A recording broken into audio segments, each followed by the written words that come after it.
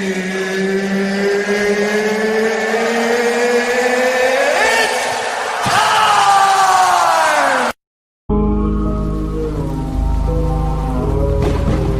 what? The customer's always right? For all the ladies in the place with style and grit. For all the ladies in the place with style and grit. For all the ladies in the place with style and grit. Allow me to lace these lyrical pushes in your. For all the ladies in the place with style and grit. For all the ladies in the place with style and grit. For all the ladies in the place with style and grit. Allow me to lace these lyrical pushes in your pushes. Who rock grooves and make moves with all the mommy. Back to the club, sipping my weight is where you find me. The back of the club, knocking holes, my crew's behind me. Mad question ass, getting blunt pass. For all the ladies in the place with style and grit. For all the ladies in the place with style and grit. For all the ladies in the place with style and grit. Allow me to lace these lyrical pushes in your.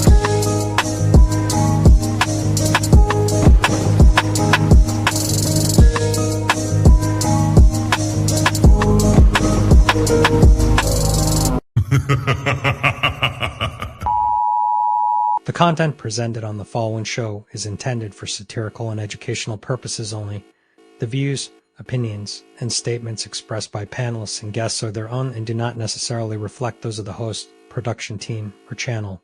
Additionally, any third-party content featured in this program is used in compliance with fair use under United States copyright law, which allows for commentary, criticism, news report, teaching, and research.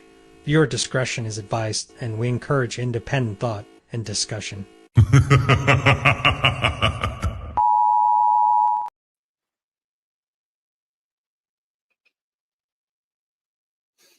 Yes, I was late.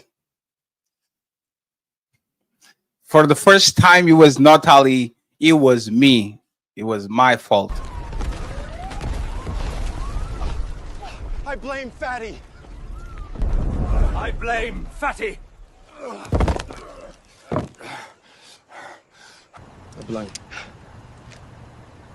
I blame Fatty.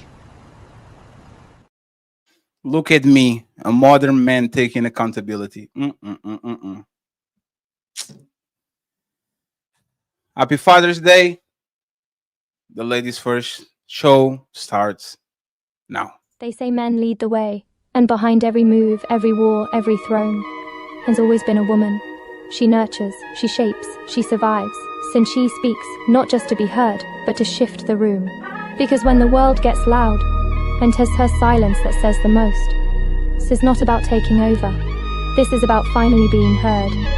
This is Ladies First.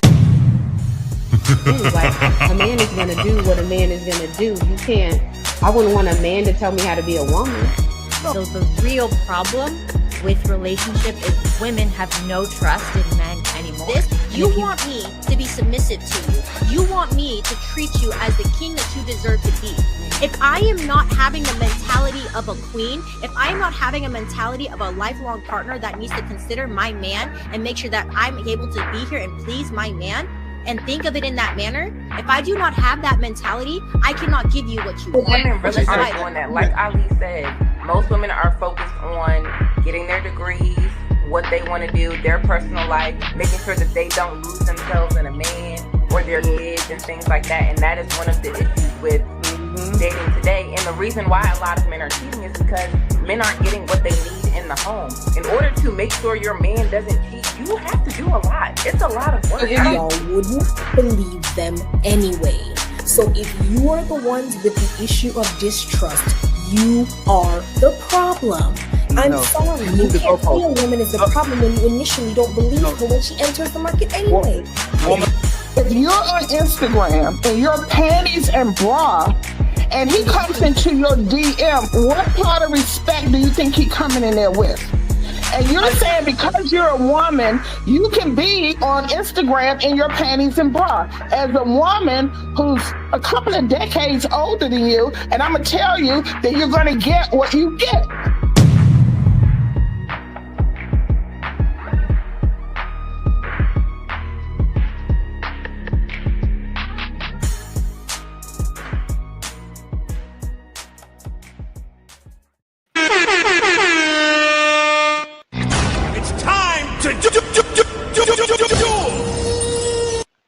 Ladies and gentlemen, once again, welcome to the Team Fatty Show, to the Ilkan Ali Show, the ladies' first show. It starts now. Ali is taking care of business. He will be joining us in a second. Because motherfucker is a daddy. I have two babies. Cry, baby. Shut up, pussy. Stop crying. Nobody wants to hear that shit. But go ahead, friends. Tell your dad. Tell the father of your kids. Go ahead and tell everybody happy Father's Day. Be nice to them today. Tomorrow you can be mean to them again. They don't deserve your sympathy. But I appreciate you, friends. Once again, thank you very much for being here. As usual, the goals from the Hamburger Fund, 15 members, and $100 via PayPal or Cash App. As you guys know, my phones are all effed up. So I will check the PayPal and the Cash App in 30 minutes or something like that because everything is breaking down, and inoperational. But once again, I appreciate y'all for supporting the Team Fatty Show and the Ilkan Ali Show, the ladies first. I would like to buy the burger. I would like to buy a hamburger. I would like to buy a hamburger. I would like to buy a hamburger. I would like to buy a hamburger. I would like to buy a hamburger. The burger. See? Stop hating, Fatty. I'm a father of two and I'm dealing with postpartum. He doesn't even know how to write. He said pardon. That's crazy. You're a motherfucking loser. Oui. Oui. Friends, if you want to join the show, exclamation point, link is going to drop a link. The people with range, the super mods, can use it. So if anybody asks for the link, exclamation point, link, and you can join, you have to be on camera in a stable environment. If you call from a airplane, driving on a freeway, I will be very upset with y'all. So just be mindful of that, okay? And before I start the show, let me introduce our friends. A very illustrious face in this space. She's in the building. Leslie, she's back. How you doing, Leslie? I'm good. How are you? I'm still fat. You know what? You left, you came back, and there's still have the hamburger fund. Player one is saying for me to not use the hamburger fund anymore because I need to be like on a fitness journey. I told him to fuck myself. I understand. Congratulations to you, you coward. Loser. All right. Like hey, on the Team Fatty Show, we don't talk with quitters, traitors that are going on the fitness diet to look good on their bikini weekend. But thank you very much for being here. I appreciate you. Thank you very much. Of course. For giving us our time on a Sunday. I appreciate you. We have the lovely Courtney. She's in the building too. Hi. Thank you very much. I appreciate you being here. Yes, thank you for having me. And your friend, thank you very much. We have the infamous Latina was fighting everybody yesterday, and she won. So you better be ready. She is in the building. Salute to you, Latina. Appreciate you for being here. Happy Father's Day to everybody. Thank you very much. And finally, you have a new friend, Betty. Betty, thank you very much for being here and being in the building.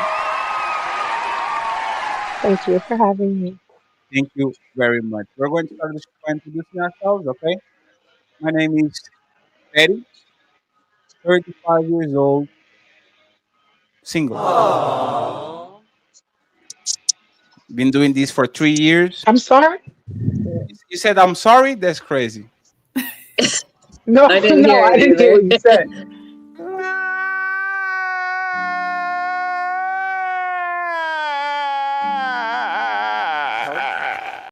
She said, I'm sorry to hear that. That's crazy. No. Matter of fact, Betty, where are you streaming from? Your age? And why are you single? My age? Yes. Oh my God.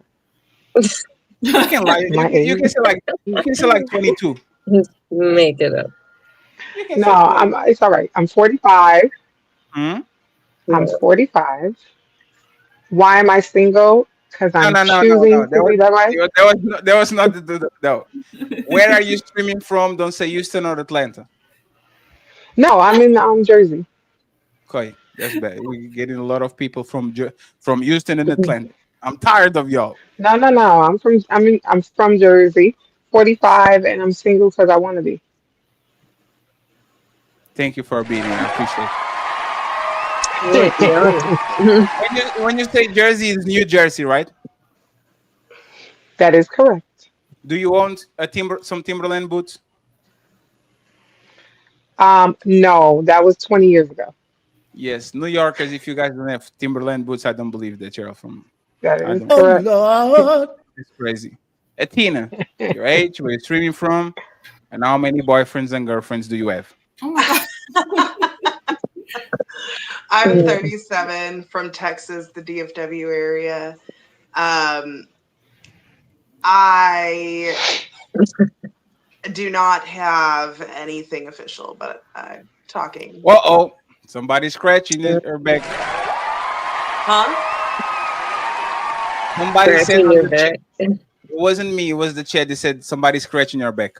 When people say, I don't have nobody official, it means there's somebody unofficial there.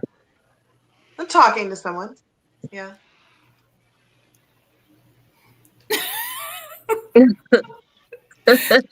Well, good for you. She said, I'm talking with someone. Look at her. Mm-mm-mm-mm. Let's go to Courtney. Courtney, where are you streaming from? Your age, and how many girlfriends do you have? Hi. I'm from Minnesota, small town, Minnesota. I'm 35 and girlfriends, I mean, like 3.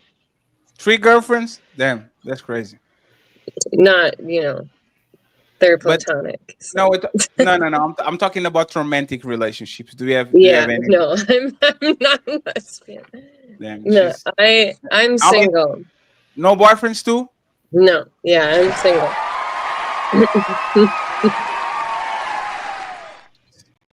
In cold Minnesota, she has no boyfriends. Yeah.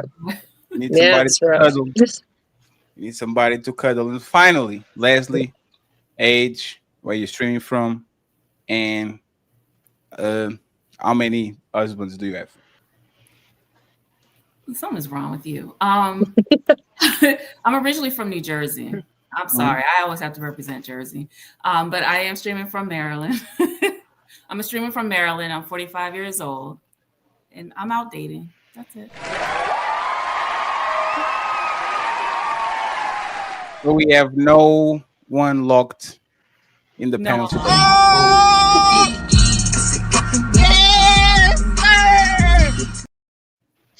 Usually those are the fun panels. Everybody's single. But let's start with Courtney, because Courtney is giggling too much for my liking.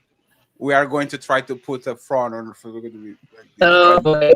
Courtney, what are men doing wrong in relationships in 2025? Tell me, what are these losers doing in 2025 that you don't approve as a woman? I haven't really seen anybody in 2025. So,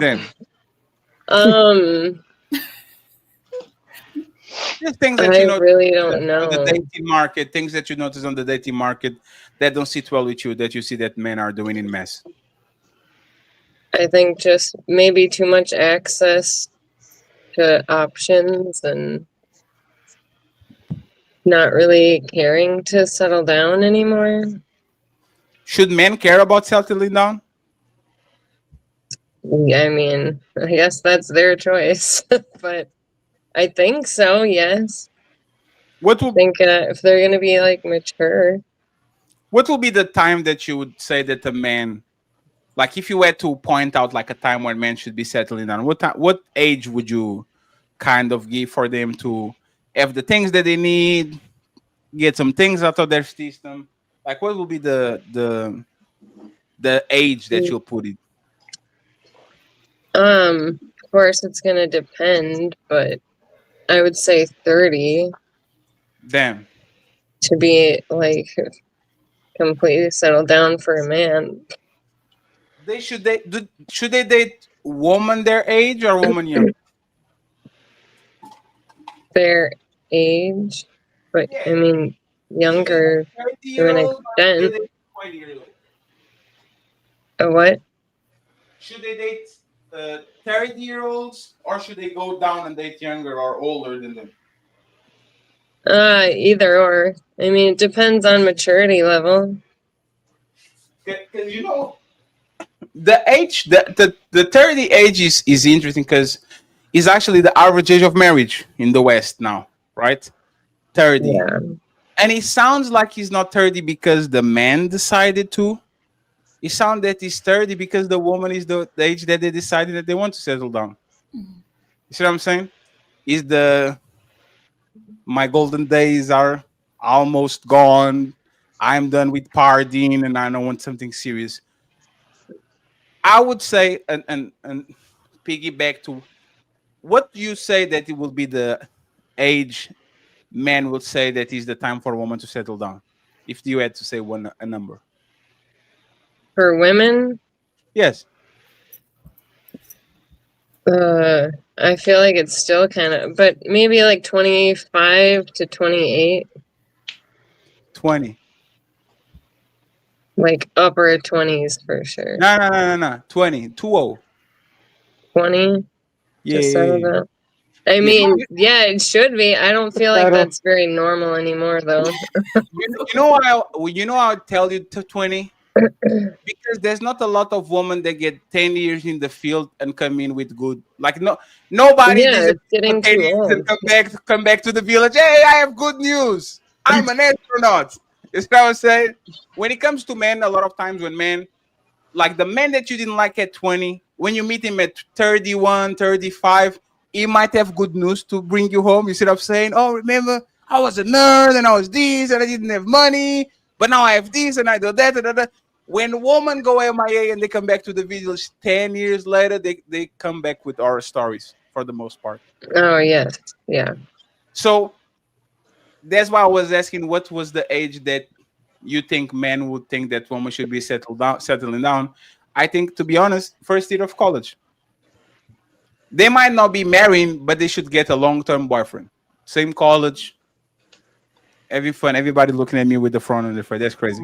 I agree. They should settle down younger, but I don't think people are really mature enough to anymore. Yeah, but when are we mature? 40-year-olds outside. Yeah, I matured. Inside. Oh my God! Here we come.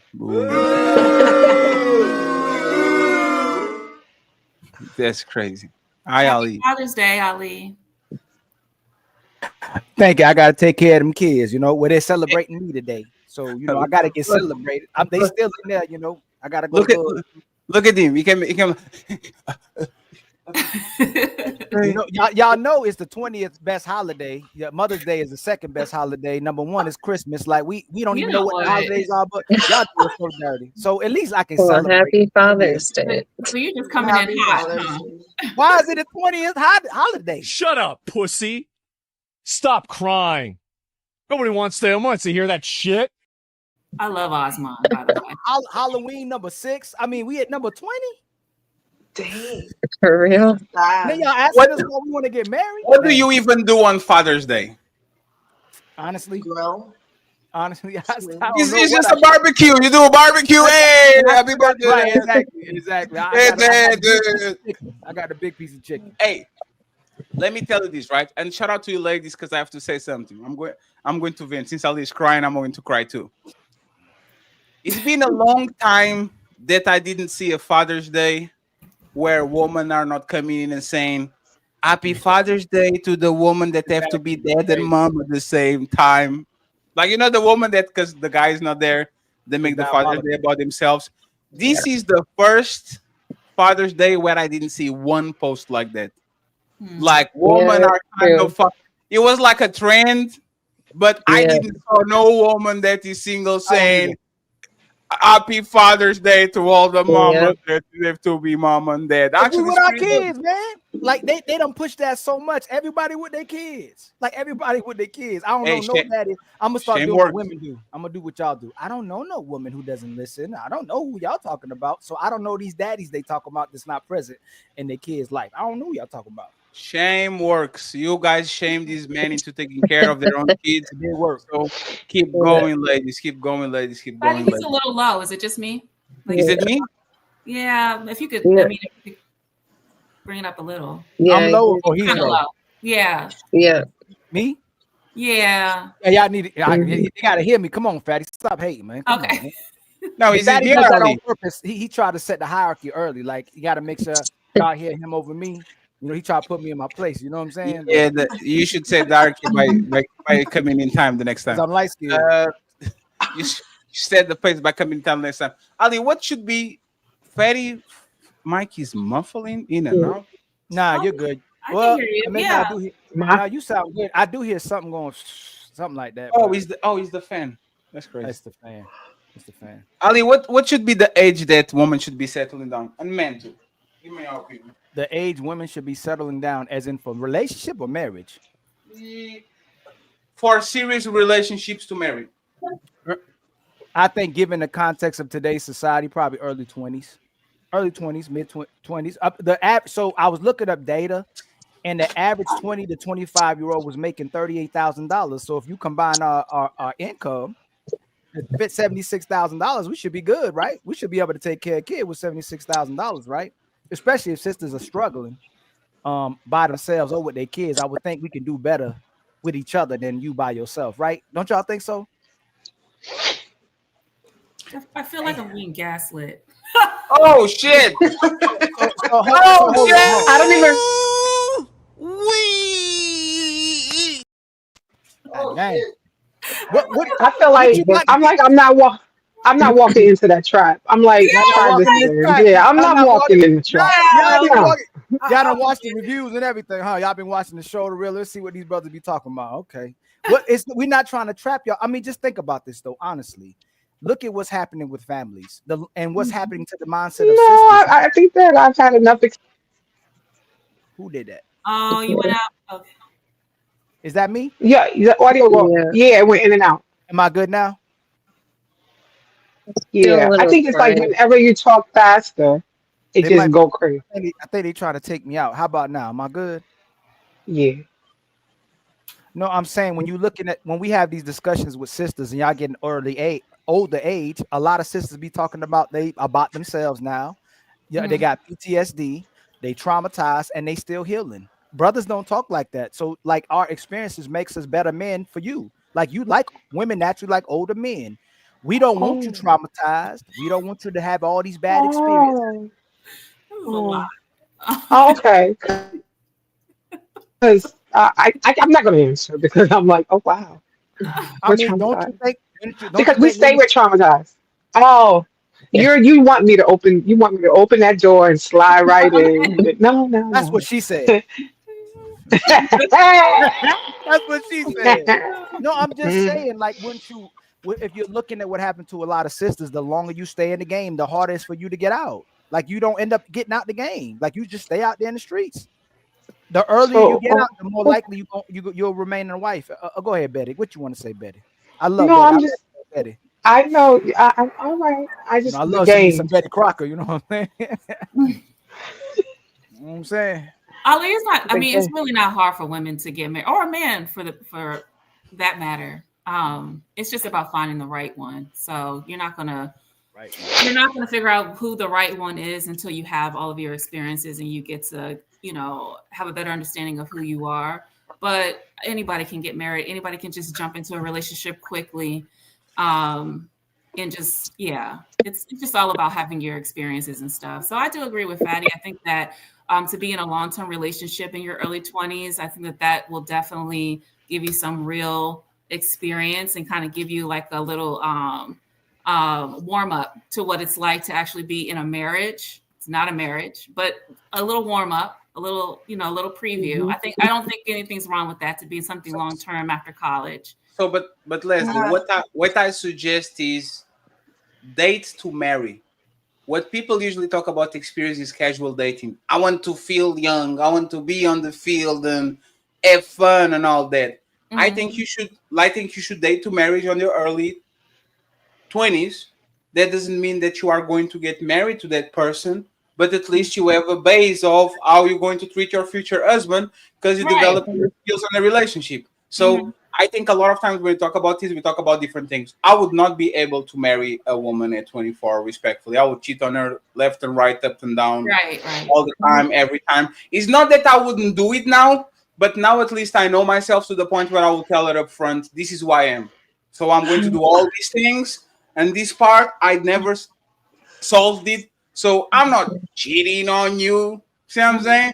But I might go out once every 2 years to see what's out there and come back home with some blood on my durag.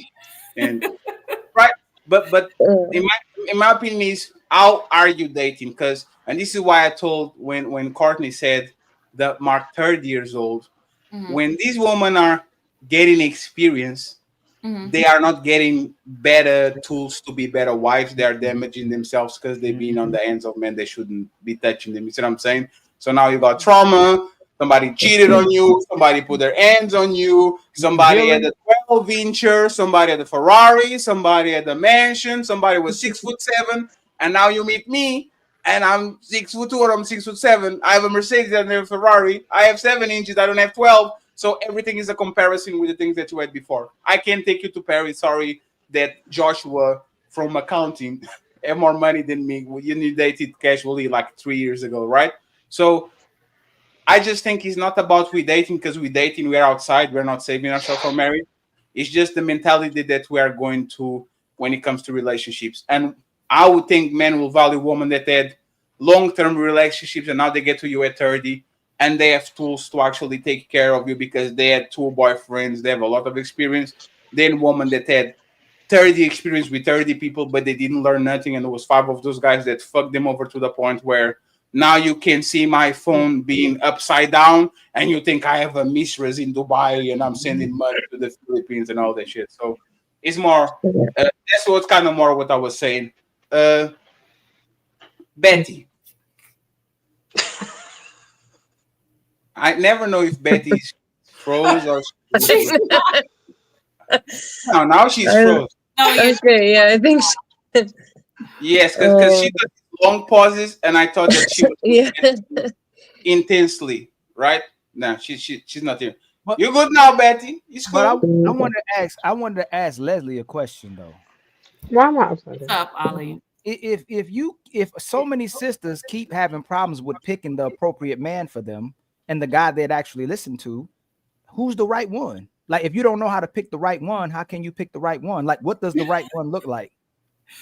Well, after you have, all of your different experiences, then there are red flags that you begin to work on, that you begin to look for. So, of course, everyone says that you should have like some sort of vetting process, but you don't understand what the vetting process is until you experience some things in relationships.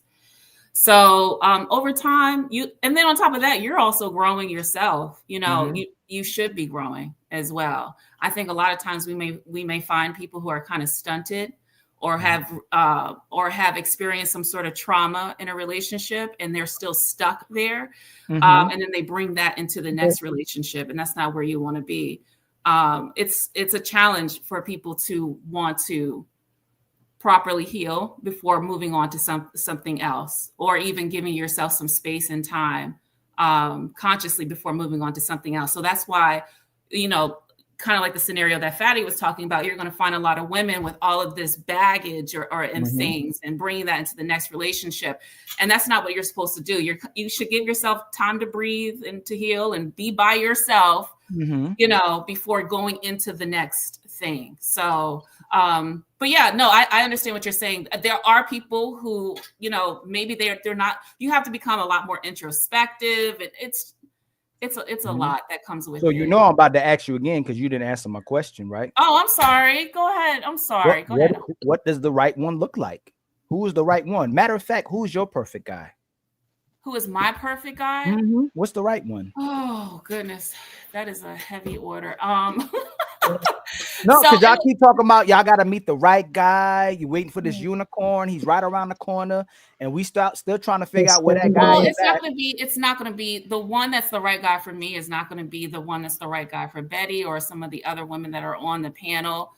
There may be some characteristics that that do align and are the same, but for me, it just depends on each of our personalities and our values and our love language. There's so much that goes into it. So, but what is the right guy for me? That's, I mean, there's just so much that I would just have to say that I kind of don't want to say. But yeah, it's not just like things like that are just on paper, you know.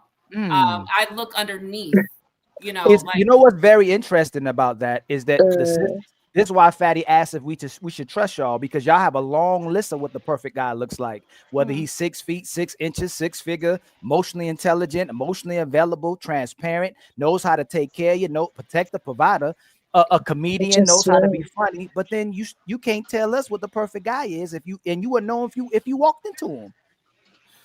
Yeah, I definitely would know if I walked into him. So then is it that you're supposed to find the perfect guy, or you supposed to be the perfect woman for the guy that you want? A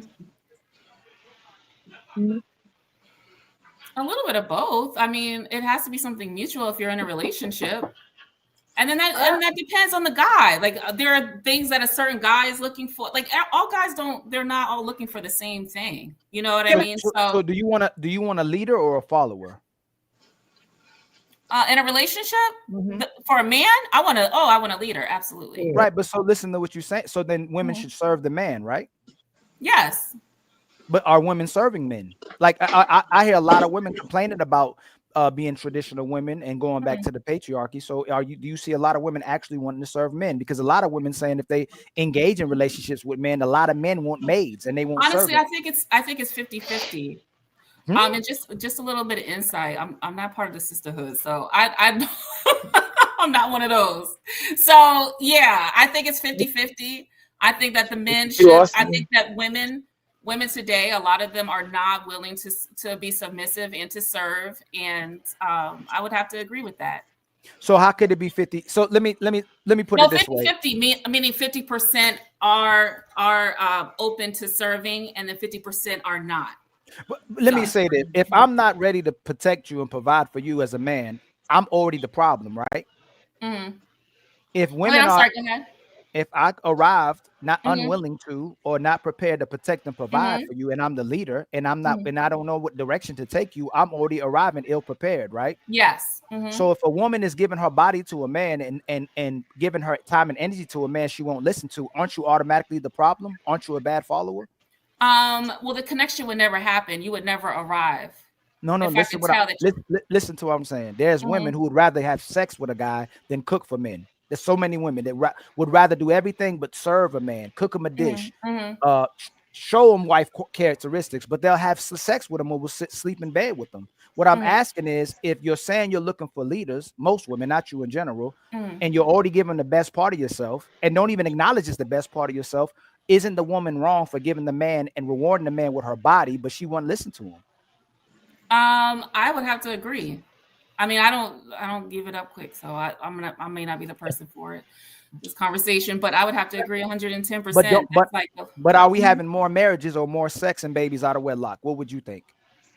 Child, we having more sex and babies out of wedlock. The percentages say that, yeah. Right. So if it was us being problematic, we would put a ring. We'd have a ring on your finger, and then we'd quit on you if we were the problem. Because I promise, I put a wedding ring on your finger. You were who you said you will remain the same, hopefully. And then if I quit on you, then I'm the problem. But if we don't even get the marriage and you're already rewarding me, but you're not cooperating and listening, then wouldn't that put the burden on the women? I think it's both.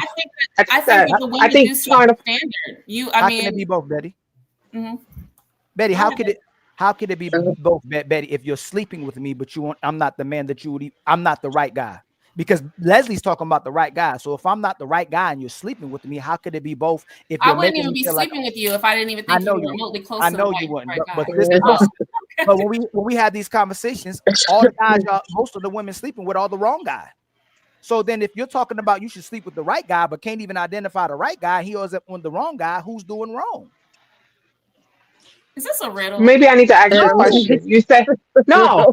I just think maybe I need to ask you a question to get a context before I continue. If you're saying that the guy entered the situation, can you hear me? if you're saying that he entered the situation ill prepared, was he ill prepared for what? What was his intentions in the beginning, and what did he lead her to believe? So when we say that it's all her fault, I need to understand the context. Did he lead her to believe that he was going to be a leader and he just didn't know what he was doing?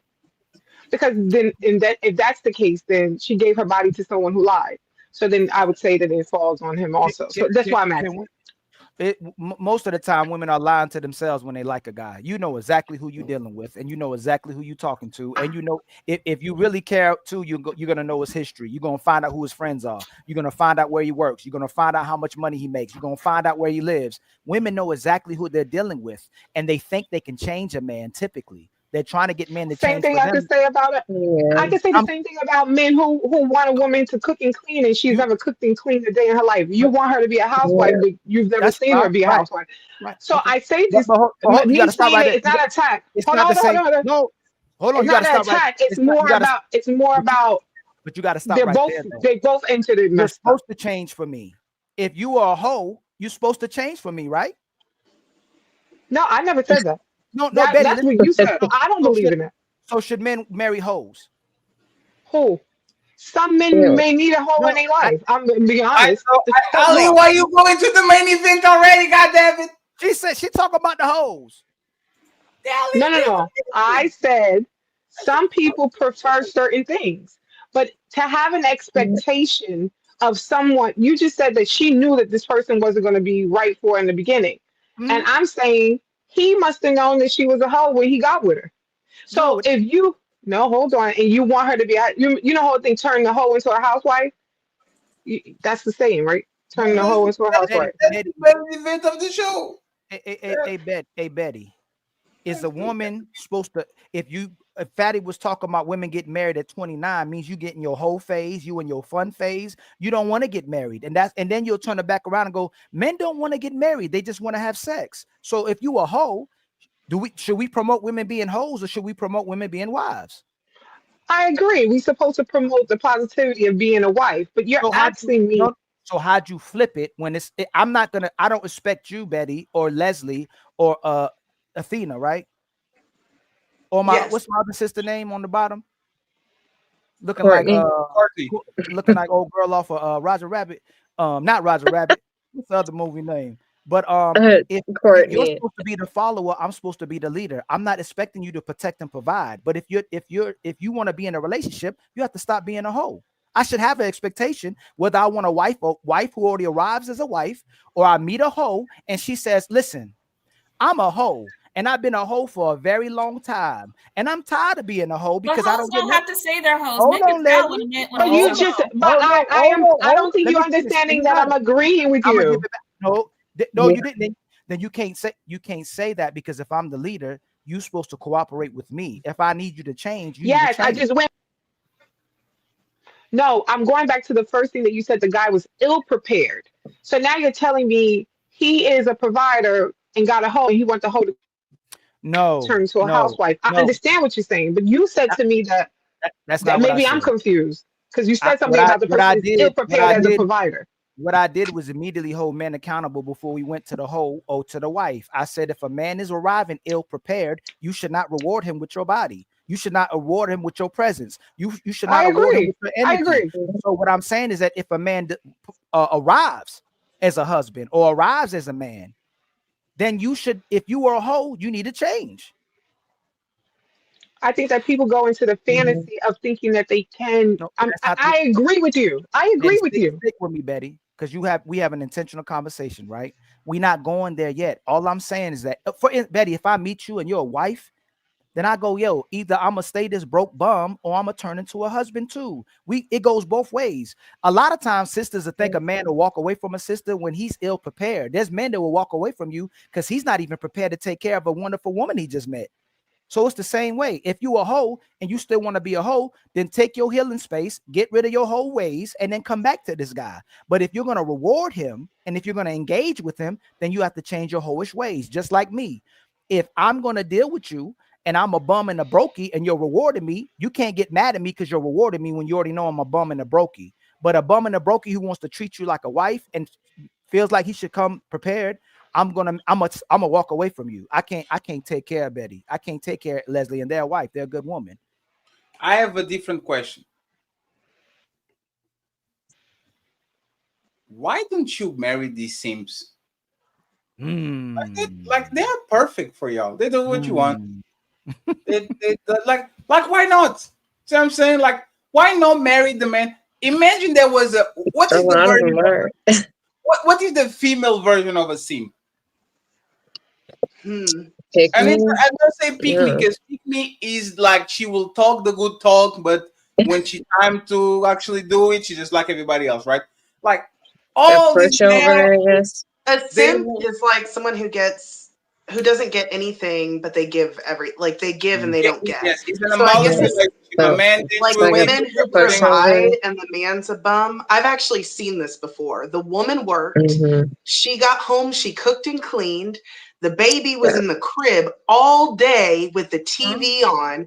I was actually friends with this girl, and I would go over to go and change the baby when I got off of work, because I didn't like seeing the baby in diapers like that. And she worked, she cooked, she cleaned, she did everything for him. He played video games all day. That would be a female simp. And they're still together? I know someone like that. No. Who left who? He actually ended up having her move in with his parents, and then he kicked her out and took the kids. That's crazy. Let's wait. What you want to say, Ali? What happened there? Every time we ask the women about that they get kicked out when they dealing with dudes like this, instead of building with a guy that you can build with that already has. It doesn't make logical sense to us. Yeah, and she still is beautiful. It made no sense to me. That a beautiful woman would be doing all of that with a man. Like it literally just like blows my mind. He kicked her out? He kicked her out, Fatty. He kicked her out and took the kids. How? Because he convinced her to move in with his parents. And so they moved in, and then it was his parents' house, so he kicked her out. No, but think about it, right? This is a beautiful woman that cooks, cleans, takes care of your kid, give everything. Right? You said that she's attractive, right? Yeah. Do you know any legitimate reason that he said why it was broken out, the relationship?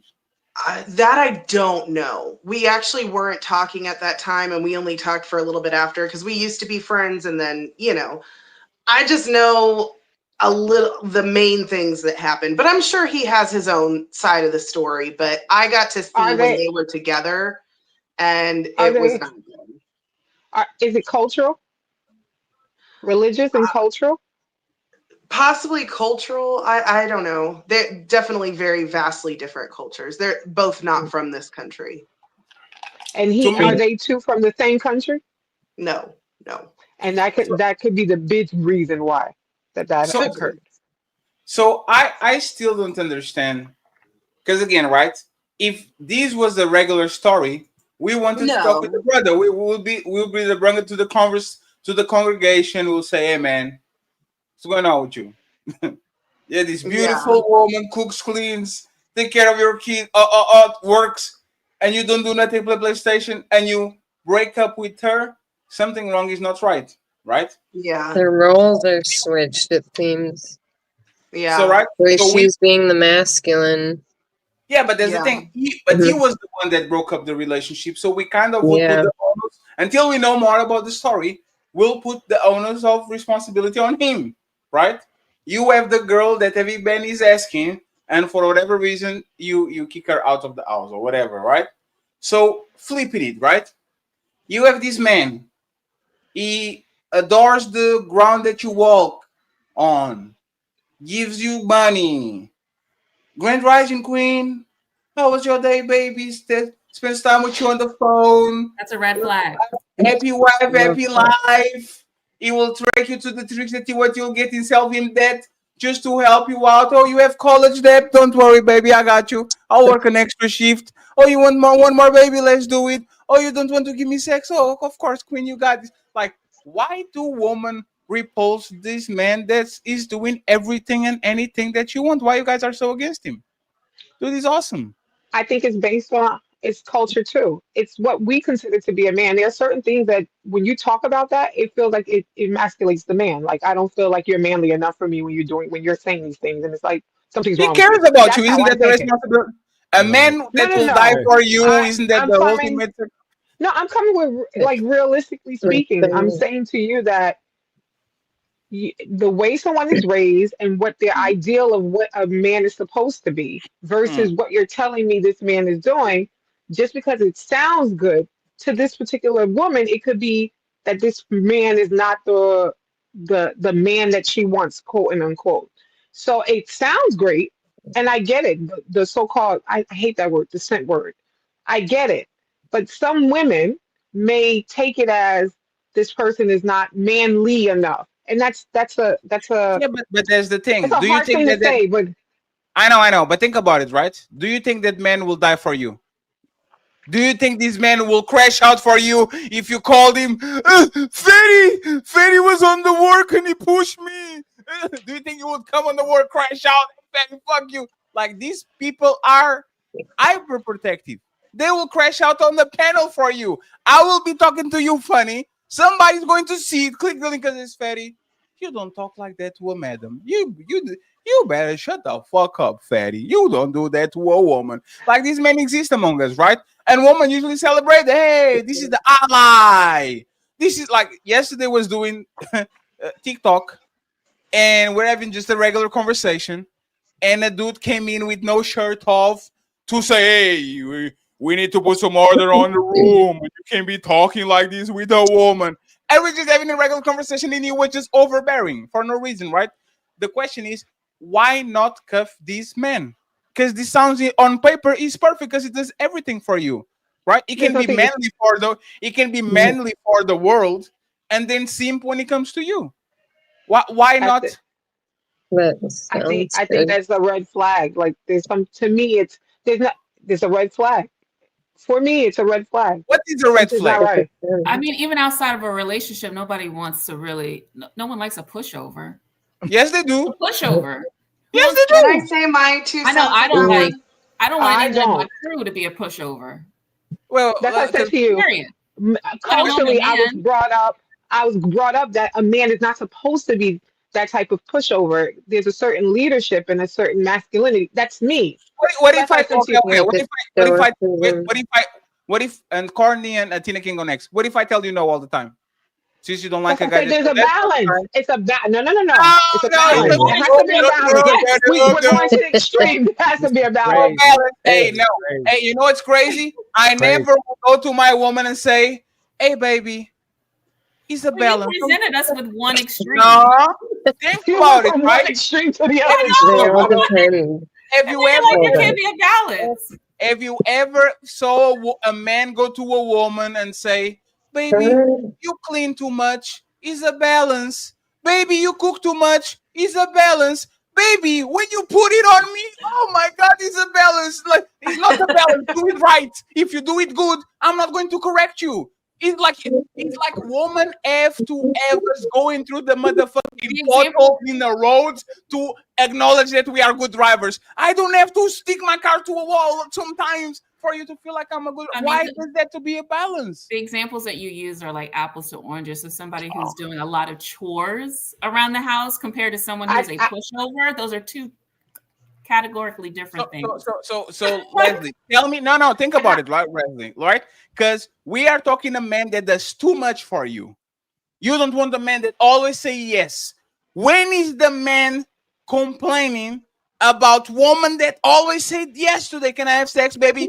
Do you want the special with the blowjob, or you want just the random raw? Do you want it to the side? No, we don't complain when you guys go above and beyond. Matter of fact, you having a woman that always goes above and beyond is what puts the battery on your back for you to go even extra, right? You never say it's too much. You cook too much. You clean too much.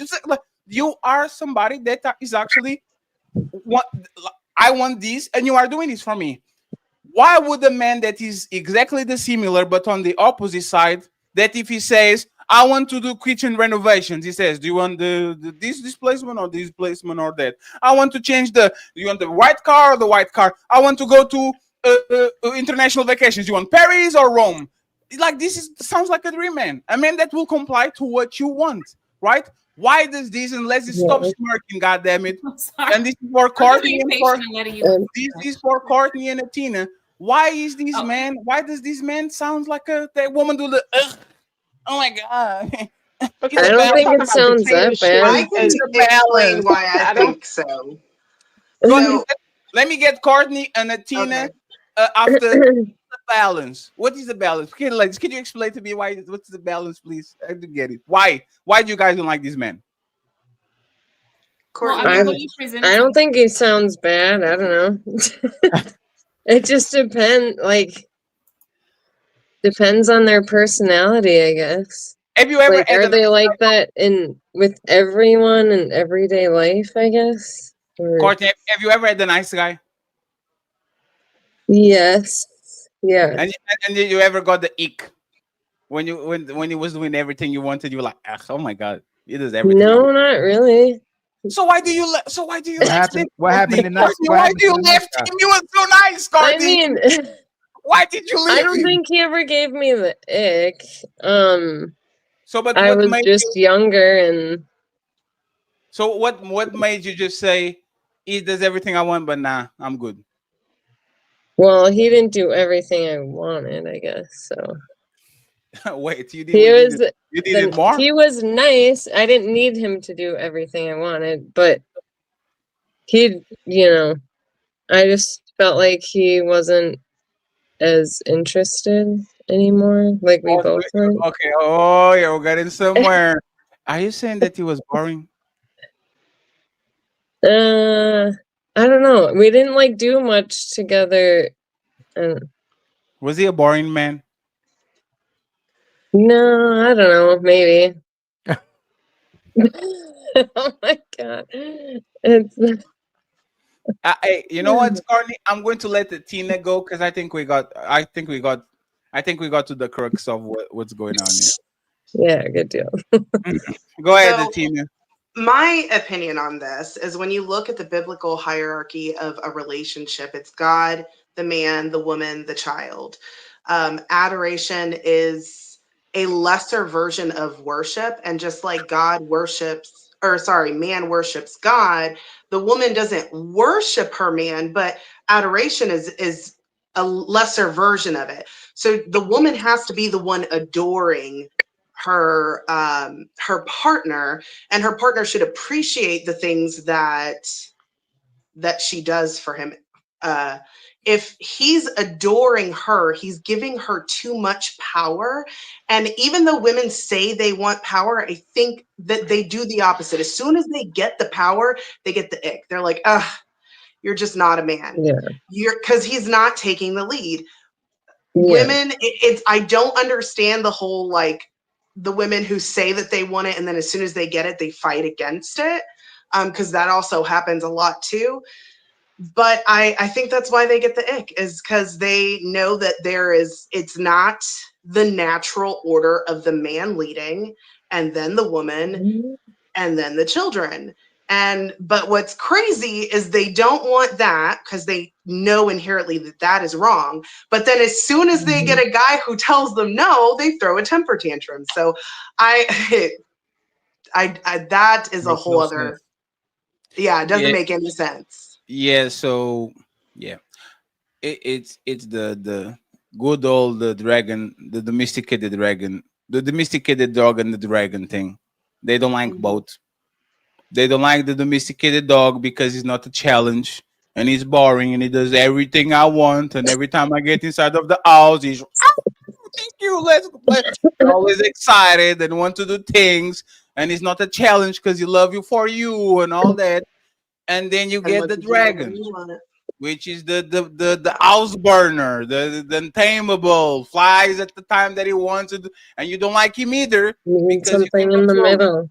Right? That also shows he's not protective if he lets you do whatever you want. Both of them are protective, one in an aggressive way, one on the preventive way. The dog is always on your back trying to put out fires. The dragon will fuck people over if you actually take care. That's what dragons do. But the problem is, once again, if you can control the domesticated dog, so he grow resentful of him because it's not a challenge, and you are going to grow resentful of the dragon because he burns everything and he's uncontrollable. And as soon as the dog becomes the dragon, you'll be mad at him because this is your puppy, this is your doggy, and he's getting out of hand and shitting on the couch and doing shit that you're supposed to do.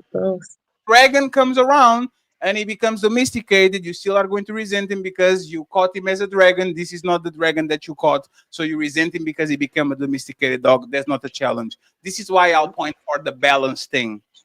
Is because women, unfortunately, are not happy with no definitive version of a man. And you know how we know this? As soon as y'all get a powerful man, you try to control him. You try to jump on his back. Right? Like there's nowhere there's a woman. Like imagine that Betty meets this 50 Shades of Grey type of dude, right? Billionaire, mansion, tall, handsome, and all that. A woman will be very happy to be there, like we go when we start a job. Like, I'm very happy to be your new job.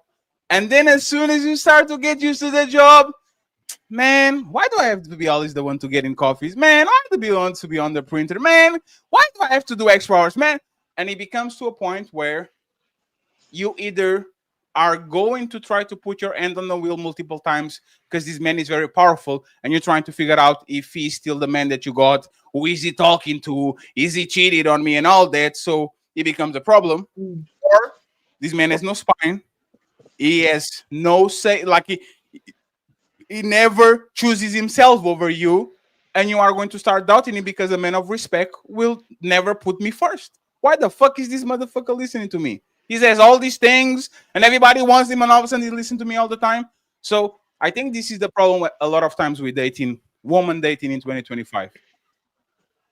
The man that they want moves with them, right?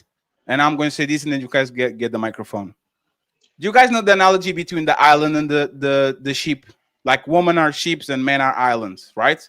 Woman, their emotions making them go with the waves, with the wind, with the temperature. That's their job. There's woman. There's emotions. They are going to go ahead and sail depending on the wind. Men should be islands, right? A man should be a place where you can put your ship and you can put your anchor down and you stay there, even though no matter how much wind and how much is the hurricane, a man should be an island, right? He should be solid. He should have a foundation. He should be somebody that no matter what problems you have, you could go there, put your ship there, and you could stay there. What I'm noticing is that women want men to be islands and ships at the same time, meaning every time they change their mood, every time they have their period, every time they have kids, every time they have postpartum depression, every time they have menopause, they want the man to be sailing with them. If they go up, they want the man to go up. If they go down, they want the man to go down. This is not how we function, right? So if I am doing my job, which means I should be the stable rock in this relationship, and you are expecting an island to go up and down like a ship usually goes, we are going to get into problems because that's not how I move. And in my opinion, and you guys now definitely can have it, men that I move like ships are extremely dangerous. The emotional man that goes up and down with you every time you go up and down with him, there's the man that puts their hands on you. There's the man that stalks you when you finish relationship with him. There's the man that go through your phone, cuts all of your relationship because he's not solid, he's not secure, he's not a man that is putting his foot down and has a solid foundation. He was going to try to undermine yours, right? So, should we do? You see what I'm saying? What should we do? Should we listen to women, right, and try to look for a balance? When I don't think even y'all respect the man that is balanced. What is this balanced man, right? Like is he a domesticated dog that bites you every 3 months? But you don't like him. You just are stern in what you stand for. And give me an example. So let me give you an example, right? I'm driving home. Hey baby, I'll be home in 2 hours. Oh, can you order out? No, I need you to cook. Boop. When I get home, do you think that woman is happy with the food on the table? Or do you think she's like, motherfucker? Like, for a woman of today, I want everybody to answer that question, right? Do you think this man that put his foot down and said, "No, I want to actually eat something that I'm not going to order out. There's no discussion. I'm being stern and not being the pushover that you ask." Do you think this woman, even though if she cooked, do you think she's going to have a happy predisposition toward this man? Or do you think that she's going to kind of be, motherfucker? Like, what do you think it happens? Let's start with Courtney and then we finish with Leslie. I'm probably upset, but I mean, it's not a big deal. It just depends on how you, like, I don't, more so if you're just like, no, and hung up, it might be a little more irritated. Yeah, but I'm stern. But if you asked me to be stern, just be like, no, I really don't want to pick up food tonight. Monday, I Can was you please cook? Hey, Courtney, I was there's no please. If you don't say, please, Fatty, can you pay the bills? There's no please. You have your job, I have my job, right? I am saying, hey, baby, I want something cooked from you today. Okay. I was nice from you from Saturday to Thursday. I did everything you wanted. I was watching the telenovela with you, keep up with the Kardashians. I was there. I take this fucking dog outside in the rain. I did everything. This is the day that you want to eat out or to order out. I said, no. You are going to cook for me. Do you think that most women on an era that we have right now are going to take that shit with a smile on their face and they're going to be okay with it? They should. I mean, I don't think that's bad, but I mean, I'm sure a lot of women would be mad. Yeah. Let's go with Betty. Then Betty froze. Oh, Betty's not frozen. That's good. Betty, you just to steal from me, Betty. You need to blink. I'm not frozen.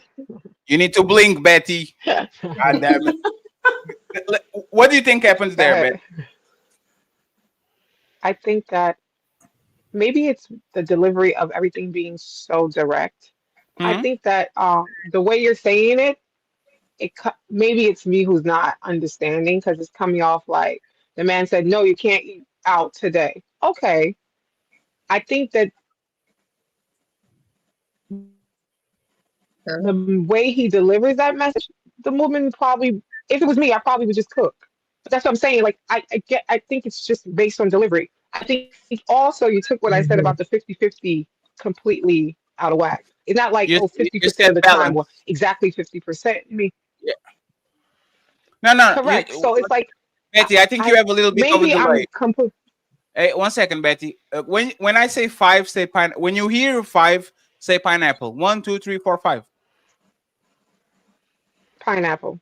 Ooh, you have like a 3-second delay. We're going to let you finish your point. Go ahead and finish the statement, and then I'll reply. Okay, go ahead.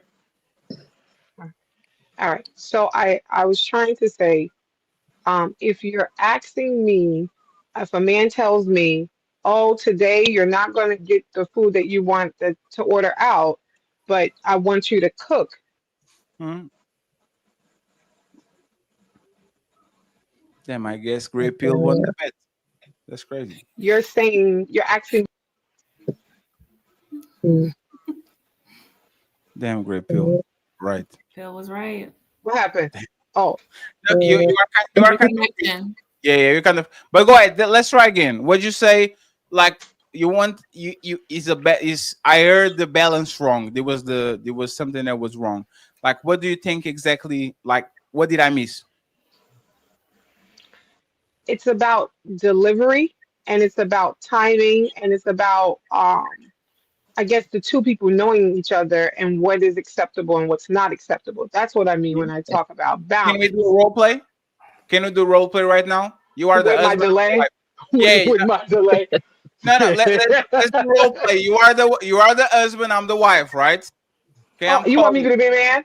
Yeah, because I want to hear it. I want to hear it, right?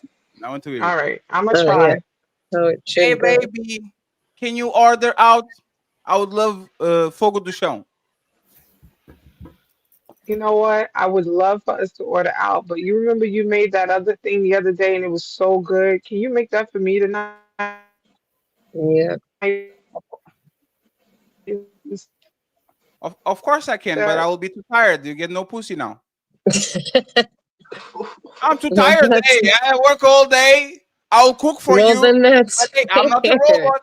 I'm not a robot. I might cook for you, but hey, hey, are we okay? I'm not saying you're wrong. I just then really if want to that's eat. fine, I then really, fine. really want to eat that. No, absolutely. I'll cook for you. I'm just saying, maybe during the weekend you might want to get frisky like usual, and I might be too tired to do. Like I'm not a machine. I'm not a. Yeah, I think that's valid. Yeah, and I think this is the part. This is the part where I'm talking about balance.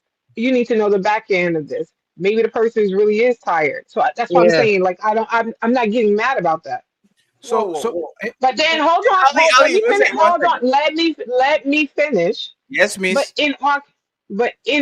I can also understand him wanting her to cook. So this is where I say it's like sometimes some people just, you're not going to have this perfect relationship and everything's accepted all the time. I don't believe in that. I don't believe in this perfection that everybody is. It's always about what someone can accept. He may be able to say, all right, you don't have to cook tonight, but I really want you to cook the other nights. And she might say, yes, that's fine. And she might say, okay, today we order out, but then, I'm going to just try to cook every, as I said. So it's like, it's not about this dictatorship that you're saying to me, because once you do it like that, it just comes off weird.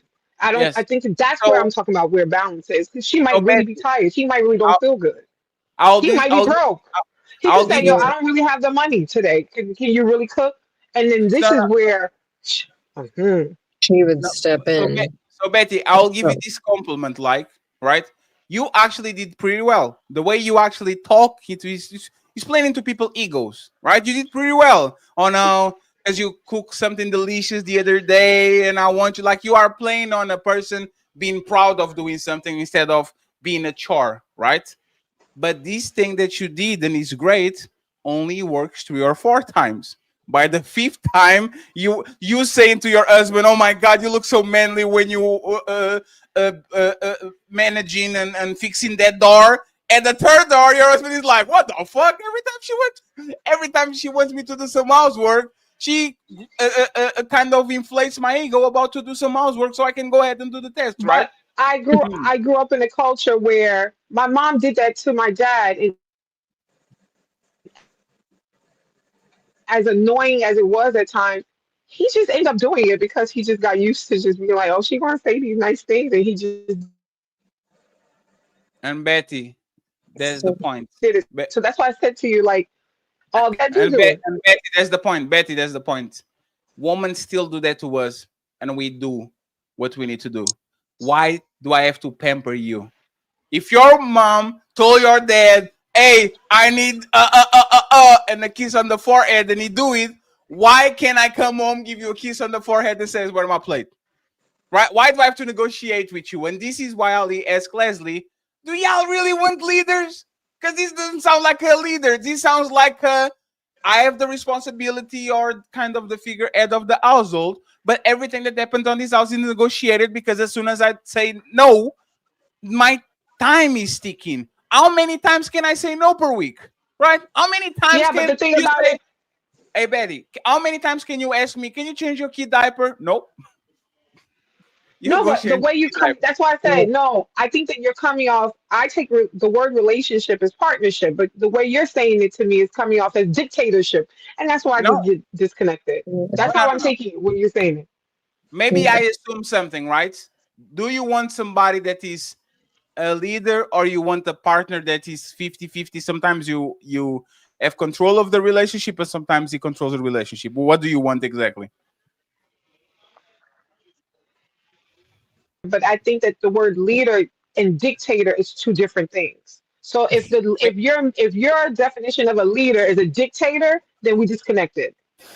That's not my definition of a leader. You kind of didn't answer the question. Like, do you want somebody that leads the relationship and he has the power and the responsibility of being said leader? Or you want somebody that is more 50-50, you walk next to him, sometimes he leads and sometimes you lead? Based on your options, I'm going to say neither. Because you're not giving, based on your options that you're giving me as options, not either one. I'll give you the chance to for you to explain what exactly is what do you want? What do you want? Ali, before you go, what does she want exactly? So you can have a complete understanding of what she wants. You're asking me what I want in a relationship? I Yes, guess it's so we can. peace, and I guess it's No. I want to know the dynamics so we can pinpoint exactly what you mean by leader and not dictator. Because it's fair, right? You might not have the same definition, so we just go. because older. Because I am older and because I am a little bit more experienced in relationships, I can't say that I want a man to be a complete leader, but I do understand his role as a leader. And in leading doesn't necessarily mean that you bark orders to me. So if your definition of a leader is to bark orders to me, that is going. Why y'all nodding? Do y'all see where we at right Ali, now? 1 second, because she has Ali, 1 second, because she has some. Let me see to make sure that she. Betty, you broke. Okay, you broke a little bit. So we're going to wait for you to come back, Betty. Go ahead, Ali. Look where we at, and this is what happens in households. We went from. Hold on, Hey, Betty, can you leave and come back, or try to reboot the router or something like that, because your internet connection is getting a little bit worse. Okay, but go ahead, Ali. Leslie, you gotta let me know why you doing like this. Like, how did asking your woman? I go, hold on. I don't even know what happened. Okay, me going, babe.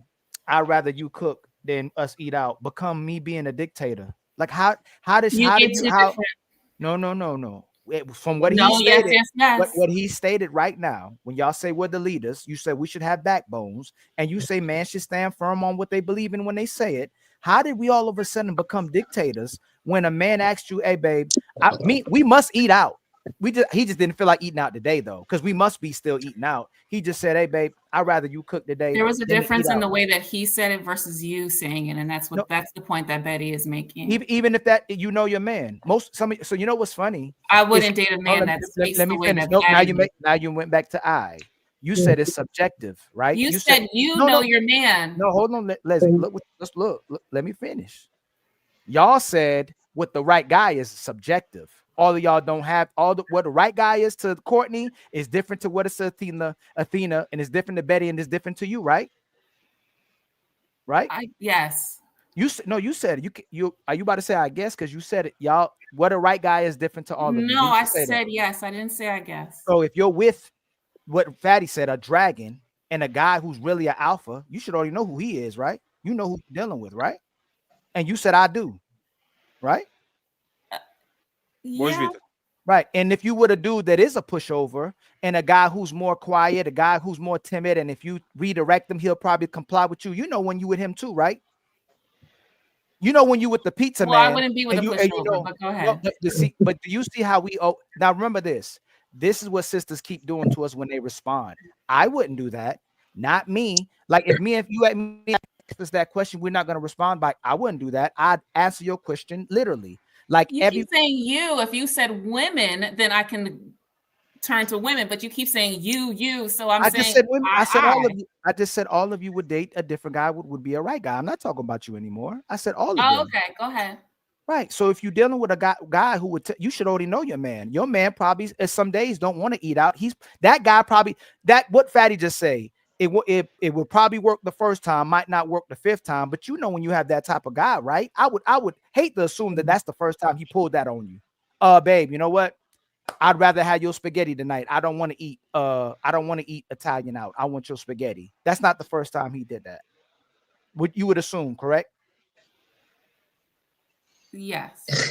So how does a man saying that become dictatorship, or him assuming that that type of role instead of, hey, your man asked for you, hey, I'd rather you cook today than to eat. But you say, and y'all want a leader that has a backbone that means what he says, and when he says it, he wants what he wants, and you go, you know what, that's my leader. I'm gonna comply with him for all the things that he does say yes to. No, it's with reason. No, Betty, hold on, Betty. Please don't jump the gun. Y'all said you don't like it if a man's a pushover. That's what you said. And then when we asked you, what if he says no? Gotta be a balance. But we just talked.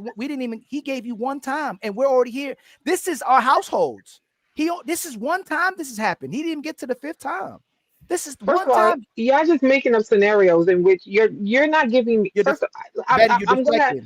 No, I'm not deflecting. I'm not deflecting. I just want you to understand that you can't add on. It's like you adding salt, sugar. You adding salt, sugar, pepper as the conversation goes, and trying to prove me wrong some way somehow. Hold on. No, I'm not. I never disagreed. I've never disagreed with what you said. I'm just saying. Hold on. Hold on. Hey, Victor. Hey, Victor. One second, please. Anybody press for time? No. So let's see where she. Let's see where she goes. Okay. What was like? Go ahead, Betty. Finish your statement. I want to see how you became a dictator. So we can understand where is the disconnect. Go ahead, Betty.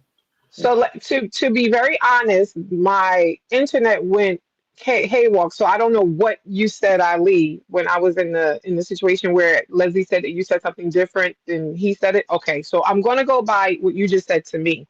I think that you take things. Well, you're saying that you're taking things too literal. I'm not saying like he can't lead me by telling me no to something. I think it's how the information is presented. I believe in tact. I believe in way the person speaks. But that's why I said to me at my particular age, because we were talking about me, at my particular age, with my experience, it is going to be difficult for me to have a man just tell me no, and I'm supposed to just say, okay, that's it. That's difficult for me. And I'm being very honest. I never disagreed with what y'all said before about someone at an older. I've never disagreed. I think that you have to also understand the same way that she should know who her man is, the man himself must know who his woman is. Because if he has to ask her to cook, then that means he's used to her not cooking. So this expectation, hold on, everybody's having these expectations of these roles when prior to you should know who you're with. The way you're saying that she's supposed to know he's an alpha man, then he should know what kind of woman he has if she's going to cook or not cook. That's why I said to you. No, I'm not. Yes, you are. No, I'm you know not. What you just did? So you just said, I want my man to have a backbone. But if he says I never said that. I have never said that. That's your words. I've never said those words. So you don't. I've never said that. Do not put words in my. I've never said that in this entire whole thing. So you want a yes man? I've never said that either. No. One second. I think it's going one second. Is a clarification. What do you want between a man with no backbone and a man that puts his foot down? Which one will be more desirable? My answer was based on what you gave me. I said neither one. I said that was my complete answer. Yes. So you said I cannot choose. Based on what you're giving me, I'm unable to choose. Okay, so hold on. That's fair. Fatty, stop right there. Fatty, stop right there. No, Fatty, stop right there. But she's not Betty. Everybody else answer. Is that realistic? A person that neither will say yes or no? Is that realistic? Yes, it's realistic to me. Y'all, I just did it. Y'all, listen to it. Leslie, is that realistic? Neither. I don't want neither one. Whether he said hold on. See, this is where we're gonna have an issue. No, man. He gave me two options. Now you never asked. You're giving me. Hold on. No, you're giving me two options, but you never gave. You never asked me what it is that I want. Hold on. If me and you in a relationship, this is what would happen. No, let me clear. You don't know what you want. One second, because I cleared it out actually, Betty. Right?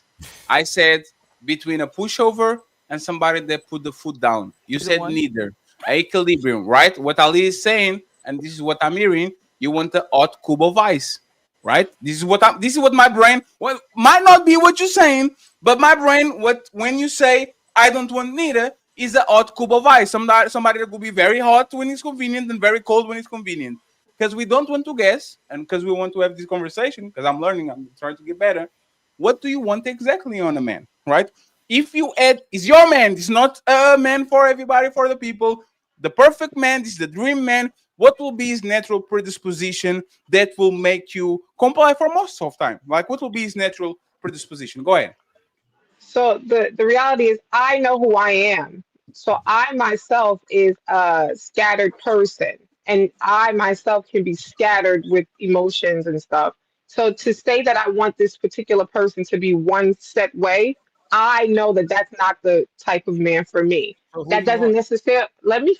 But he asked you who you want, ma'am, and you're deflecting the blame. If you let me tell you something. Betty, If I'm you're trying. gonna Betty, keep you She just interrupting me, answered though. but if you how keep interrupting that me, wasn't the answer. no. Tell him why you mad. Tell him why you mad, sir. Tell him why you mad because you're not. You're interrupting. One sec. You're Wait, just one interrupting second. me. We are going. Hey, this is 2025. We are going to let everybody finish, and if they make a mistake, we correct them afterwards. So if the question is not answered, Ali is going to ask the question again. Go ahead, Betty. Tell us your dream man. What is this natural predisposition? And Ali will ask again if you don't answer the question. Go ahead. I stated because I myself is not set one way. Like I'm not the same person on an everyday basis, and I don't attack every situation exactly the same. I personally would want someone who's able to be able to maneuver that type of, I guess, my personality trait, right? Yes. So, which means that he can't be all the way a yes man, and then he can't all the way be a quote unquote dictator. So here's my word with balance. The issue with that is, and this I know is the issue is that men and women don't know when they need what at what particular time, and that to me is the struggle. I'm being realistic. I'm not going to be this homemade homemaker, though I know how to cook and clean. I may not be this person who do that every day. So that's why I say when you're coming to me with these extremes, it's hard for me to say yes to this extreme and no to this other extreme, because I do believe that it's a balance. The issue that I know that I'm going to have and I've had is that trying to find that balance at the right time, because he might be a yes person today and I need the no person on that day. So this is the issue. So, but Betty, before I go, right? 1 second, real quick. To the ladies that were on the panel, remember when we're talking about the boats and the island situation? Correct. Where the island should be always there and always, like always, the island doesn't move. The island is the island, and the woman, just because she's a cheap, the woman needs to anchor herself to the island. And modern women look like they want men to move up and down depending on their mood. If they want up, they go up. If the wind comes, they want to go with them.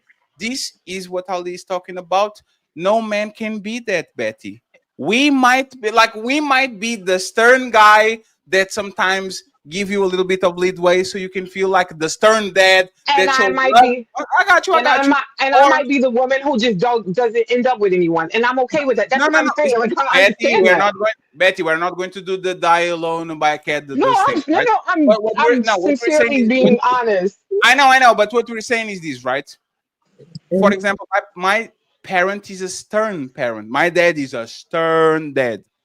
And one day he's going to say, I'm proud of you. And the shit will matter a lot because I know those are not regular. But I have a baseline, right? And my mom is very nurturing, caring. But sometimes it's going to be bad. Let me put the foot down. But I know their predisposition. That's why actually they get together, because they know who they are and they maneuver through it. The man that you describe, Betty, unfortunately, is a mind reader, right? I will wake up in the morning and I will read the room and smell the floor. Something is wrong in the universe. And he's going to go from I'm the captain now to what do you want, queen, in your time? Because that's what you want. You want somebody that goes through the ups and downs with you. When you and my question will be, right?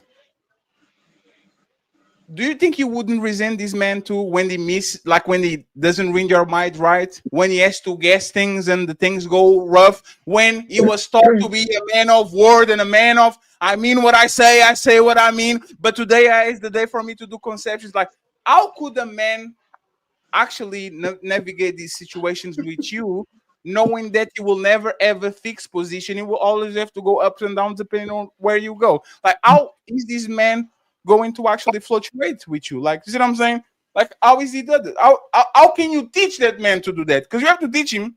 He has to learn from somewhere. How does he get to that point when both of y'all wake up and he says, today is the day where I have to be a pushover. Today is the day where I have to put the foot down. What if one day he wakes up and he thinks he needs to put the foot down and it actually was the day of him being a pushover? Now you guys have a massive fight because he missed the day. Like, how does a man navigates that, and then Ali can respond, and we open the panel to everybody because we have some new guests. Shout out to my boy Anonymous and Vitor. Obrigado por juntar-se ao show, okay? Thank you very much. Betty, tell us what it is, and then we go from there. And once again, friends, we're trying to be constructive today. Father's Day and all that. Let's have fun, okay? Let's have fun. Go ahead, Betty. Tell me what's going on, and then we go from there. Again, you're asking me how would that work, and I'm letting you know that I don't even think that can work. But you're asking me what specifically I want. So I'm not saying what I want is something that is going to exist. So I agree with you. Totally fair. That's fair. If you think that the dream guy that you want is not something that is realistic, totally concede it is what it is. Ali, go ahead, and then I want the rest of the panel to touch on what was said there. But when she can't call the man a dictator if he says that he wants a woman to say yes, and she can't tell the man that he should already know who he's dealing with if the woman is saying no when she's telling him to have a backbone. Of course I can, because I'm able to identify what I consider to be a dictator and what I identify to be a pushover. I'm saying to you, you can't tell me I can't identify that. Of course I can identify that. I'm letting you know that a man who is consistently being a so-called dictator, it's not my thing. Betty, Betty, I can solve your problem. Why don't you be in charge? If you think about it, right? If you are somebody that will be up and down and left and right, why not you be in charge? And every day you wake up and tell the person, "Hey, I need you to go get it. I don't need this today. Go away." Because I don't know everything. There's certain things I do know and I'm good at, and there's certain things that I'm not good at, and I might need someone to lead me in that. So that I'm not going to say, "Oh God, I can be the leader and I can do everything." No, I can't. No, what I'm saying is you've conceded that guy doesn't even exist. The person that knows when you want him to say no, and a person that wants you to know when he want to say yes, you already conceded that doesn't exist. I truly believe that man did. It's a delay, and I apologize. I do believe that person did exist. I do believe that we live in the times in which that doesn't exist. So yes, let me be able to be clear. Before I continue, I'm gonna ask the sisters if there's accountability for her. Is it more realistic if I say I come to you and say, "Hey, you say, Ali, what do you want?" I want a woman who's a follower, or I want a woman who accepts my a woman. I'm gonna be the follower for her, right? I'm giving you an option. Either you're gonna lead me or I'm gonna lead you. Is that a realistic option to put out there? If I go Courtney, Leslie, Athena, I want you to follow me, or I'll tell you I want to follow you. Is that realistic?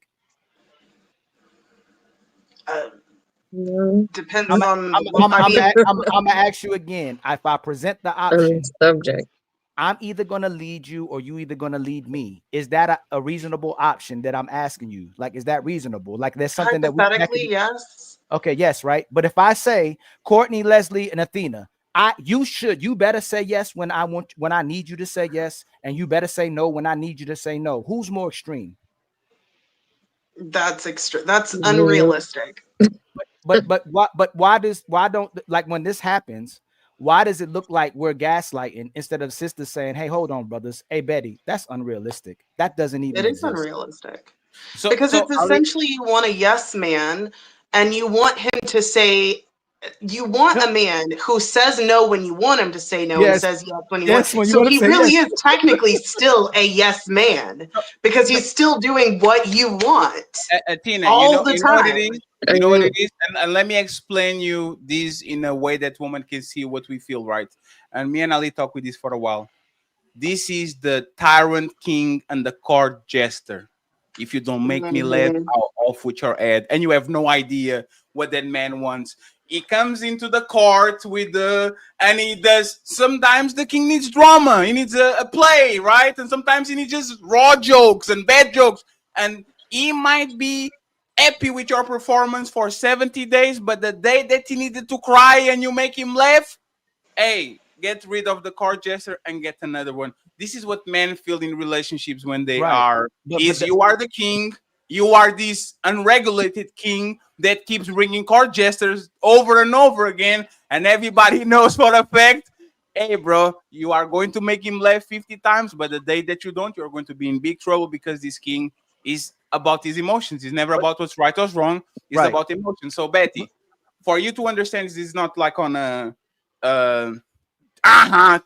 but this is what men feel is we are walking on eggshells because a lot of times with women, up means down, left means right, stop means keep going, and you know that, right? Hey Betty, any problem, baby? No. I know there's kind of a problem there, but you're telling me no because you don't want to talk about it, right? So the world of us discovering woman starts with these conversations. What do y'all want? And this is why a lot of men that listen to these conversations don't listen to women, because what they ask is a hot cube of ice. You have to be nice to me, but be mean to me. You need to be gentle to me, but grab my neck and put me on the wall. You have to. That is like, what? Do I stop? Do I go? Do I get myself in trouble? And if your son came to you and says, hey, mom, I'm dealing with this woman that wants me to be rough but nice to her. Tell me to stop, but means go. Tell me to go. You would say, son, get rid of that woman, because one day you might read the no by a yes, and now you are in jail because you did something that you shouldn't be doing. So But that was it's just for us Some know how to keep the balance. But that was the main This is point. why that's Betty, my point Betty, of real quick. saying that when we say this to the extreme, you lose this whole Yeah. challenge thing, and that's why either one will leave. When that person is on that extreme of the yes, yes, yes, yes, I have yet to see these relationships work out where everything is a yes with the man and they stay, and I've yet to see where the man is the leader that says no to everything and they work out, and hence why I say there's a balance. And yes, I understand what I'm saying sounds extremely crazy, that oh my god, she wants this person to know. Yeah, because I'm being realistic with myself, saying that there are days where I'm this emotional this way and I go this way, and that's just who I am. I don't know. I'm not gonna fake it. Like I'm not faking or fretting about it. But that's the main just for emphasis. clarification That's before Ali and Atina go. You don't sound crazy. You sound like most women. This is my all my girlfriends I had. I have no idea how you guys move. I know when Victor is mad at me, motherfucker doesn't bring me coffee. I know what it is. Hey Victor, what's up, man? What happened was, man? I know if I play basketball with Ali and Ali is mad at me, motherfucker going to try to foul me harder. Hey man, we need to fight right now. What's going on? With woman, hey Betty, we been on this between all the men on the panel, there's 100 years of dealing with women. And we kind of like, do I believe you? Do I believe what you're saying, or do I have to read your mind to understand what's going on here? And this is where we get into danger, because you are be sending messages to Didi saying, I can wait to have a free cough. And 10 years later, you are going to say, I didn't want to have it. I just said I wanted to have it. And now everybody's in jail. Everybody's in trouble because we listen exactly to what you ask. Like, what are we going to do with this? Ali and Atina, and then we open the panel for everybody. Thank you for your patience, friends. I didn't want to froze nobody out. And shout out to everyone. The Hamburger Fund has 6 memberships. We need 9. I'll read the super chats in 10 minutes, okay? I appreciate you being here. Thank you very much. Go ahead, Ali. And that's the main observation that I'm trying to show. Like when we're saying what we're saying, I bet we not trying to get you in a gotcha moment. Like I'm trying to get you off the bench, a starter, hitting from the 3, having 10 assists, 20 rebounds, when a lot of sisters would congratulate you for taking half court shots and fouling out the game. That's the main thing I'm trying to put an emphasis on. If a brother was coming up here and saying something that was unrealistic, the men and the women would talk to him and hold him accountable. But when we get in these positions, a lot of sisters, even if they claim they're not in part of the sisterhood or the girls, when you feel a certain way, they'll start feeling a certain way, watching you feel a certain way, instead of going, hey girl, they not trying to tear you down. They're not trying to put you in the corner. They're not trying to make you look bad. They just trying to tell you something that's realistic so you can create at least sustain some type of relationship that you are looking for. And we be asking the sisters to do the same thing too, to make sure they're holding you accountable the same way we'd hold you accountable. That's all, because nobody's here really trying to get you in the aha moment or put you in a corner. It's showing you that when you're talking about what you're asking for, that guy only exists typically in your mind. And when Fatty says most women think like that, that's how most women are thinking. But I don't think it's really like, there's moments I think, I don't know if y'all like men And it's another moment where I think that you see men through the eyes of the mothers that didn't like men. Because I really feel like purely that y'all are loving in nature and y'all nurturing in nature. But I've been watching so many panels and I've been watching so many shows where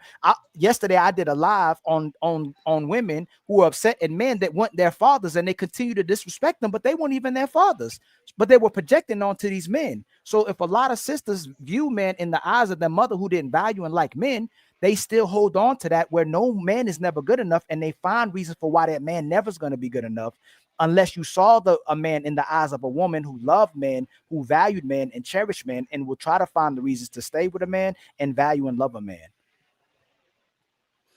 Tina, and then open panel.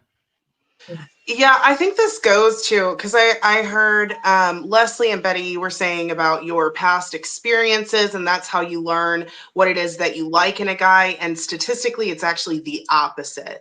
The more partners you have, the less likely you're able to be happy. And that's why you have the, oh, I want him to say yes when I want him to say yes, and I want him to say no when I want him to say no, because you're comparing and making this Frankenstein man out of all these different men, cherry picking what it is you liked best out of each one. And men are like containers. Women are very fluid and they change. We have emotions, and it's our job as women to realize that our emotions are not, they're all over the place. So we have to trust our man to lead us and know that he is going to do the right thing. If you don't trust him to lead you, then why are you even with him? Because if you're not trusting him, you're also not respecting him, because you only trust men that you respect. And if you don't respect a man, relationship is going to die, period. No, but Athena, it's worse than that. If you don't know hold on real quick, Betty. If you don't know what a man is, if you don't know what a man is, if you don't know what the right man is, if you don't know how to love and respect one, it's on you. It ain't just point because women are talking bad about men because they don't know how to identify one and they don't know how to love one. And then when they're mistreated, most men are bad, but they see it as mistreatment when they're rewarding men that they say they're bad. But these men may not be bad. They're giving you what you want or what you're presenting as if you want. So it has to come to a place where women recognize how to love a man and how they're supposed to properly be loved by getting more coverage and more understanding from men that actually care about them and respect them as well too. Athena, I think you took what I said completely opposite of what I said. My experiences is not about what I want in a man, it's more about what I'm able to accept and what I'm able to deal with. So it's not about me saying, oh, this, you took that completely the wrong way. I can like this man's physique and I can like the way he treats his mother, but that doesn't necessarily mean that that's exactly what I want in a man. It's more about knowing what I'm able to deal with myself. Have you ever met a man that knows that gets you, Betty? I already had woman that get me so good that I feel like, damn, she knows what's up. Let me run. She knows what's going on. Like, have you ever met a man that knew you, like he knew you? So, but that, and I'm not going to ask what happened because probably did something wrong. No. So that's what we're talking about. Like, if we kind of talking that this man is a rare man, right? A man that knows you is difficult. You need to go to trials and tribulations to kind of understand the person. Like, why just release him? It has more to do with location. And it had a lot to do with other things in my own personal life with children and stuff like that. So it wasn't necessarily like, oh my God, he cheated on me, or oh my God, I cheated on him. It just happened to be, it was technically right person at the complete wrong time. So maybe it opens up, maybe that door opens up again, maybe it doesn't. Okay, perfect. Anyone wants to say anything before we move on with the super chats? Victor, Base, Courtney, Leslie. Yeah, I got a question for Betty. Is my audio good? Yes, sir. Okay, so Betty, can you kind of elaborate on that last point you said about it being the right guy at the wrong time? I'm kind of having trouble wrapping. When I say that, without getting too personal, I and him were not able to invest more time into the relationship because I and him had to invest our times to something that was a little bit more important at the time. And then, so it caused a little distance, hence we're not together. Is he still single? Yes. Was this recent? No. How long ago was this? About a year. Are y'all both in a much better place? Sort of, yes. So why don't you go back to pursue him?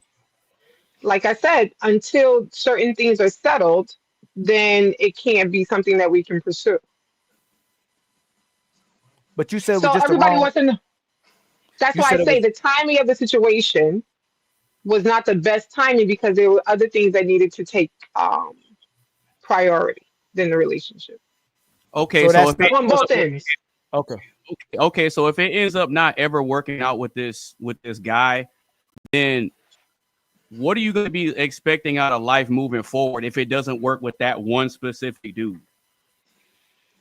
I think that I'd never even hold it on to just that one specific person because, like I said, it was the wrong time. So maybe somebody else come up. Maybe somebody else doesn't come up. I think I'm more about me and my children, and I'm in a different thing in my life, I guess. I'm not, if a relationship comes, which I would want, I'm not unopen to it, but it's not like the biggest priority at this particular moment. Wait. You said you have kids? Yes. Oh, so that makes it a little different now. So when it comes to a guy that's in your future that you would probably want to be with, what type of character traits and leadership qualities would you expect this man to have? Because you said that you're all over the place, and we understand that opposites attract. So if you're all over the place and kind of scattered, wouldn't it make more logical sense for you to get with a man that's a lot more stable and grounded? I don't have little kids, sir. I don't have babies. I'm just saying in I general. have an adult child. I do. I have an. It's not like I have toddlers running around and I need this father figure. So I have, I'm 45. So my kids, one of my kids is, it's not. They're in the house or out the house? My kids are with me, so. Okay. But yeah. So back to my question. So moving forward, you said that you're scattered, right? So realistically speaking, what type of man would you be expecting to kind of come in and be able to handle that scatteredness that you present? Because like I said, opposites attract. So if you're the scattered one, it would make more logical sense for you. It make more logical sense for you to couple with somebody that's a lot more stable and grounded. But then earlier you said that kind of wouldn't work for you either. That he'd have to go with the stable and no. Stable and grounded doesn't necessarily mean he needs to be a complete pushover or to the extreme of one or the other. Stable, the word stable. That's why I think that maybe that's why I even said it before. Let me be clear. Are you asking me of this extreme to that extreme? Because to be stable doesn't necessarily mean you're in any one of those extremes. Okay, so then So then what does the word stable or grounded mean to you? Let's start with that. And that could depend on the situation, I guess. I'm someone who is, I'm a very, impulsive. So I'm an impulsive person. I know that about me, right? So having someone stable is someone who can sometimes say to me, okay, babe, being able to reel me back in and say, okay, maybe you shouldn't be impulsive to this, but you will not be able to stop me from all my impulsive behavior because that's not realistic either. And that's exactly why you need somebody that's grounded and stable. But I agree with you, sir. Well, there you go. I said to you, but if grounded and stable is what you consider to be that extreme of this person being a yes person or a no person, I don't consider that to be a stable person. Well, watch this. To me is an extremist. Wait, hold on. But in no part of my statement did I ever mention anything about that, though. That's why I asked you. That's why you went back to me saying what I said before, and I'm explaining to you why I said it. I'm agreeing with you, and I think me and you are saying the same things. But you keep bringing up extreme pushover versus extreme dictator. Because of Ali asking me that before with saying I should give a direct answer to the question that Fatty asked me before, which is, should I get a yes person or a no person? That's why I'm saying that. Anonymous. Ask this question. Hold on. Ask this question and go. What is the perfect situation where that relationship will work? I don't believe in perfection, so we asking me a question that I can't even invest in that because I don't believe in that existing. No, I said, what is the perfect situation for it to work for you? Doesn't necessarily mean it'll be perfect. What's the perfect situation for you? I'm not saying to be perfect. Like okay, let's take the word perfect out of it. For you, how would the relationship be able to work right now? Well, they're the things that need to be settled. Once those are settled, then I would be at a better place and that person would be at a better place so that we'll be able to pour into the relationship the proper way. But at this particular time, that relationship would suffer because there are other things that take priority. So the settlements are very serious things that need to be settled. There's some that is correct. From your side or his side? Both sides. Both sides? Correct. And you know, I don't like when we try to, like, when people clearly don't have relationships as a priority, we should let them be, bro. Because to be honest, how many people did we say, man, you have to have kids, you have to do this? Like the answer clearly showed that she doesn't want a relationship right now. Right. Or she wants a relationship. I said that from the beginning. Patty, one second. I said it from the beginning. Well, that's because do y'all remember her age, by the way? Yes, I said it, but I also said I was single by choice. Remember that I said that to you. I said that. The problem is when someone is saying someone is problematic. If men are problematic, men want to be dictators. Men want to be the boss. If a person, I never said men are problematic. I'm a lover of. I love men, but I don't. It's crazy. No, I personally do not. Based on what Fatty asked me. He asked me about a yes person and extreme. Yeah, of course. It's about the extremism. If you're telling me that this person's going to tell me no all the time and whatever they say go, I personally cannot deal with that type of dictatorship. So that's Beth, what I said. Let me clarify, right, Beth? This is, for example, what you get from me. I'll be a dictator, but I know you. You are going to get 90% of the things you want because I know you. He's going to. No, listen, Betty. You think a dictator? There's benevolent dictators. There's people that their word is the final word, but they will have what you like in consideration. If you want to be a leak laws with my credit card, go ahead and do it. It's your credit card too. If you explained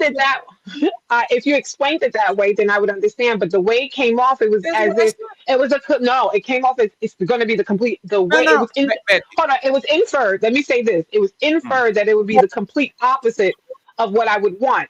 In addition, hold on, I want to say one more thing. In addition, I love the thing about what you said, Ali, about the women and their fathers and how they grew up and with their mothers. Like I grew up with my mother loving my dad and my dad loved my mom. So I grew up in a loving environment. And I also grew up in a different type of culture in which the man is the leader of the household, regardless of if he's the moneymaker or not. I grew up in that way. With that being said, that caused a lot of that in itself can cause a lot of resentment with men also. So I think, like I said, there's a balance because you could be. I've seen that type of life. I've lived that life. My mother and father were that type of life, and then I end up emulating that. I can talk about like past experiences, and I end up having men resent me for being that type of woman. But who the balance, accept the man in that way. So that's why I say it's about the two people. The balance is not between once is bad and once is good. The balance is between he putting his family first and he put you first. The family's first, and then once every month he'll put you first. We go outside, he buys you something nice. He buys you, like what I'm saying. That's what is the balance is. The balance is not this man is a man. No. You chose him. That's the first part. The fact that you chose him qualifies you for something. Because you chose him, right? If Victor says, my woman is with me, I'm not going to ask you what makes you a leader, Victor. She chose him. So for whatever reason, already is a trust there, right? There has to be a trust there. And the second part will be, once again, and this is why I actually think that women get into a tremendous amount of trouble.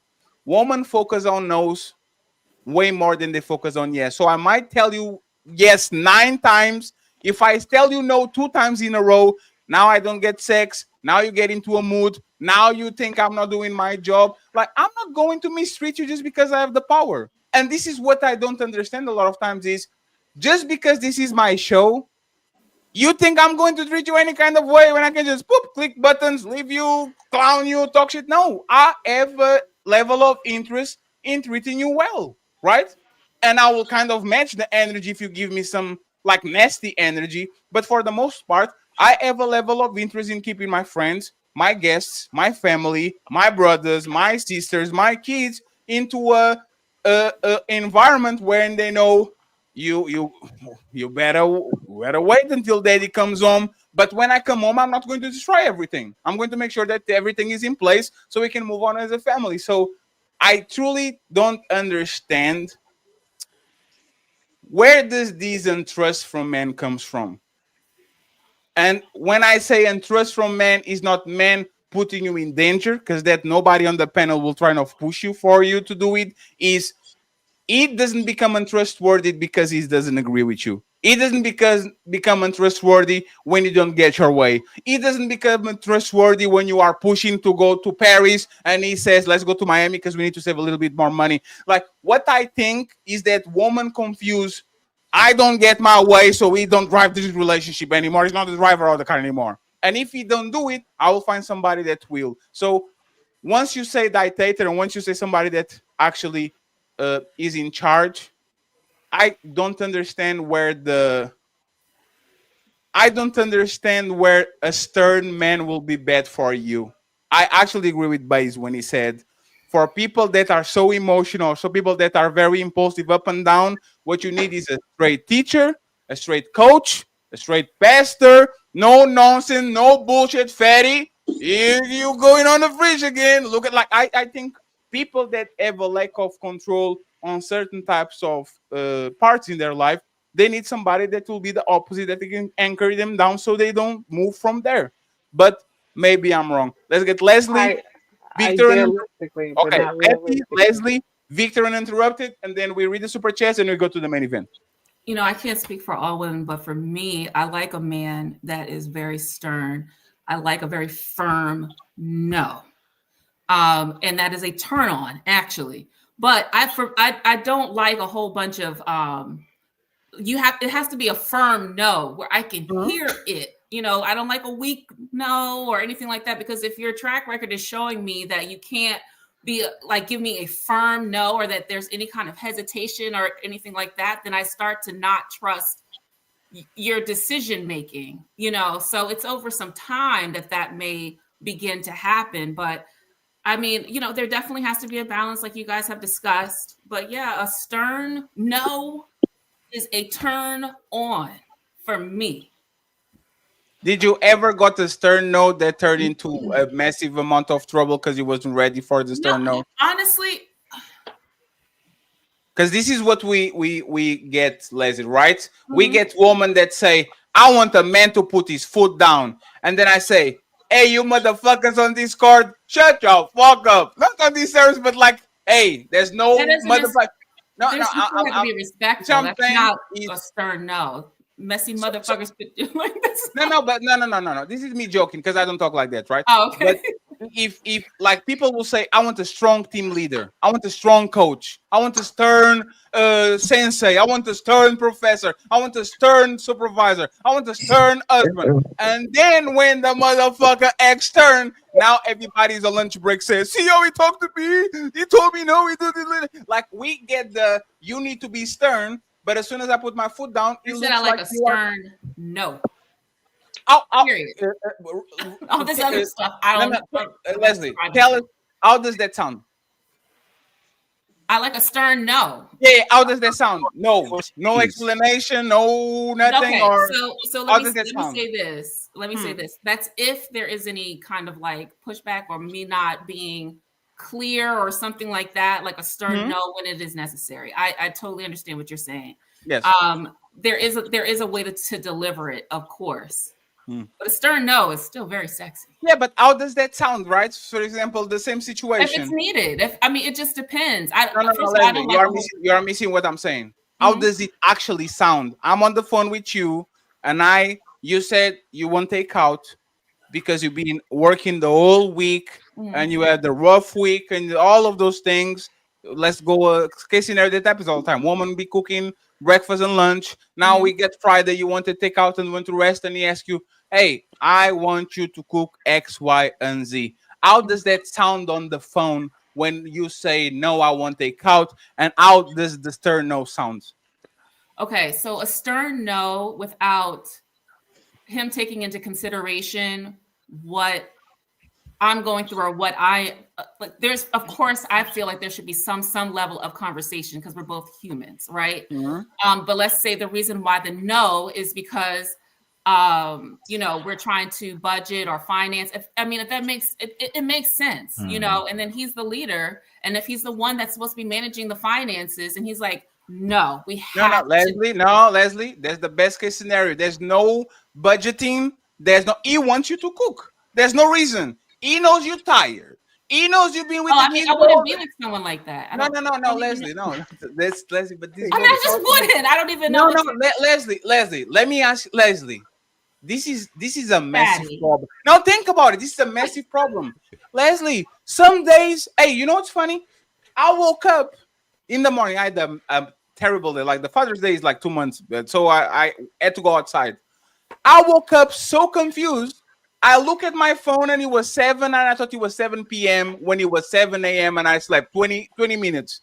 I was like, oh my God, I can't believe it's 7 p.m. already. It was 7 a.m. about tired I was, right? Men don't have breaks. We can't, it's not, I had a bad day and I'm not going to do X, Y, and Z. If I have a bad day and I'm tired and I get home and you want to have a little bit of fun with me and I tell you, most women will go like, what? You are tired for me? You are we don't have breaks. So the same reason we every day wake up and go do our business because that's what we have to do as family, man. We have to take care of business because if we do, nobody does it, right? Woman technically should be the same. The woman of yesteryear knew that they will be cleaning in the river the clothes of the baby and all that. And when the man comes home, hey, we're going to have a little bit of fun. If I don't have an explanation, I just want you to cook because you're my wife, I'm your husband, you have a terrible week, but I have a terrible week too. And I say, hey, baby, I just want you to cook something nice for me. And you say, why? And I say, because I want to. There's no, I'm being stern because I want to. I'm your husband. I would be with someone who would take in consideration my feelings, just the same as I would hope that the man that I'm with is aware that I would take into consideration his feelings. If I need him to do something that he is not equipped to do at the time, I like relationships where there's reciprocity and understanding. But if he is the person, like I said, that is supposed to be managing the finances and all the things, and he's like, no, it's a firm no because we're supposed to be budgeting this week. Then I'm gonna get my ass in the kitchen. No, there's no budget. We are living good because I work a lot. I can't even. Leslie, I can't even relate to this scenario. Leslie, I'm sorry, you have to ask someone else. No, Leslie. I can't even connect with you. Let's try, Leslie. I love home cooked meals because they're made with love. Mm-hmm. But it won't be. I love them. I have a rough week. It will be I could order out. That doesn't taste the same. We could go to the restaurant. That doesn't taste the same. This is the woman I love, the mother of my kids. This is my love language. She cooks for me. I'm so proud of her. I take a picture and show it to my friends on WhatsApp. My wife is a good cook, and y'all know, right? I don't have no explanation. And this is what I'm talking about. If I can get what I want when you are tired, why the fuck am I giving you what you want if I'm tired all the time? Like, why do I have to go out of my way to give you all these things and to do my job when I'm tired? And as soon as you're tired, you need the break. If you work too much, you need the break. If you take care of the kids too much, you need the break. If you cook too much, you need the break. Like, why do you have the right to have great breaks, but I never have the right to have no break whatsoever? I always have to work. I always have to do my job. He's supposed to have a break too. He's supposed to have a break too. I don't I think he should have a break too. I don't. Yeah, I don't It's even. just I'm sorry, me. I don't know these. Okay. I don't know these people. Hey, role play breaks time. too. Hey Betty, let's have a break. Again? No, hey Betty, let's have a break. My birthday is in July. Birthday boy month. Oh, hold Pay on. all the bills. Scenario. No. You are going to Okay. pay all the bills. No, listen, Betty. I'm My listening. money, my YouTube money is going to go for my birthday. So you pay the water bill, the light bill, the mortgage, the car insurance. You pay all of that because me as a man, I'm a princess now, and I'm going to use the money on my birthday. You would laugh at me. You would say, "What? You are not paying the That's bills why for a birthday?" this is the assumption, and this is the reason why you might see me get a little thing, get a little antsy, because you're just making an assumption that I would have a problem with me paying a bill because he's a little tired. I wouldn't have that. This is why I say a relationship is a balance. Betty. Sometimes you got to get. Hold on. You didn't listen. No, Betty, I you didn't listened. listen. I agree. Betty. No, listen. Betty, 1 second. Betty, I will have one break a month. The same way you have a break, the same way you have a break a week that you don't want to cook because you cook 5 times. Once a week, I'm not doing shit that a man needs to do. It's my day. It's break day. I had a tiresome week. We are not telling this woman to be workhorses. Because now I'm educated and mental health is some serious shit. I understand that I might need a break mentally.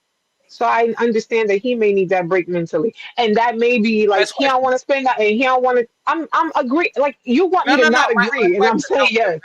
Betty, I need to visualize these things. How does my break looks like? I know how your break. I know your break is based on what. First of all, I can't give you. I can't tell you what. Hold on. I can't tell you what your break is. What do you want as your break? Becky, 1 second. I know exactly. Betty. Sorry, Betty. I know how your break looks like. Take you outside to have like movies instead of watching home. Take out from sex. Not take out. A break from sex. You don't want to do all the time, so you can say no. Not taking care of the kids, putting on grandma or on the babysitter, not cleaning everything because you need to do a deep cleaning and I have to help you out or hire somebody. Having a nanny. I know how your breaks look like. And No, you're talking about me or you're just talking about women? In general. Okay. I know what the break of a woman looks like because I've been with women all the time and women want breaks for everything, right? If they can take care of the kids, they want a second to relax. If they work too much, they want a second to breathe. My question is, if this is a recurrent like breaks that women take, how does my break looks like? How does a man break looks like? Can you explain to us how does a man break looks like? In general. Just how does it look like? What does my break look like? Victor, you can pick it up afterwards because you've been patient. I'm sorry, based brother. on what you're saying, his break is the lack of responsibility for that particular time. That's what you're saying. No, I'm asking you to describe my break. It would be depending on what this man want as a break. I can't tell him what his break is. That's not what he's asking. You asking me in general what our main breaks? Betty, 1 second. I wasn't talking about you. All of men on this panel know that when that woman needs a break, they know exactly what to do. They don't want to cook all week. They don't want to fuck all week. They don't want to be with the kids all week. They don't want to work all week. So we are going to find the day that is the woman day where she takes a break of doing regular things that she does every day. My question as a man, since we all men know what is a break looks for a woman, I know how to say Courtney needs a break. She needs a spa day. So here we go, Courtney, $200 and go have fun with the girls. I know what that means, right? What does my break means that you are like, what are you going to do to contribute for my break on a regular? What does my break looks like? Based on what you're saying in general, most men breaks is without the woman. Meaning like they don't want to that's what I'm like you're laughing and most breaks that I'm hearing that a man would want it's to be free from any of the responsibilities. So him having a chill day where he doesn't have to go and help with picking up the kids or he doesn't have to do any of the quote unquote daily work or routine. So I understand that. Hey, No, Betty. no. So Betty. Hey, you know what? Hey, Anonymous, you can get back that. And shout out to Melon for being here. Hey, Betty, you could treat me like I treat you. Hey, baby, here is $200 to go shopping with your fellas and go to the shooting range. And I'm going to get on my knees and gawk until you're dried, until you can't even walk. I'm going to make it so much fun for you. I'm going to rub your back. I'm going to. I agree. That's why. One second, But that's please. why I asked. Betty, this is what I'm talking with women, not even thinking about what the break for the man is. Your suggestion of a break is leave me the fuck alone, go be with your boys. It did not No, that's not what I said. What did you do to contribute for my break day?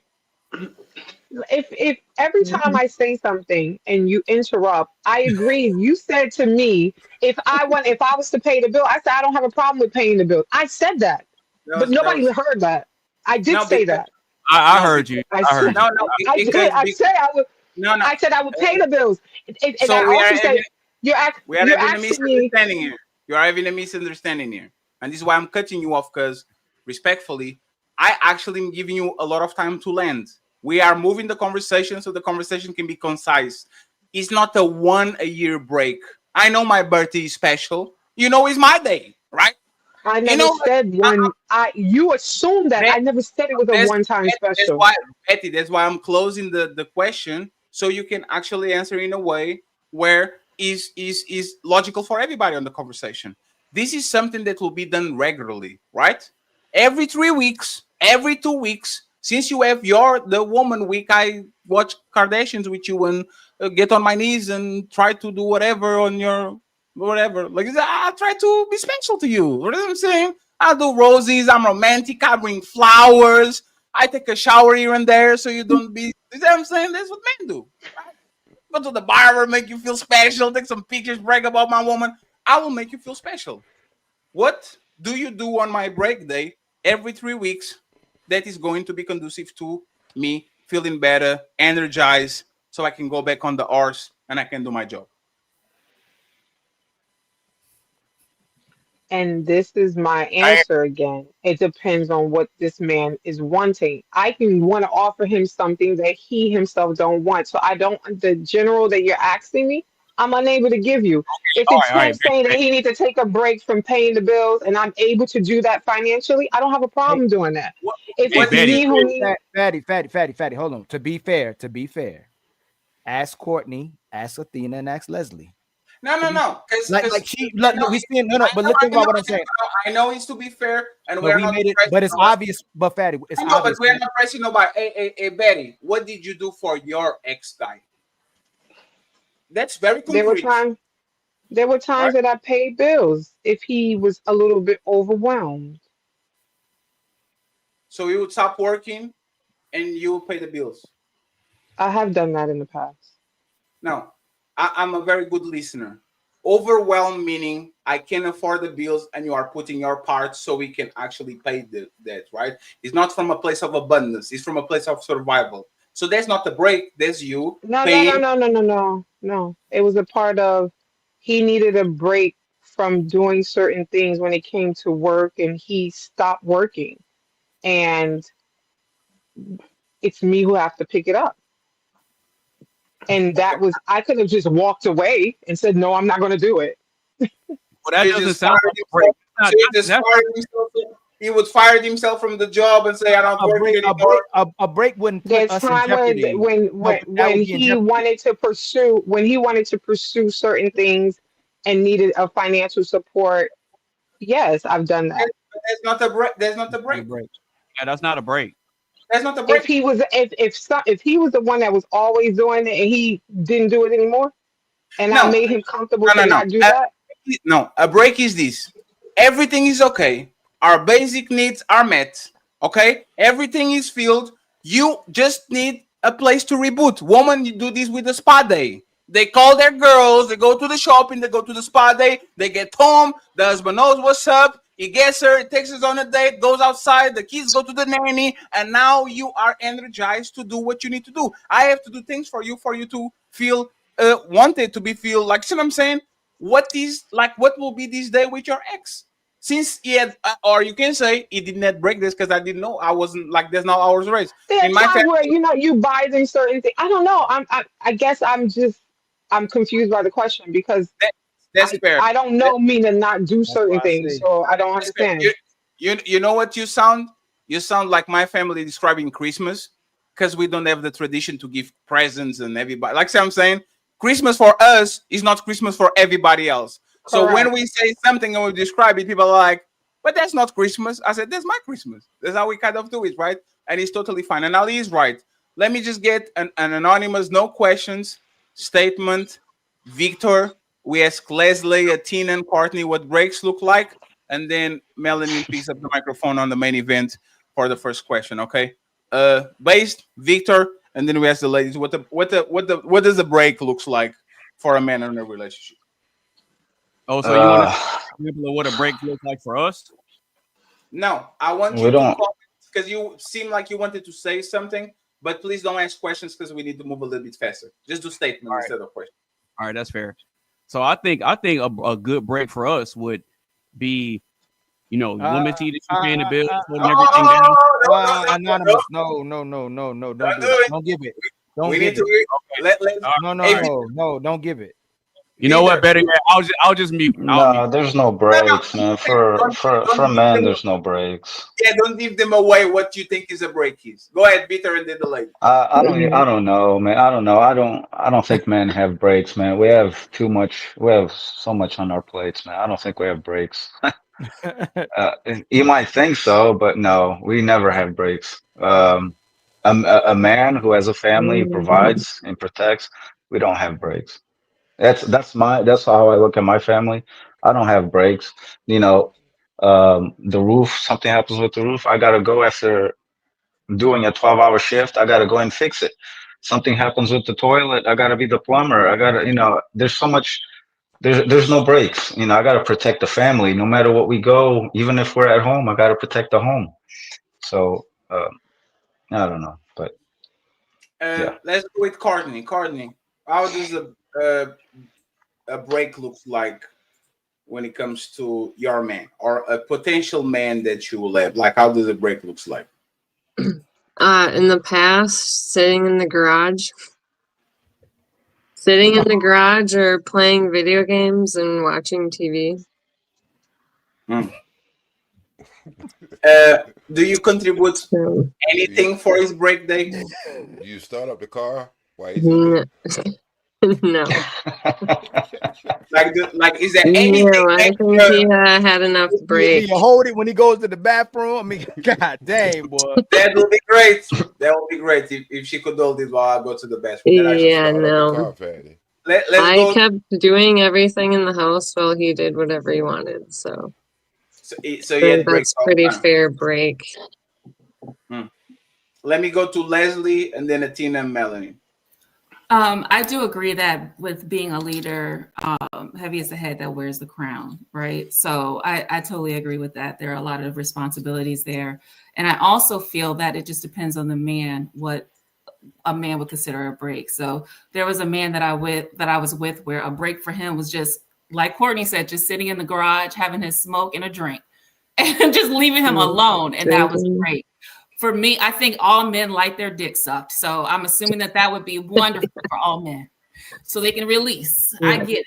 Then I dated a man who, he was a driver, Uber driver. So I created a care package for him just so that when he's out driving, he doesn't have to worry about these little things here and there that he would need in order for his car to be clean or fresh or whatever have you. If he was having financial issues, and it was time for us to go on a vacation, I picked up the entire cost of one of the vacations that we went on because I just wanted to relieve him of any stress. You understand what I'm saying? So, men will have their moments, women will have their moments too. And it just also depends on the man as well. So that's all that I wanted to say. Tina and then Melanie. So as far as a break, I guess daily, like he comes home and he gets served, right? So with my ex, like he'd be like, hey, I'm gonna be home around this time, and I was like, do you want a beer? He said yes. I put it in the freezer 10 minutes before his arrival time, greeted him at the door. Do you need time to decompress? Cracked it open for him, had dinner ready on the table. If he took a shower, I'd throw a hot towel in the dryer, so when he got out, he had a nice hot towel. Like, just things like that. Serving your man when he gets home. That gives him the break at the end of the day. But as far as a break other than that, mostly like gifts and stuff. Like if he's into fishing or into his truck, you get like lights for his truck, fishing stuff so he can go out with his brothers or whatever and go fishing and relax, whether it's hunting, whatever it is that he likes, golfing. Hey, Tina, I'll say this before Melanin go. Y'all are not noticing this. Y'all should be scared that our breaks is getting away from y'all. Y'all should be very think about it. Really think about it. And other than the day-to-day things that we do every day, right? Because if a woman kind of like she knows you have a hard job, the towel and the room in the bed and cooking and all the day-to-day. We here on this space, a woman needs to be a man piece. A woman needs to be a man piece. He should go home to a wholesome wife because she's going to be our piece and all that. And everything I'm describing is run away, brother. Go fish. Go to the garage. You better go outside. Like, isn't that crazy? Like, do you guys kind of? It's not even crazy at this point. Like, it's interesting that we are telling men to get married. We are telling men to get kids. We are telling men to cohabitate and do everything to get women and kids inside of their house. And every time they need a break is to run away from you as fast as he can. Shouldn't that be do the same? But they have these hobbies before they meet us. That was but my break is to run away from everything too. So yeah, I don't. Me too. The woman is going. She's getting away from the house. She's getting away from the kids. She's getting away from the other responsibilities. I think the break is to just stop and just do what you want and get away. But it's okay. And I will be either financing that or right there with you on their motherfucking airplane so we can go to Paris. I will be. No. My break is without anyone. So your break is by break from the kids. Your break is by yourself? Yeah, my break is to be by myself. Okay. And that's why I said to you, that's why everybody's saying the same thing to the certain extent of it depends on what the man is considering to be what his break is. But for me, my break is we don't need to go to the spa together. We're not going to the nail salon together. Like, I don't need that type of thing. Me personally, just let me go. I don't want to do anything. I don't want to cook. I don't want to clean. I'm tired that day. So other than self-care, what do you do on that break? My self-care? Yeah. No, other than self-care, because it's the spa and the nails and what do you do on your break? Sometimes it's just sleep. Sometimes it's just you just want to not think about things. Sometimes you just want to reflect. Sometimes you just need to just get away from certain things. That's why I said to you, it depends on what this particular person. No, what are the because y'all described activities, things that men do on their break was very clear. Fishing, go hunting, go do all these things. Like, it's very concrete. Stay on your garage playing PlayStation, all these things. But men and women are different, man. Huh? Men and women are different. That's supposed to be that's okay. Yeah. Like, you may want to go fishing and I may want to go bicycling, or I may want to go. No, you don't go bicycling, Patty. Come on, man. Excuse me. Hold on. You're assuming. Yes, I know how to bicycle. Like, sometimes I just want to ride a bike. But I'm obese. Look at me. I have a bicycle one time in 5 years. No, the assumption. That's what I said to you. It's easy to assume certain things about a person, but I'm letting you know that my break is not necessary. I'm not the girl. I'm personally not the girl to go to a girl's day. That's not me. I'm not that girl. But I'm letting you. I'm not 100% not that girl. Question, Betty. Do you own a bicycle? Yes. Show us right now. I'm not in my home, sir. What? No, I'm not in my home. Oh, okay.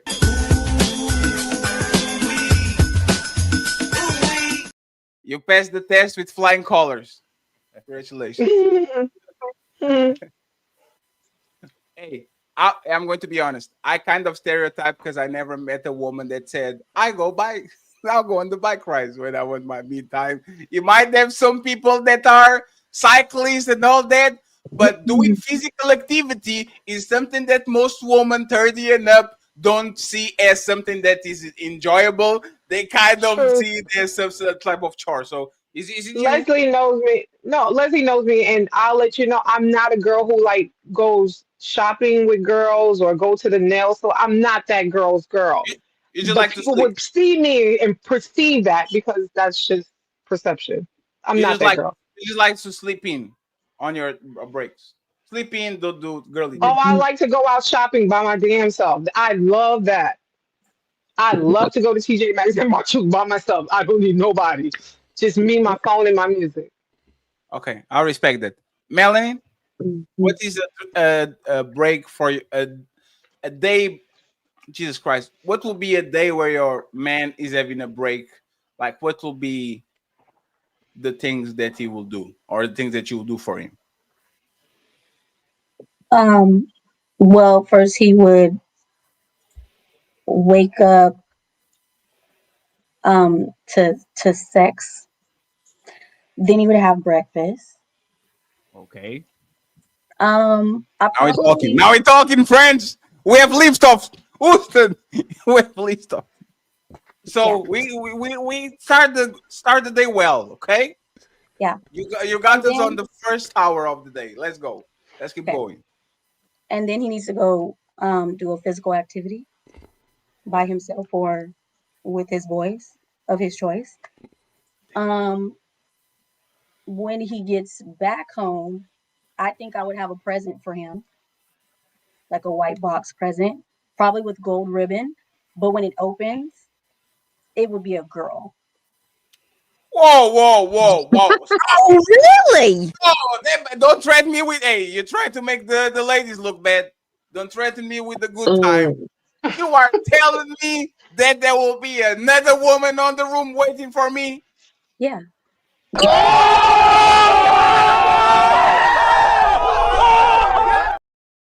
That's what I'm talking about. Hey, you two, put that shit on the transcript.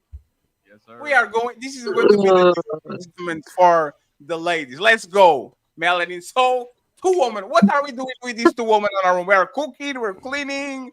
We're just gonna bathe you. What are we doing? We're gonna bathe you. We're gonna cut your nails and your feet. Oh wait. Yeah. Your royal penis is clean, Your Highness. Oh my God! You're killing me with this. That's more. Wait. Wait, it's not over. There's more. Yeah. Whoa! What? Go ahead. Then you get oiled down. You put your favorite. All right. Leslie, thank you very much for being here, Leslie. I appreciate you. You put your favorite boxers on. And then I'll decide if I'm going to let you guys have fun or just sit in the corner and watch. And that's how basically have your visuals there. But that's how we end the day. Wow. Wait. Because Tita is like, huh? It's not fair. Swinging. This is a lot.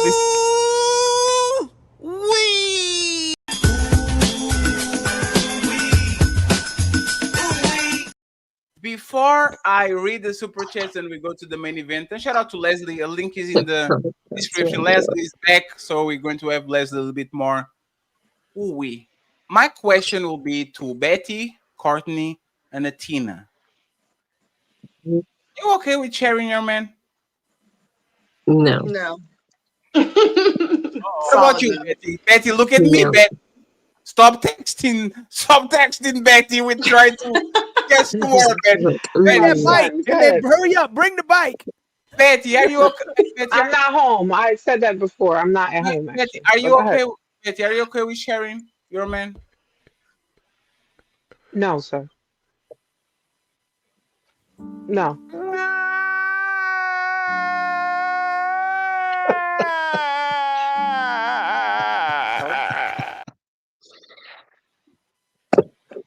Oh my God. I'm sorry, I'm not into that. So I'm not into throuples and to each of their own. I mean, some people like certain things, some people I don't. So you are not into sitting on the corner and just watch? No. That's crazy. No. You're not in the polyamy? That's crazy. No, the answer is no. Sorry. After all the work we do. Damn. I mean, I've done enough kinky shit. I'm not doing that. Whoa, wait. Oh, Ali, you need to be quiet, Ali, because Cardi, what do you mean by I've done a lot of kinky stuff? I just Oh, no. I'm not that kinky. Ali, she said I did a lot of kinky stuff before I'm chilling. So, hey, Courtney. Oh, God, no. Hey, Courtney, think about it, right? I'm glad OG is here to bring stability and peaceful, like, holy Courtney. Or this is a rough question. What is it? I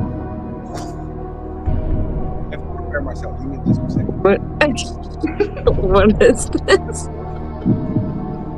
Courtney. Oh God, what did I say? As Courtney, you said something very scary, Courtney. Courtney. So oh no. Let me see if I get this right, Courtney. Your ex, Ali, Dick Master, or whatever OG calls himself. I don't remember what is the Dick what? Dick Man. Professional Dick Man, J Speed, Anonymous Base, the guy that you met in Cancun, Vitor, all these people that you met and you had kinky things for him and for him and for him and for him.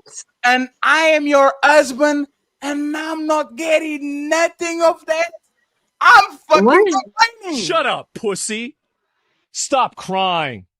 Nobody wants to hear that shit. I am revolting. I'm complaining. I'm so confused. What? Why did these people get all the kinky stuff and I can get nothing? Yes, what? Sir. No, and not with a bunch of people. You said I did a lot of kinky stuff in the past. I'm not doing that anymore.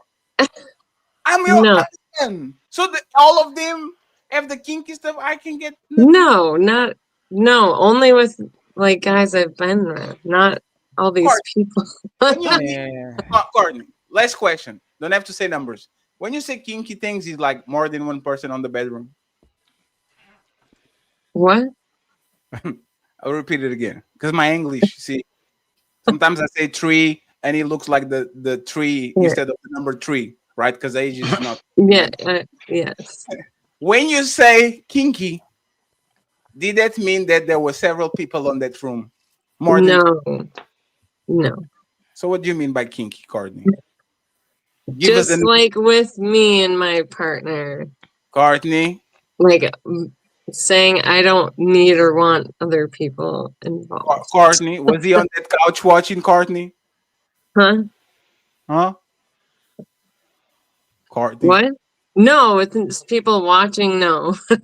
So what is kinky? You're just vanilla like me. Why are you putting no, I'm not. Why are you putting all these things on the universe when you're going to fall back and say you're Yeah, we don't want certain people. Yeah, hey Athena. Hey Athena. Athena is not here anymore. You can be open with us. She left. Wait. Yes, she did. She said bye. She left. She got scared. Oh my God. Hey, you know what? Because they are friends, she doesn't want to. I'll leave it alone. No, I'll leave it alone. I'm just saying. Hey, I'm going to say this now on the serious note, right? Melanin actually, what she said is too good to be true. Hey, Melanin.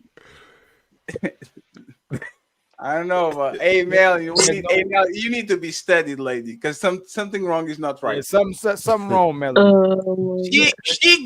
She gave the presidential break day. It's not just a break day. It's the. It could be you in the box. It could be you in the box. You don't have to. It doesn't have to be a her. It could be you. The point is, did you guys see the way they lit up about the entire day? You guys are focusing on one thing I've said, but they like the whole day. How many of those days do we get per year again? Just to make sure. How many do you need? When do you leave? I'm flying you out, lady. You are going to learn Portuguese. Olá, tudo bem? Eu sou o Cláudio. Bem-vindo a Lisboa. Ali, we need to do an emergency meeting. We need to figure out what's going on here. Hey, when the deal is too good to be true, we might start talking about sister wives. Hey, man, I don't know what's going on. How are the people? I don't know what's going on. Shout out to all of you that get these presidential breaks, because I wish I had those.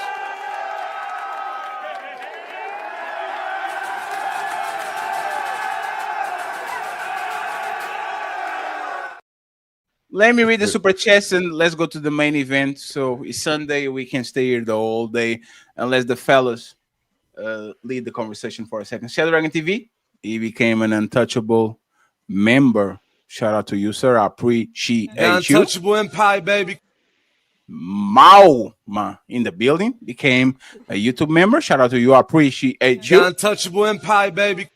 We have Jazz Wiz, my brother, in the building. He gifted one untouchable membership. So, you think you're untouchable?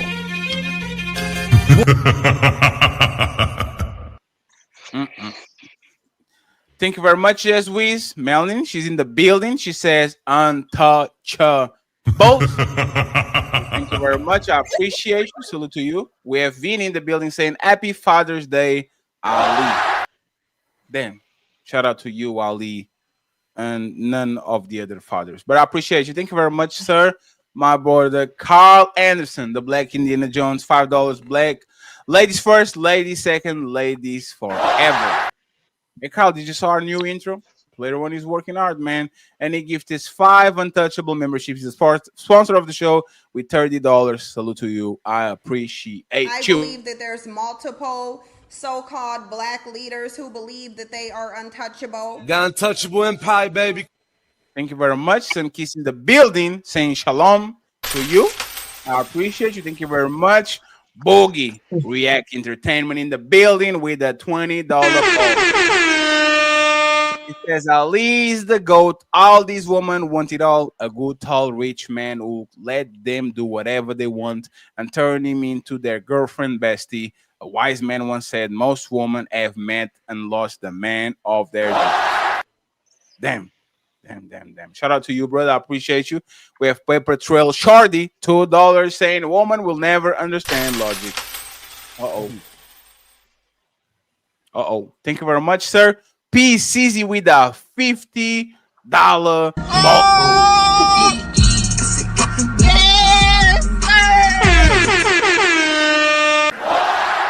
Thank you very much, sir. It says fatty cooked fat menu.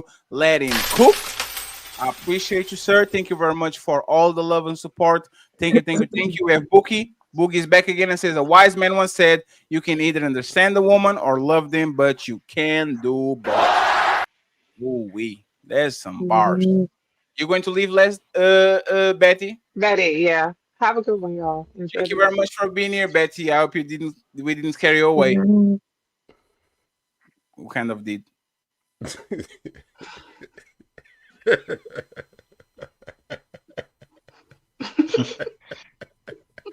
I think it was the twice I asked him for the bite.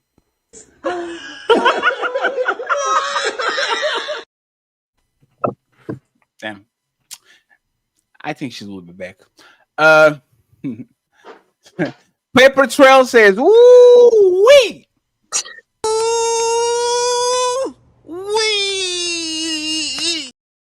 We cook as a society. Thank you very much. I appreciate you. We have Paper Trail back again. Says, and just like NBA character, time to set the tone. Women don't want the truth. They care too much about how something is said more than what he said. And that's the biggest disconnect. Cool. Thank you very much, sir. We have in the building CMC's Technique in Class saying I subscribe when I just listened to Melanin's presentation. Salute. And you're trying to steal her from all these people that want the daybreak? That's crazy, sir. First day in office. Welcome to the Untouchable Empire, sir. The Untouchable Empire, baby. And by the way, we are 100 subscribers from 8,000. That was fast. Shout out to you and to all our new friends that I see in the chat all the time, every time. Okay, I appreciate you. Styles, get on camera, sir. Formidable AJ with $5 in salute. I appreciate you, and we are done with these, okay? So let me get Victor uninterrupted and the ladies too. Okay, OG didn't say nothing, so OG is going to go after the ladies. The main topic of the show, all of you know what is going on. First of all, happy Father's Day to all you great fathers that take care of business and choose what's right instead of what's easy. Okay, shout out to y'all. Happy Father's Day. Happy Father's Day. So, an interesting situation, right? Mr. Kevin Gates and Miss Brittany Renner, whatever her name is, got married a couple of months ago. And it was interesting because she did the massive rebrand. She was one of these Instagram models that was always outside and showing her body and doing a bunch of things that we deem questionable as society. And then she showed up with a hijab. She was saying salam alaikum, alaikum, whatever, like all the things that we kind of attribute to a certain part. Oh, gee, stop coughing, OG. OG, and we kind of were like, this sounds a little bit too good to be true. And 52 days later, they are okay. So the baseline for this conversation will be: do women deserve redemption?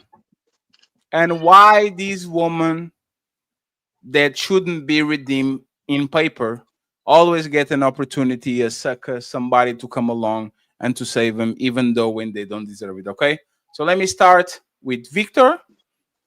We go to the ladies, J Speed, and then we open the panel for everybody else. Okay, Victor. So, what's the question? First question. Yeah. Can you redeem a woman with suspect past? Not a crazy past. I'm not talking about strippers and prostitutes. I'm talking about women that had a past. On their 20s, they had fun and all that. And now on their 30s, they are ready to mingle. They're ready to settle down. They are ready to have a family. Can you redeem this woman? Yeah, I think so. I mean, everybody deserves a second chance. Yeah, I think so. I think so. It would be now, what kind of past are you talking about? I mean, it all depends on what kind of past you're talking about. But let's imagine for a woman that is promiscuous. She had 40 bodies between 16 and 29, but she been out of the game for 3 years, healing, doing journaling, all those things that end in that makes her feel good about herself. Well, if you're asking for me personally, I wouldn't put myself in that situation. No. But do you think those women, since they actually found a point where they want to go away from the things they were doing in the past, do you, like, if you were the emperor king of the world, will you tell in mass to men, this woman deserves redemption, if you change, take us as yours, or would you advise them to not engage into it? Oh, that's tough, man. That's tough because being an emperor is not easy, brother. The king emperor. No, it's tough because you want to warn men of women like that because of her past and what she's been through and what she's done. But at the same time, you want to give a second chance to that woman. Maybe that woman has changed for real. Maybe she's turned the other page and she's ready to be a wife and she's not looking at that lifestyle no more. Maybe. So, I mean, you want to do both, but it's a tough question, man. For me, it's tough. I wouldn't put myself in that situation. If somebody said, "Hey, there's this woman, she's had this past, and you're single. Would you like to get into a relationship with her?" I would be like, "No." Courtney. But does she deserve a second chance? Yeah. Yeah. Courtney, do you think men should give a chance to this woman? Like they deserve redemption? Yeah, I kind of agree. It's tricky. But yeah, I think all women still want love and will change eventually. Maybe not all, but yeah, I think they deserve a second chance. And so, like he said too, I personally wouldn't really I don't know that I'd recommend it to like my brother or wait, so you wouldn't recommend to your brother, but you recommend to all the other men? I mean, if they want to marry her, sure. but I think there's a high chance of part of her hasn't changed.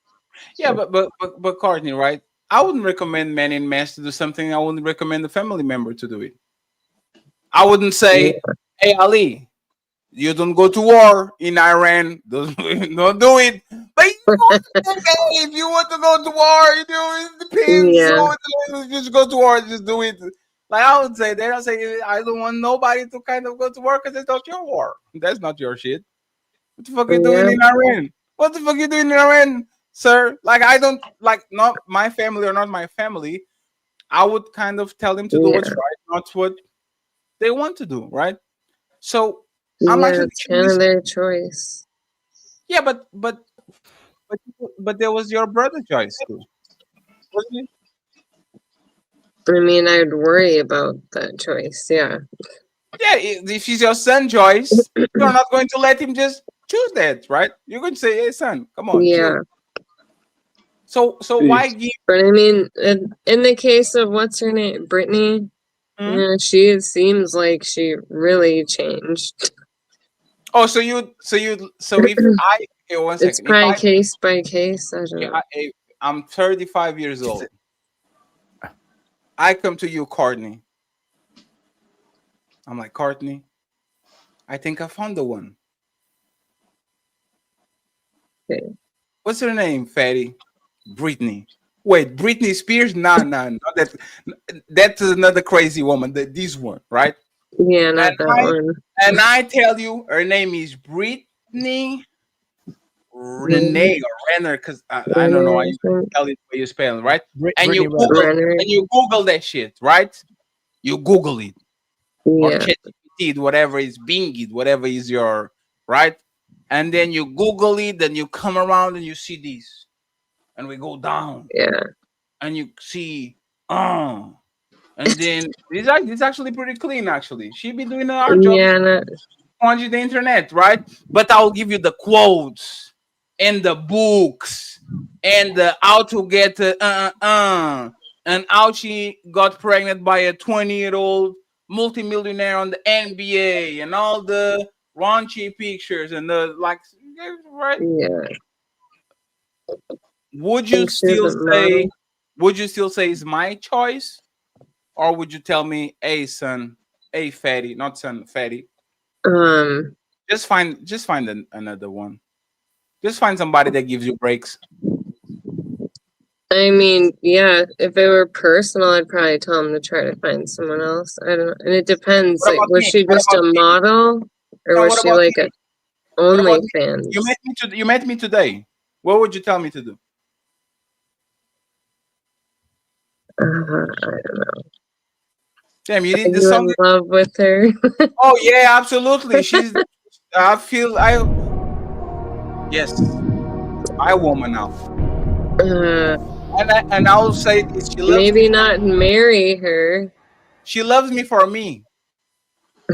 Of course. Yes. Courtney, I don't know. I think they can change and deserve like a chance. Probably wouldn't tell you to marry her, but why you seem so unsure, Courtney? Like you don't know. Because it's hard. I feel like it really depends on the person. Styles, before they keep going, because I want you to keep embellishing on this, and being in the middle. If there was a man who had been gay before, was a cheater and a wife beater, would you recommend them to your daughter? No.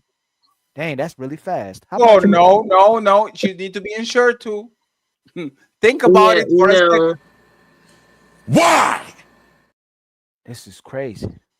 Not a physically violent person, no. So if he's just a cheater, no, 1 second. So if he's just a cheater, what was the other one, Ali? I'm gay. So if he was a cheater and gay, I know what it is now, though. I realize what it is. It doesn't put her hands on her, which is a crime. But it's just gay, and he's a cheater, which is not a crime. It's not a crime at all, right? Oh, gay and a cheater? Yes, he just likes men here and there sometimes, and he's a cheater, or was a cheater. was because he changed and he loves her for her. You'll never cheat on her ever. I don't really. He did pinky finger. He did a promise, the pinky. I promise I'll never cheat on you. And she was like, "Oh my God, yes." Yeah, I don't know about that. Patty, y'all missing it. I don't think cheaters are very. No, Paradise, we're not missing that thing. No, I'm talking about Ali. No, I'm not saying y'all missing the point Ali just said. How fast she said it. No, that's what. No, I'm not saying you're right, Patty. But people, Ali said that was fast. See how quick women say, "Oh no, not me." No, but I want to know Athena and Melanin. Not to my daughter. I want to know Athena and Melanin. If a man came in the picture and you know he was gay before, cheated on his wife, cheated on women, and beat women, would you recommend him to your daughter? No. Yeah, beat women, no. So I'm gonna tell you how a lot of women either telling on themselves or they're telling on how you're still unified with women. If I asked the brothers the same different question and said, "Hey man, should a woman be with drug dealers?" and they was drug dealers, they'd be like, I don't know. So either you were doing those activities or you're connected to people who are doing those activities as well too, because you always are in the middle. When we ask you something that we would think would be a parent, no, I wouldn't recommend my son, but you would recommend your son. Well, you wouldn't, Courtney, even though I think you would, because a lot of sisters come up here and say this too. We'll ask them the worst case scenario of a guy, should they be with your daughter? Hell no, not my daughter. What about your son? If he loves her, which means you live through those women, and I'm not gonna say you or nobody, not my son. But a lot of women live through those women because they were those women, and in case they redeem themselves or they truly change, they want somebody to accept them as well too. Y'all always feel like y'all are redeemable, but you'll put men in cases where they're not redeemable when they're usually redeemable, because women will leave a lot of times for somebody cheating, where a lot of men, we can see, and y'all know, a lot of women are never going to stop being hoes. Can a hoe become a housewife? Yes, but it's extremely rare. Most women who became hoes are going to stay hoes, and they go whole mentality because they learned how to not make emotional connection with men, and they learned how to leave when it became difficult, and they've mastered that. So if you put her and give her responsibilities and ask her to be accountable and logical for the first time in her life, second time in her life, third time in her life, it's going to get too hard. She's always going to leave. So most hoes, you're not going to change as no housewife, but it's evident, even what was happened earlier, that a lot of sisters, it's very hard for sisters to give a direct answer to when a woman has to get judged or when a woman has to be held accountable. And that's why women never change. Women will resort to pride instead of shame. And you don't never feel the consequences of your action and be like, man, I feel ashamed. Like this, I shouldn't have done that. This was terrible. You become prideful about it. I have the right to have sex. I have the right to do whatever I want to do. I have the right to break my family. But then turn around and say, men don't want to get married. All men want is sex. But if that's all a woman typically are offering today, why would a man want to get married to today's women? If women have mastered this and being hoes and not holding themselves accountable. Yeah, I agree. Yeah. No, you don't. No, you don't. Hey, Courtney. It's too available. Hey, Courtney, you know what they call white guilt? A White lot of guilt. times yes, a lot of times I think it's 3 or 4 guilt. I'm saying that's what like the white guilt is. Hey man, we gotta fuck them up, so we're not going to. Oh, like I have to feel bad for them. No. It's or like I used to be. Yeah, it's like I don't want to do it because I used to do it.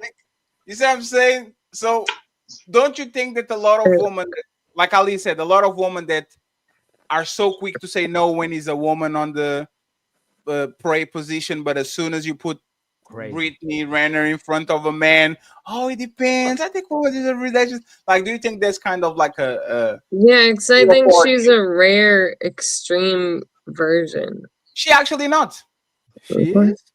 So you know why? She has one baby daddy, which is regular.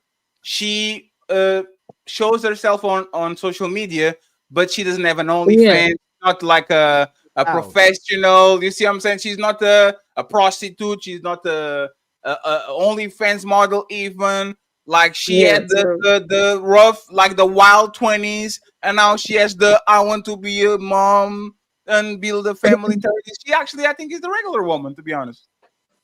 But her change was extreme. Courtney, what would you consider a hoe? How many men or women have to sleep with to be considered a hoe? Oh gosh. In your opinion? 20 plus, 30. You think a lot of women have done 20 that? plus? Huh? You think a lot of women have slept with 20 or more men? Yeah. By 30. By 30. Yes. Do you think they're redeemable? Again, it depends if they change a lot. But let's put it this way: if they're redeemable, isn't J Speed the Dickman able to be a husband whenever he wants to be a husband? No, professional Dickman. Put some respect on his name. Women will reverse it and call men whores and tell men to practice dick discipline and say we're the problem. But if you could become a wife being a hoe, can a man be a husband being a player and being a professional dickman? Triple standard, not double standard. Triple standard. It can go both ways, I feel like. No, wouldn't it make more sense for the dickman to be the husband though? Because he's getting the women. He's the professional dickman. Like today, you're gonna find your wife having sex. If you ain't getting sex, it might be difficult for you to get a woman. But if y'all are having a lot of sex and you're not giving sex to the man that you should be with and supposedly a good guy, you're giving it to the wrong guy every time we ask y'all. Isn't the professional dickman becoming the husbands? Has to be. She don't care, right? I don't know who it don't work. It don't work both ways. The males you consider hoes are the ones who getting married. Men can't be hoes.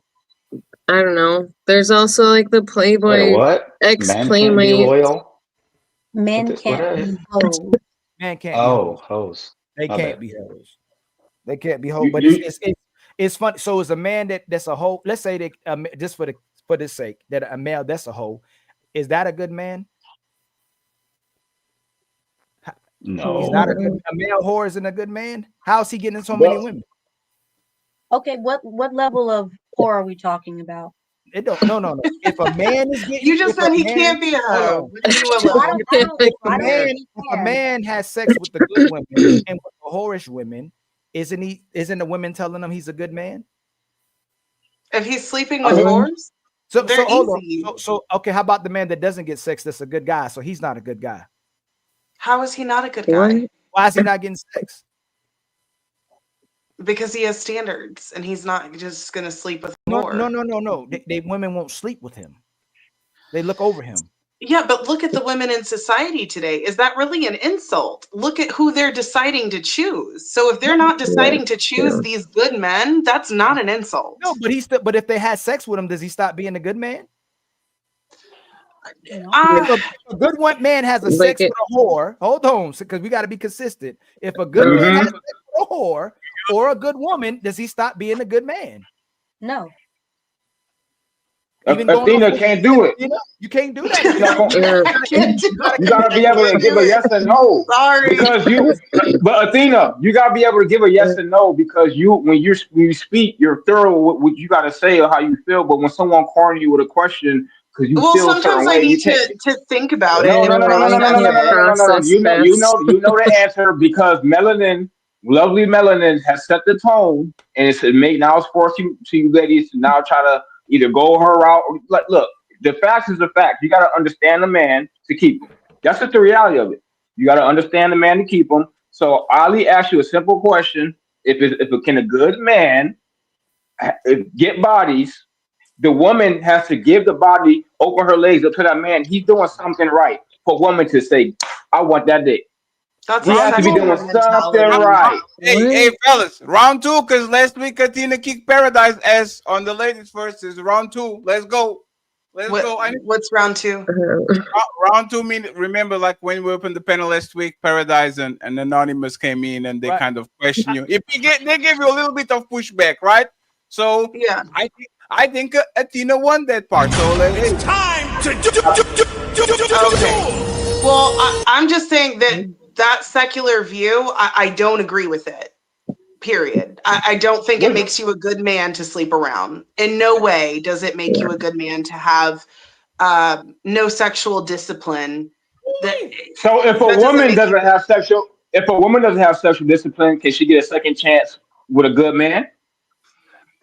I would not suggest that for men. Period.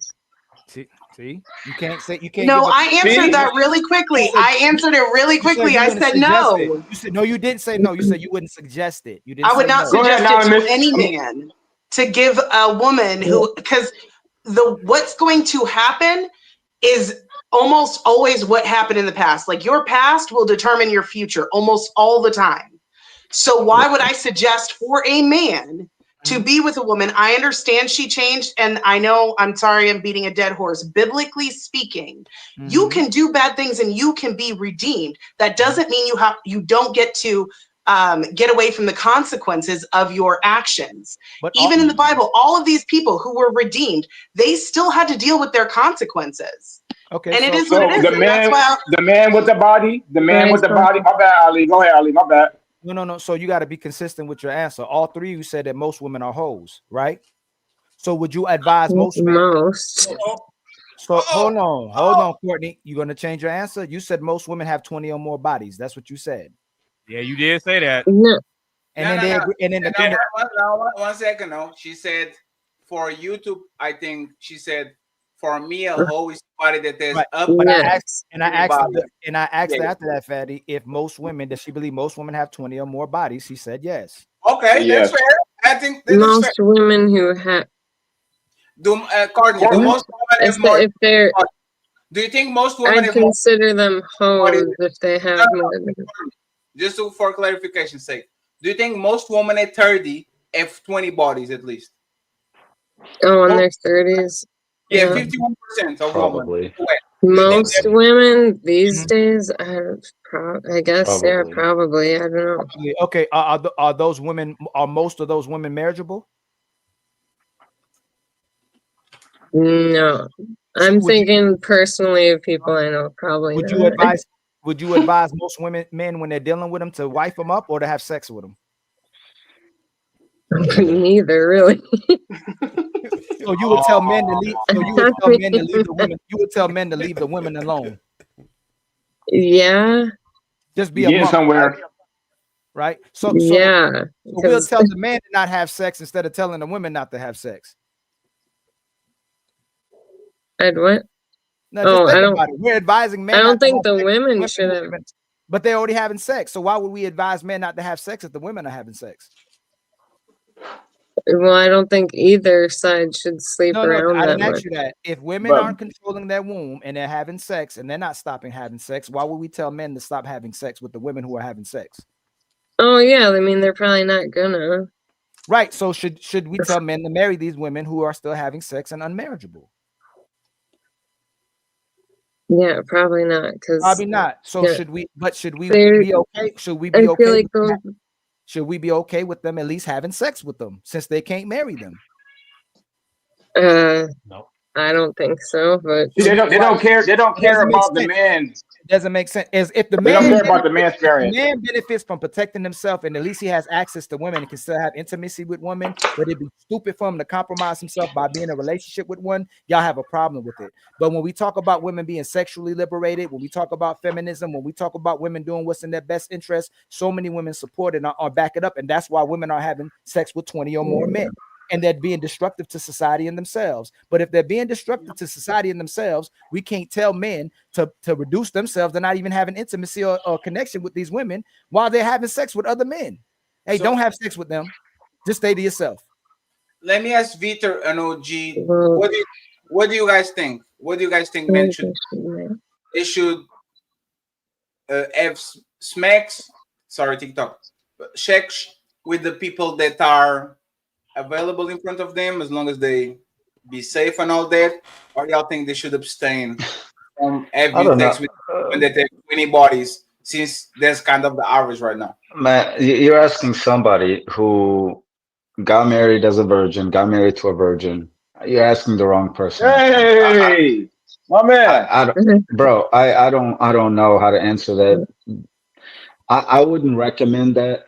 Now, the question in the beginning was, do they deserve a second chance, or do they deserve a chance to be with somebody? I said yes, because everybody deserves a second chance.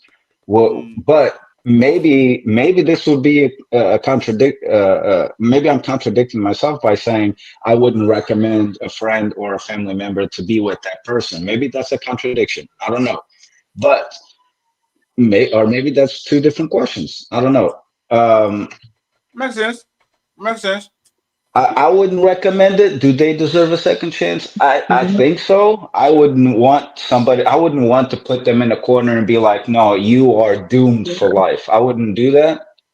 But at the same time, I wouldn't advise my son to go and be with somebody that has a 20 body count or even a 10 body count, because who I am and how I've done my life with my wife, that's me. Somebody might look at a woman with a 10 body count and say, man, that's rare. That's nothing. Why wouldn't you want your son? But that's me. Some people would agree with that and be like, yeah, sure. It's no big deal. A woman with a 10 body count, it's no big deal. Bro, I'm different. And then no. So if most women in the market have multiple bodies and the men have already wiped up the women who hasn't have all those bodies, what do you recommend to your son then? If every woman he's meeting, that's the market, it's 20 or more bodies. But man, do what daddy did. Do what daddy did. Do what I did. I waited. I wasn't doing what everybody was doing. Remember, how old were you when you found your wife? How old were you? How old was I when I married? I thought you found your wife young, Victor. I did, yeah. But we were friends though. But hold on, Victor. And you were still a virgin, and she was still a virgin. That's a rare. Like if you're that's anonymous. Your son to do the same thing. Now, if it doesn't work out, then what? If he's still a virgin at 40, then what do you recommend him to do? No, he said under 10 bodies. He didn't really say, hold on. No. His dad Victor was a virgin till he found it. Him and his wife were both virgins. So if he recommends his son to do the same thing, and he's a 40-year-old virgin because he's never found a virgin, did he ruin his son now? I wasn't a 40-year-old virgin. You said you was a virgin when you met your wife. Not 40. I'm not even 40. No. I know. I'm giving you a scenario, Victor. I'm giving you a scenario. If your son says, I got you. He says, I'm gonna be my father. I get to 40 years old and I can't find a virgin. What do you then recommend your son to do? Still not touch women. I mean, lower. I don't know. Maybe lower your standards a little bit. Right. That's more realistic, right? I mean, I would say, you know what? You can't find a virgin. Maybe you can find somebody who's been with 2-3 guys. If they tell or two or three girls to my son, 2-3 girls. I have a daughter too, so I would say, hey, you might depend based on the world that we're living in, based on what you see in front of you, based on how women are conducting themselves, men are conducting themselves. Maybe it is impossible. Maybe it is impossible to do what daddy did. Maybe you got to lower your standards and say, look, if she's got a 5 body count, it don't matter. I'm going to lower my standards. Now, if you say, the whole world, all women have 40 body counts. Look, I don't know, man. You just don't go. I'm gonna tell you the cheat code. The cheat code. I'm gonna give you free game. The free game. Go get a librarian chick. I'm trying to tell you, get a librarian chick, a chick that work at the library. That's your best bet. Get a chick that work at the library that don't like cameras. Beautiful woman, like to read. I mean, if he lives in the There's States plenty and he out can't there. You find know, style if trolling. You know he if trolling. he lives I'm in the dead States serious. when he's older, he Man, lives in the States and you he know can't my find a woman. old If he recruiting lives, days. if my Live son Baron lives was in on the my list first. if my Huh? son lives in the States and he can't find a clean woman, Damn, then I McLean would say, woman. Damn, you go with Rarity, Victor. That's crazy. come on. I would say, you know I what? think there's still plenty Travel the out there. world. Travel the world. You might find that woman Travel the that you're looking world. for, and hey, you don't have to stay There's stuck in the United States trying to find your wife. The world is big. There's a lot of women in different, and some in other countries, there are women who are raised to be wives. There are women to Beautiful be. girls all The over the the world. bad part They of got the bad nothing part on though, you, baby. and the irresponsible things we do to our sons is that we quantify and then we equate a chaste woman to being a good woman. Just because he ends up finding a woman that's a virgin doesn't mean that's the woman that won't leave him. Like we're saying, just because she's a That virgin, is true. That is true. very so true. it's still setting up for him for failure because he has No, to still. No, Ali, I agree Very with you. I true. agree with you. And yes, it doesn't just because he might find a clean, let's say a virgin, doesn't mean that she won't leave him. That is correct. And maybe he'll Yeah. find somebody, a woman that's been with 5, 10 guys, and maybe she'll be with him for the rest of his life. I mean, Just I completely agree with you, but I would say don't put yourself in a bubble just because you live there and think that you can't find anything or anybody, um, and you just letting year after year go by and you're not even open your options. Oh well, I can't find a woman around my town or around my state. Well, have you been to other states? No. Well, maybe you should go. Have you been to other countries? No. Well, maybe take a trip. You never know who you're gonna find. Maybe you'll find a girl that's only had 5 body counts. Maybe you'll find a virgin. I Is mean, that real, Victor? Is that realistic if a person's living like say your son working a regular just 9 to 5 marry your high and school and he's sweetheart. stationed somewhere or he works in a certain city? Is it realistic for him like after he gets off to just go into another city, go into another state, go to another country to find a wife? Like to be realistic, he'd have to change his life completely to do what you're asking. Most people live on the same 40 square miles all their It's life. not They realistic, never go Victor. outside of it. He says that's the Yeah, regular, right? That's Mhm. the regular. Most people live I on the mean, 40 square miles where they were born. I you, go ahead, Victor, Yeah. and then let Anonymous and Jay I mean, speak. it's like okay, it's like this. You're in the state of Texas, right? You can't find a job, right? What are you gonna do? You're gonna stay there? No. Job. You have a job, but you can't find a woman. Are you going to stay there? Is the question. You have a job that provides for your livelihood.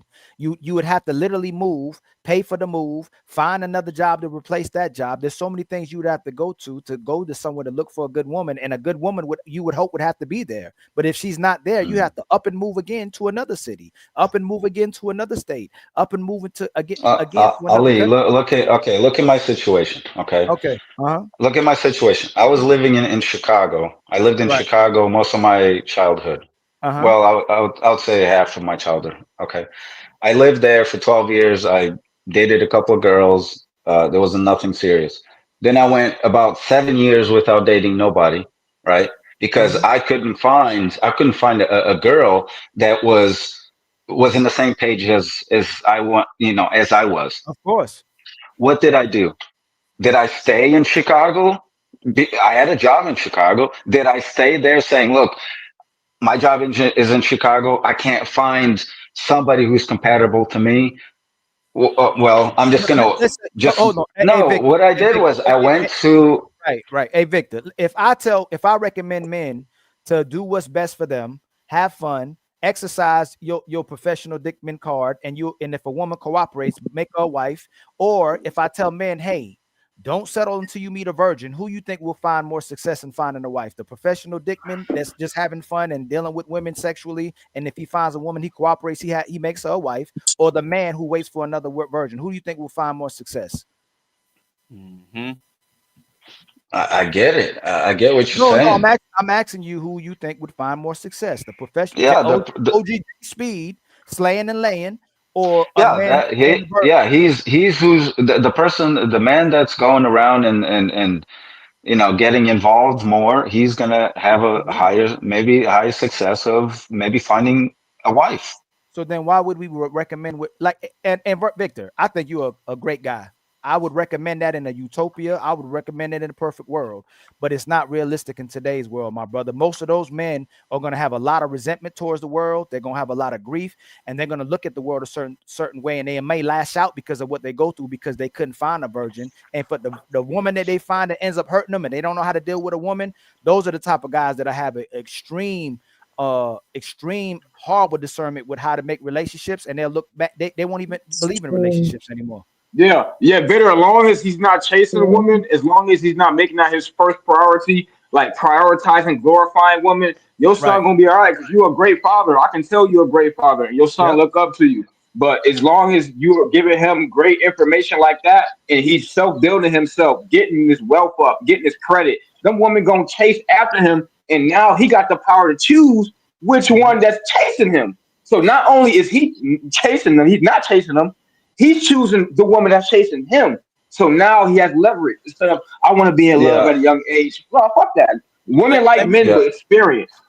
At the same time, hold on, Ali. At the same time, it just seems like the way we're talking is like it's an impossible task for a man, a virgin man, to find somebody who has 0 body counts or maybe 1 body count. It is impossible.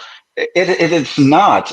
I know that the majority of women have a high body count, but it's not impossible because I'm only 38, and 38 years ago wasn't different than what it is. Okay, so Victor, if it's not impossible, who else you know like you?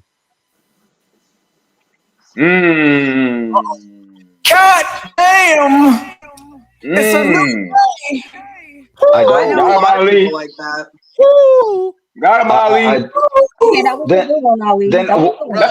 Brother. But still, hey, listen, that brother's what he went to. That's a rare extreme. That remember when Betty was talking about extreme? Y'all should butt in. Athena, Courtney, and Melanie should be like, "Hey, that's extreme. That's not happening. He not found. What Victor found is extreme rarity. It's extreme rarity, like extreme. Like congratulations. I don't know if it's that extreme. I think if you go to certain communities. Whoa. 1 second, please. Just 1 second. It's time to we are going because OG being very patient. I'm even very scared of what OG is about to say because OG been quiet for so long. OG been Let me just get OG. I promise you, OG based and Miss Legacy. Okay, Athena, what do you mean by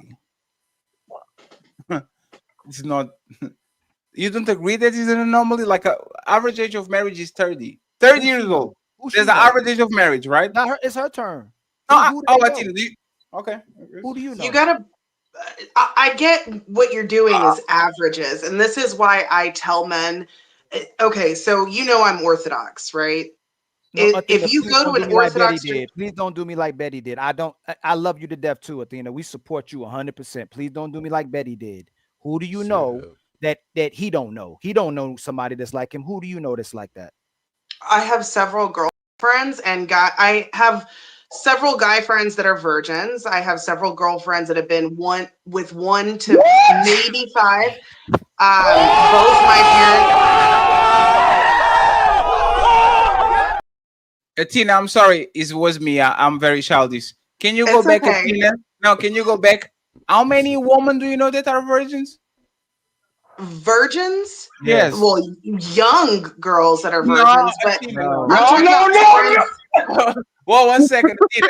Not young girls, woman. We're talking about marriage. We're talking about 30 and up. 30 and up. No, not even. I don't ever suggest people to wait till 30 to get married. I think that's stupid. Not even 30 and up, Athena. Grown-ups. Let's go with 25 and up. Yeah, you know, woman virgins?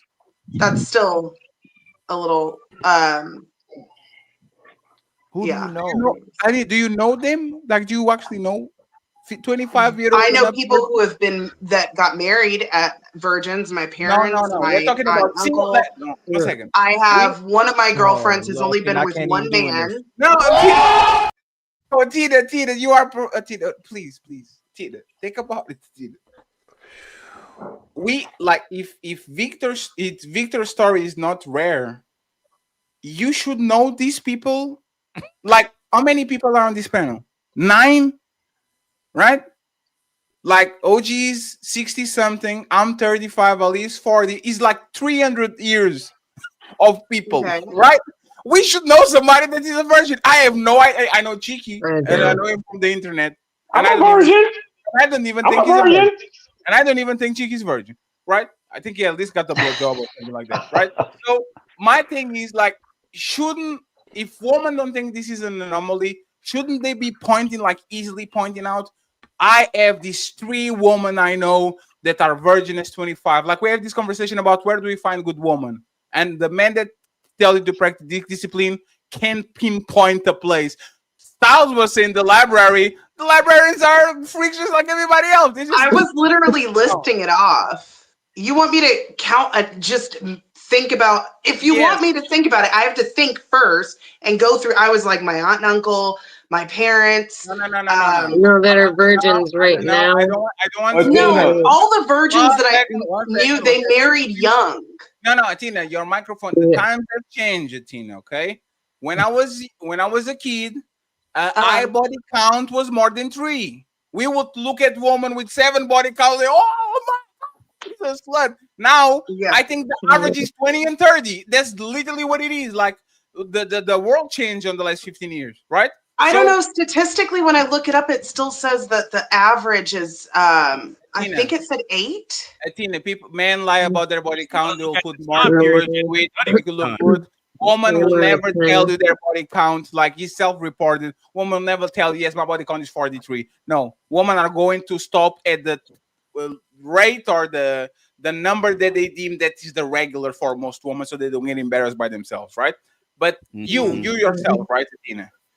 If you live, like, you come from the church, you live in people that lives this righteous path and all that. Do you know any woman at 25 that is virgin and saving herself for marriage? I know a woman that's been with one man. There's not a virgin. That's not what he had. Oh my God, Tina. Well, Tina, he asked you in the beginning. I don't know anyone 25. What I was saying. Wait. 23. I got you, Tina. 23. Wait, girls. Yeah, I'm not friends with girls besides my family members. No, I know one girl that's a virgin still to this day. And she's like, what? She's a nun? No. Actually, she's my wife's sister. She's still a virgin. And Athena. Oh, actually, no. I do have a friend. My brother did. Do you have and one? She is 22, I think. That's below the threshold. My brother dated a girl. By the way, Victor, how old is she? The sister? She's 40. Ooh, that's too much, Victor. He got cooked. Hey, you didn't go down like that, huh? He got cooked. That's why I see if you was a nun, I was like, damn, 40, that's you overcooked the steak. I noticed. I say one thing. I noticed for virgins at 30. My brother dated a 27-year-old. Athena, Ali asked you a question, and your first response, instead of just saying, right? I fuck with you, Athena, but instead of just being like, okay, well, yeah, I don't really got no friends. That's virgins. You quickly said, yeah, I got friends. And then as you get more cornered, well, then you said female specifically. And then as you get more cornered, then you say, oh, they're young. This is what I'm having fun with this. Trust me, I got a whole girl. I'm not tripping, but this is what I'm saying, where it's like, y'all want us to give y'all straight A to B answers, but then when we ask y'all a simple question, y'all be like, like, that's so frustrating that y'all do that. Like, just like, there's no virgin friends. You know you don't got no virgin. You don't got no virgin friends. Paradise, let me ask you. I do have a virgin. I have a few virgin friends. Paradise, do you think Athena is doing that intentionally? Yeah, that's what I'm saying. I like her. She's smart. Like, she's purposely just trying to not. She's purposely not just trying to answer the question because women want to be right. No, it's normal. Like it's not nothing. I said because y'all said first y'all said low body count like 1, then you said virgins. So I was like, wait, hold up. I was specifically one of my girlfriends has been with one man and she's 30 years old. You said I didn't answer the question. I'm answering the question. No. Are you gonna let me answer the question? Hold on real quick. I'm listening. Hold on real quick, Styles. Hold on. Hey, Courtney and Melanin, do y'all believe her? What? Part. That she has friends that are virgins? She has all these virgin friends. No. I don't know. I thought she said she had No, one. Courtney, I don't know. No, Courtney, do you believe her? Hey, Courtney, if I said men don't want sex, would you believe me? No. Yes. No. Why it's so easy for y'all? So, do you believe her that she has? See how fast they answer? Wait, I'm confused. Well, I thought first you said you didn't. You believe her that she has virgin friends? I mean, no, I don't know. She said she didn't, and then had one friend that slept with one man. No, Right. then she said, Right? So then do you believe that she has virgin She said friends? 23. She said she had the 22-year-old. 22, yeah. Yeah, she said that. Forget that one. Forget that one. Yeah. Hey, forget that one. Courtney. So Are women liars? Yeah, I mean, as much as anyone. Why do She's trying to get out of that one. She's about to get out of that one. She's about, I don't know. Hey, Courtney, that was a good answer, Courtney. I think liars are liars. I don't think women are liars. There you go. Hey, liars are liars. Hey, Courtney, that was a great way. Yes, Your Honor. You are getting a conviction today, Mr. Ali. Exactly. That was a good one. I ain't gonna lie. That was a good one, Courtney. Let me. Wait a minute. My brother dated a 28-year-old virgin. I've been waiting so long. Scotty, OG gotta go. Oh, he about to crack a joke. Hold on now. He been waiting so long. Go ahead, Jay. Go ahead, Jay. I've been waiting so long, but I'm just on so many sides of this damn story. First thing I like to say, happy Father's Day to all the fathers out there. And I like to say happy birthday to my son who turned 50 years old today on Father's Day. Happy birthday. All right, that's enough of that bullshit. So let's get down to the topic. All right. Number one, the reason why I'm saying I'm kind of like with Victor. I have a daughter who's 28 years old. She's a virgin. We live in California. Now, if that's something that you would see every day you go outside the household alley, I agree with that with you 100%. Even when I was an AKA Dickman, and I relieved myself of the 7-time world champion of that, and I gave up that belt. That's when I did find my wife. I was celibate for 2 years, and I found my wife who was a virgin. So I would have to disagree with you just because you're a dick. What was the year, OG? Do you remember the year? 1990. 90 what? 1978. No, 1990. I was negative 2 years old. Damn. 1990. That's my second wife, though, Ali. That's not my first one. I got married the first time in 1976. I knew it. See, OG, I guess right. But she wasn't a virgin, though. She wasn't a virgin, though. OG, I guess right. You know I guess right. Okay, but she wasn't a virgin, though. But anyway. 1976. That's crazy, OG. So hold on. The moral of the story is. The moral of the story is. You can still find a virgin if you're a professional dickman. No. I told you I had was celibate for 2 years. No, I was celibate for 2 years, Ali. I slowed down. I just stop, Ali. I throw the build out. I throw the build out. That's what I'm trying to say. What I'm trying to say, I couldn't find that quality because I was kind of like notching on my belt. I couldn't find the quality of a woman I wanted. I had to go in and readjust my life. And the Nation of Islam did that for me. You understand? And so that's why I was able to be disciplined for the 2 years to settle down and figure out who I was and what I represented and what I wanted. Now I'm in this thickle with my daughter who can't find a decent man because every last one of them, the first thing comes out of their mouth is they looking from her neck down and not her neck up. And I'm in this thickle because I don't know what to do at this point. Because me and her mother has talked about it. Maybe we should take a trip to Africa. maybe we should do other countries or whatever. Now she has went as far as she was raised up as a Muslim. Now she's kind of like pushing away from that because I think that's causing discourage of not being able to find. Can I ask a quick question, G? Just a quick question. Yes, sir. Why not people from the nation? Listen, because one of the things I have found out, and I think I've been trying to cover this for so long, Fatty, men in the nation and women in the nation, they hook up very fast. It's not this long-term dating thing and all that. They hook up very fast. And you go say, why not? I mean, but you still have what you want to choose. You understand what I'm saying? And so what I'm saying is, my daughter's kind of like pushing away from that because I think she's getting discouraged of finding a decent man. And I'm pretty sure men are going through the same thing, Ali, and that's what I want to say to you. Men are going through the same thing. So my question to you, Ali, if most women are whores, right? Oh. If most women have had 20 or more, and guys are trying to find a decent wife, and there's a certain percentage of men who are, because not everybody having sex, because you already said that on the table. There are a certain part of our community that women are choosing to have sex with. Would you agree along with that? Right? So what is the fix? We go continuation, this continuation of this downfall. What would be your fix? That's what I would want. What would be your fix in this situation?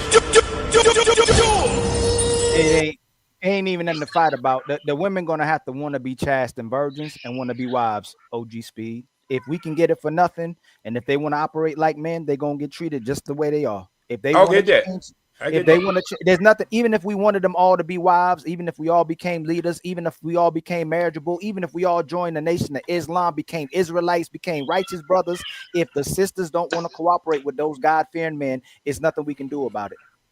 I got it, but I mean, I mean, you don't have no disagreement with that. My thing is, for to have this family thing that we want, what is the fix? That's my question. What is the fix for that? I have a not what they're already doing. We already know what they're already doing. Okay, so we got to go back to the patriarch. The man got to take back control of the women. Okay, so taking that control, would you concede that if you got a certain part of your community as a council, do you try to get rid of the overseer of the objective of the end of it, or you try to get rid of the council from the beginning? Because if there's 20% of our men who are doing this behavior, regardless of women or welcoming them in or not, I think we're going to have to fight on both sides of the board. Because they're giving it to them. The men ain't bad. No, I understand. Wait, Ali, I understand that. That's from the laws, though. Ali, I understand that. The government dropped exactly where I'm at now in football field, tons and tons of cocaine.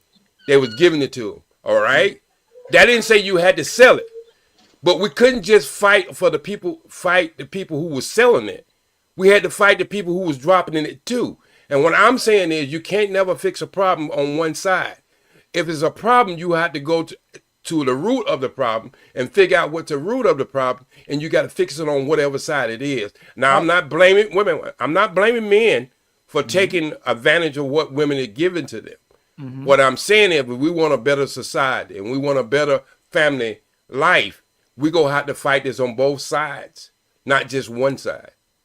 I don't agree with you anymore on that, OG Speed. It's too many men coming here telling their stories and trying to be righteous brothers, young men, older men, middle-aged men. The women are not complying at 18, 20, 30, 40. No. If women want to fix this problem, they got to want to fix it. You're not listening to what I just said. No, you're not listening to what I said. I'm saying is, if we, because I think men train men. That's just my whole thing. I think men train men. I think women train women. All right? And I think in the overall scheme of things that men are in control of the end of the situation. But I'm saying to build that house, I think we have to go back And we have to train our young boys too. Make them understand, just like you said earlier when you was talking to the young lady earlier, that why would you take your son and give to this type a woman? I think we have to do the same thing to our sons ourselves, the way we raise our sons. And say to our sons are doomed. I understand if you want them to be doomed. I'm pretty sure there was somebody in slavery saying we was never going to be anything other than slaves. So you can't keep just saying that, brother. What I'm saying is some people thought I was doomed before I walked in the Nation of Islam. Some people really did. Some people never seen me as getting past 45 the way I was going. Matter of fact, if you talk to any one of my sisters, they say no man is ever going to kill you. The way you going around here and treating women and doing things with women, that they're going to be a woman who's will kill you. So what I'm saying is I understand the situation the men are in this country. Women are off the hook. They are just way out there. I would have to agree with that 100%. I'm just saying is what prescription we going to have to use to make this thing the way we know it should be, where we can have families, we can have families to move on in this journey that we're going on for our community to be healthy and better than what it is today. It have to be women law and standards. You're asking an official solution, right? It's by force. But there's two things. Are the women going to opt for us to be able to use force? And two, if we have to use force to get them to do it, do they really want to do it as well too? Which it doesn't matter. But if we want to have an optimal society and nation, men have to take force. They have to use force. If we have to get rid of the person in power, like you saying, this our oppressor, and then we got to fix the cancer. I don't say get rid of it right away because the cancer is the product of what's been created. But then once we take control of it, we have the incentives and consequences for what happens when you're not doing what we're telling you to do. The only way we're going to fix this at the core of it, if you're saying the ultimate core, not even bringing women into it, is that we have to do it by force. And if you're not operating in the sense of what we're telling you, there's consequences. And with a military, would you say, with a military, you say, you don't worry about training the people on the other side of the fence who's trying to kill you. You worry about training your military first to go out there and complete a mission. I think number one is if we take away a lot of the options in the first place, that it will. I'm not saying it's going to totally fix the problem, but I'm saying when you take away people's options, these men, that's like we said, like just like when I was when I first came to California, we had real gang problems here. And I'm saying that we could complain about the white man putting guns in the railroad stations and open up a car and you got a whole car, guns, or we could say drop drugs in the middle of the field. We could say all that. But first we had to be self-aware of what we was doing. And that's what I'm saying. If we go ever fix this problem, pointing fingers at each other is never going to get it. It's just going to come to be a complete circle. What I am saying is the things that we have control of as men, that we can train our next generation of boys and take that option away from them, where they can't choose the top 20%. I think that is a leverage that we have not even thought about or even considered that we can do as a group. Yeah, I think it's the mindset, man. We gotta change the mindset of both sides, of the men and the women, because you know when that mindset shift with the men is starting to take place now, because as more and more men are starting to understand the pros and cons of dealing with these modern women, the men are starting to come together and wake up and come to a common understanding of, if the women aren't going to do what we need them to do, just distance yourself from them. Because if you start to withdraw attention and resources, don't take them on dates, don't give them anything, it doesn't work.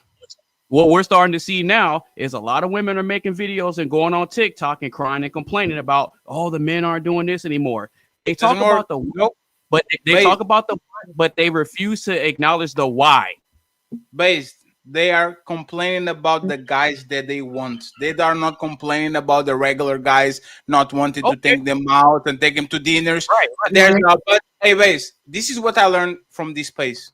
We should be the most. You should be the Navy SEALs, right?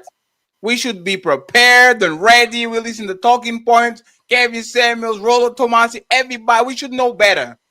And for every man that puts their foot down, there's 5 men eating this woman on DMs, on Discord, trying to take them on dates. This woman can be the nastiest woman in this place and still get a bunch of men try to cooperate. Like, for example, Six the Goddess was a stripper, very nasty mouth and all that. She looked the part, she got cuffed by a high value man. You see what I'm saying? Like, this is not reality. Most women are complaining about the guy that they like. This guy that I like, don't talk to me and don't take me on dates and don't do this and don't do that. That's not most men. Most men are starving to motherfucking lick the back of this woman's knee. Something but that's the reality. So when these women are complaining, it's not about the average man not howling at her, not catcalling, not approaching her. They're talking about the guy that they light up when they see the DM. They light up when they see the story. That's the guy that they want attention, and the guy's not giving them attention because the guy is but there's a reason why, though. That was my point. They're complaining about the what, but they're not acknowledging the why. Because if they acknowledge why the guys that they like aren't committing to them and taking to them serious, guess what? It forces them to look at themselves and take accountability. And if they do, it does. And if they do that, it shatters the delusion of what they're getting told by other women that, oh no, girl, you're perfect the way you are. You don't gotta change. It's his loss. He needs to get on your woman work. Huh? There's not a woman work. A woman will come to you and say, Fatty, this guy is abusing me, cheating on me, is beating me. What should I do? You are a dumb. Oh, you should leave him. Protect yourself. Stop being dumb. Instead of her saying, Fatty is my best friend now because he tell me the harsh reality of what I should do, she will ice me and she'll go to Ali to hear what she wants to hear. This is what women do to each other. And for example, Fatty, you don't think? Let me just say this. Let me just say this, please. Yeah, when Melanin was saying what she would do for men for their break, there was 20 men ready to go. This is how starving men are for any excuse to out-cuff you. This is how starving we are. We see a woman saying, this is what I will do, and without knowing your history, what's going on, how you look from your belly button down, all those things, these men are going to run, go on the DMs, add her on IG, doing all these things because for every man that says no to this woman, there's 10 men that are going to reinforce her bad behavior, Anonymous. And this is why, once again, we are having this problem with women, is because these women don't want to relinquish the 10 men that they have on the friend zone to get one man that they actually like. And this happens multiple times. Where the woman called Big Taylor in our space, she literally said this: every time I get into the relationship, I block my blessings. You know what the blessings are? The 10 suckers that are after her, trying to get her on dates, offering presents, sending her cash apps, doing all these things that make her feel good. Now you have to get all of that from one guy. And as soon as you don't get it from one guy, I'm divorcing and I'm going to figure out Fatty because Fatty is a motherfucking sucker and he's going to do what Base wants to do. So you are talking about Wolverine. See what I'm saying? No matter how he looks, no matter how busted he gets, motherfucker will always respond. Always. Fat, 600 pounds, no titty, built like a potato, no teeth.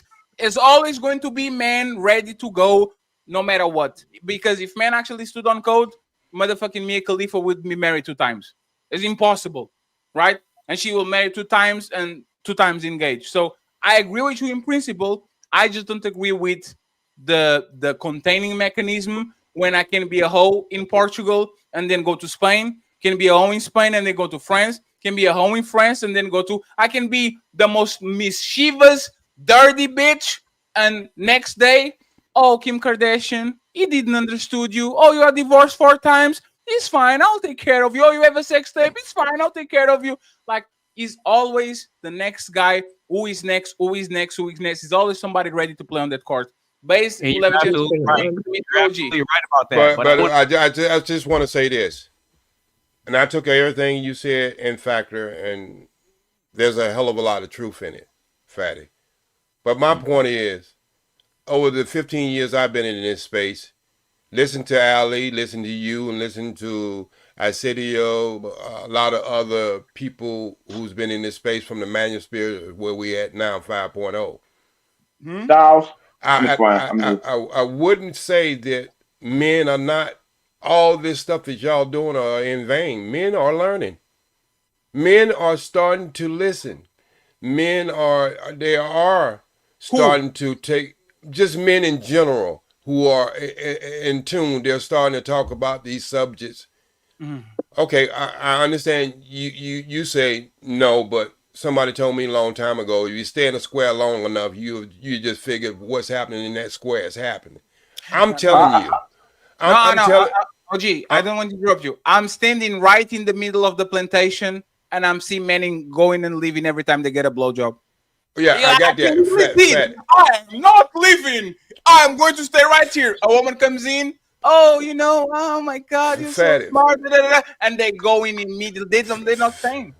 Fatty, what I'm saying is, I'm not saying is all of a sudden you go have this atom bomb and everything will be okay tomorrow morning. What I'm saying is us communicating with other men and us giving this information out as Ali and yourself and others do, that this conversation is starting to be had by people who even looked at the manosphere or any of this space as being anti-woman. Men are starting to say, no, it's not anti-woman. It's pro-man, what we should be doing. And I'm saying is that I don't believe you will wake up and get this non-sleep that you get, or Ali will get on here and spew the things that he spewed if you didn't think that message was not being heard by some. And I'm saying this been going on for so long, we can't expect it to happen overnight. But if we can steer this into the next generation, where it becomes a moving force, then we might not be able to see it in our lifetime. But we're we're putting seeds in the ground that is go uproot some plants. I understand I understand you're saying that. I understand you're saying that because you're seeing it from where we're at now. But I'm saying women in this country did not wake up and have the rights that they had just overnight. OG, they're going. This woman has no legs. They're going. OG, they're going. I got it. I got that, fatty. I got that. But it's not about. Wait. Hugh Hefner started. Fatty. Hugh Hefner started in the 50s. Playboy started in the 50s. Okay, we're in 2025. When the last time you even heard somebody even mention the name Playboy? Uninterrupted, you can have it right now. OG, I'll say OG. Ali is 100% right. Men will do what women want to do. If there's 5 influencers that make popular being a virgin and dress conservatively and all that shit and not going out and women follow trends, these women are going to do that. But a man is going to do what the woman in front of him wants to do. If the woman wants to get married, he's going to marry her. If the woman wants to fuck, he's going to fuck. Men are not leaving the plantation because they are our kryptonite. I literally use the melanin for an example. These men should know better. They should actually see, this is suspect, even though she's actually talks the part and she looks the part. All men that are on this shit should say, woo-wee, this is too good to be true. What the hell is going on? I guarantee you Melanin can get 10 of these motherfuckers to put a ring on before the end of the year if she actually wants to. Most certainly. In this day and this time, nobody's disagreeing with that. Nobody's disagreeing with that. I'm saying, why do you get up every day, and Ali get up every day and have these conversations if you think it's not going to work? OG, but that was going to be my next question is what's the solution then? That's not the point. The point is this. The point is this. It's not that these men don't have the information. Is that coochie is our kryptonite. So you are going to become Superman. You are going to be the strongest, the tallest, the biggest dick. You are going to be CEO. You are going to do whatever the fuck they want. And they're going to say, here's some coochie, sir. Here's some sexual crumbs from the woman that you like. And you know what happened? Superman is going to crumble because the strongest motherfucker in the planet is not Superman, is Lois Lane. Because that motherfucker will destroy the universe for her. That's what happens with these conversations. You are teaching men everything about woman, and as soon as they fall in love, she loves me for me. She loves me for me because it's not because I'm fatty, it's because I'm a good person. No, men are not listening, OG. And if they were listening, it would be easy for you to find the man for your woman.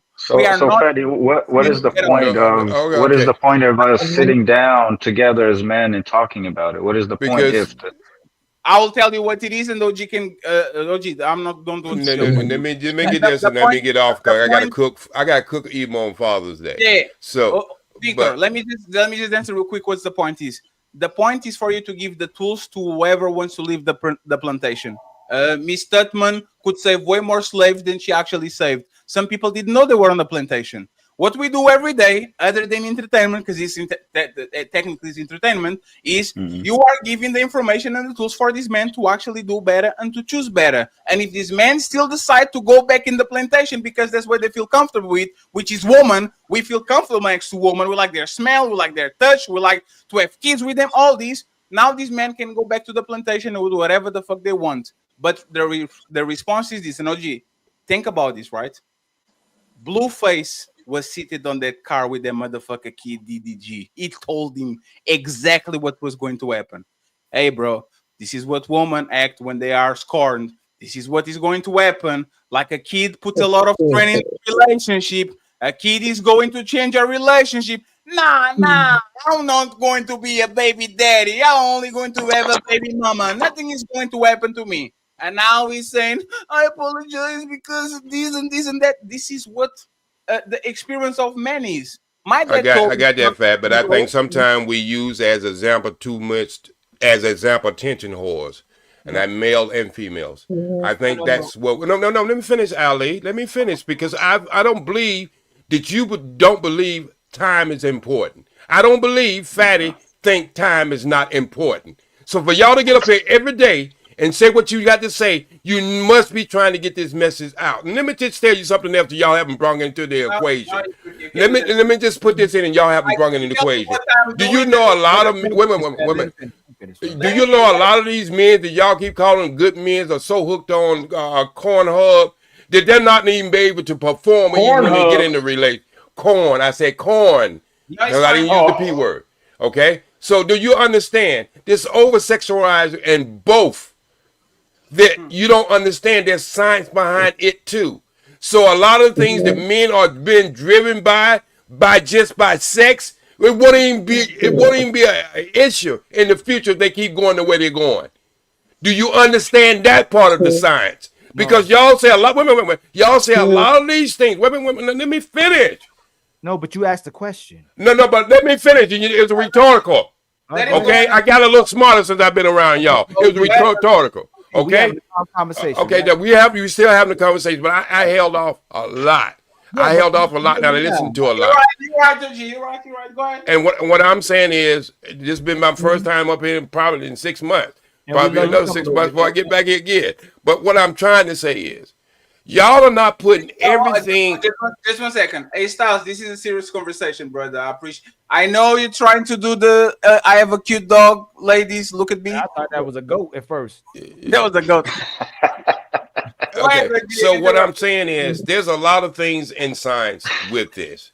I haven't heard in 15 years anything talked about boys even knowing about sex before they ever see Pornhub or anything. It's called wet dreams. I don't hear no fellas talking about that, explaining that to young men.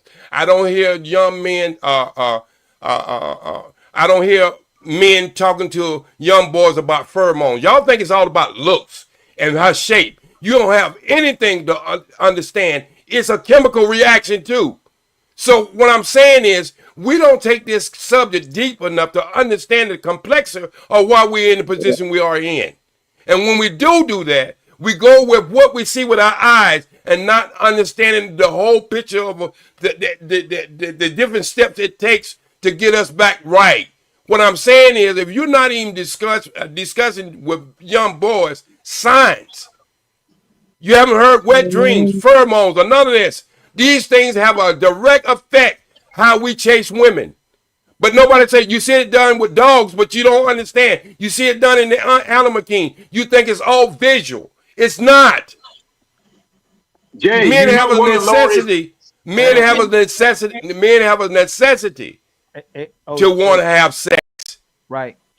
Okay. So what I'm saying is, if we go in and we start to retrain, and it ain't gonna be overnight, and I understand that this shit didn't happen overnight. Just like I say, Playboy Mansion started off in the 50s. Nobody even mentioning it anymore, Playboy anymore. So what I'm saying is, evolution always happened, Ali. Fatty, evolution always happened, and we have the same conversation about the same problem, and we're not curing it. That means that we're not really the right leaders, or we don't have the right knowledge to have these conversations. Have these, hold on. No, I understand. Wait. I understand. Wait. I understand. Okay, God. And let me say this last word. I'm gonna land it shopping. I'm gonna say this last word. Y'all can say all the bullshit you want to say. The Nation of Islam was built on whores. Okay. So OG, respectfully, what Patty was. Ali, let me just. It's 5 seconds. OG, I agree with you. Evolution happened before the fellas just would take it. There's nothing you can do. There's no rights. I'll smack you if you talk back to me. If you don't want to cook, I'll smack you again, and your daddy will smack you, and your brother will. If you said evolution, we are not savages anymore. We care about these people that are in our house. We don't beat them up every time a sports team loses. We try to take care of our kids. Evolution happened. You know what evolved? Woman having autonomy, laws that protect him, and no recourse, no religion, no laws, no village, no grandma, no nothing. So if you believe in evolution, man didn't evolve, and if we did, we evolved for the better. Because now I see Courtney, and I try to court her instead of trying to grape her. That's what we used to do since the beginning of mankind. It's been very recent that we said, you know what? This is our society. We are not going to do this because we care about our sisters. And I don't want to grape nobody's sister because I don't want nobody to take my sister away too. So if women change, you talking with men is irrelevant, OG, because we still are starving for anything. Married men are the biggest consumers of OnlyFans, and they have a wife in their house with porn available for free forever. They could never watch the whole catalog of Pornhub, and they still choosing to get these connections with these women that are using them for money, even though it's fake, because they are starving for just intimacy, somebody that understands them and all. There are even skits on Instagram when men are stopping their car and saying to the prostitutes, hey, how much for you to say that I was wrong? How much for you to say that you cherish me and you value me? And the woman gets on the car, oh, and you can get more $20 if you want me to apologize. Like, these are the regular skits that men are literally telling to everybody because we are starving and we have no idea how to fix this woman without putting our hands on them. Yeah, right? But if you keep going to the same woman, wait, Fatty, you keep going to the same woman in the nightclubs. You keep going to. Wait. Fatty, I worked in the strip club for 3 years, bro. I know what I'm talking about. So you go home, you go to the strip club, and then you want to go home to that woman and have these ideas in your head, what you've seen in the strip club, and you fantasize that your wife is supposed to do the same thing. OG, this is not about Come on, man. You're not even dealing with reality. OG, this is not about sex. This is about keeping your woman. And the way that we kept our woman was, if I have a problem with my woman, I will call her grandma. I will call auntie. And auntie's going to straighten her up because she knows if she's on the part of the family and you disrespect this motherfucking man, you are disrespecting me. I would have recourses to go to the law, to take her kids away, to take my provisions away. I would have tools. Now the only thing that I have is, please, Courtney, don't take my kids away. Please, Courtney, can you cook for me? Courtney, please, can you have sex with me? If Courtney says no, I'm going to jail.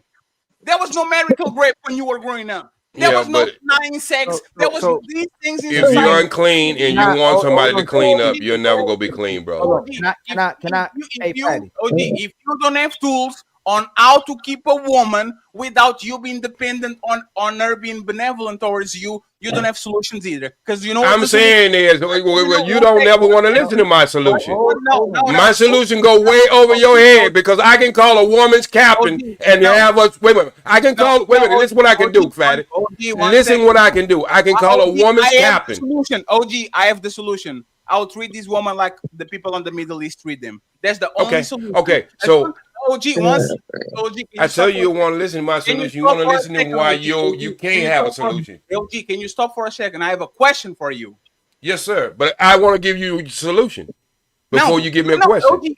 OG, I have the solution. I've been saying on this space for months. The day that you want to talk about this woman is going to be ugly because this is not talking with them is not working. Motherfuckers be begging for it don't work. For it don't work, OG. It doesn't work. Talking with woman doesn't work. If it doesn't seem that it's good for her, this woman is leaving. I have the solution. I just don't want to do it. I have the solution. The solution is looking where relationships are working. And on these places, like Ali said, is the patriarchy, the man rule, the woman listen. There's no end all be all. The religion is strong.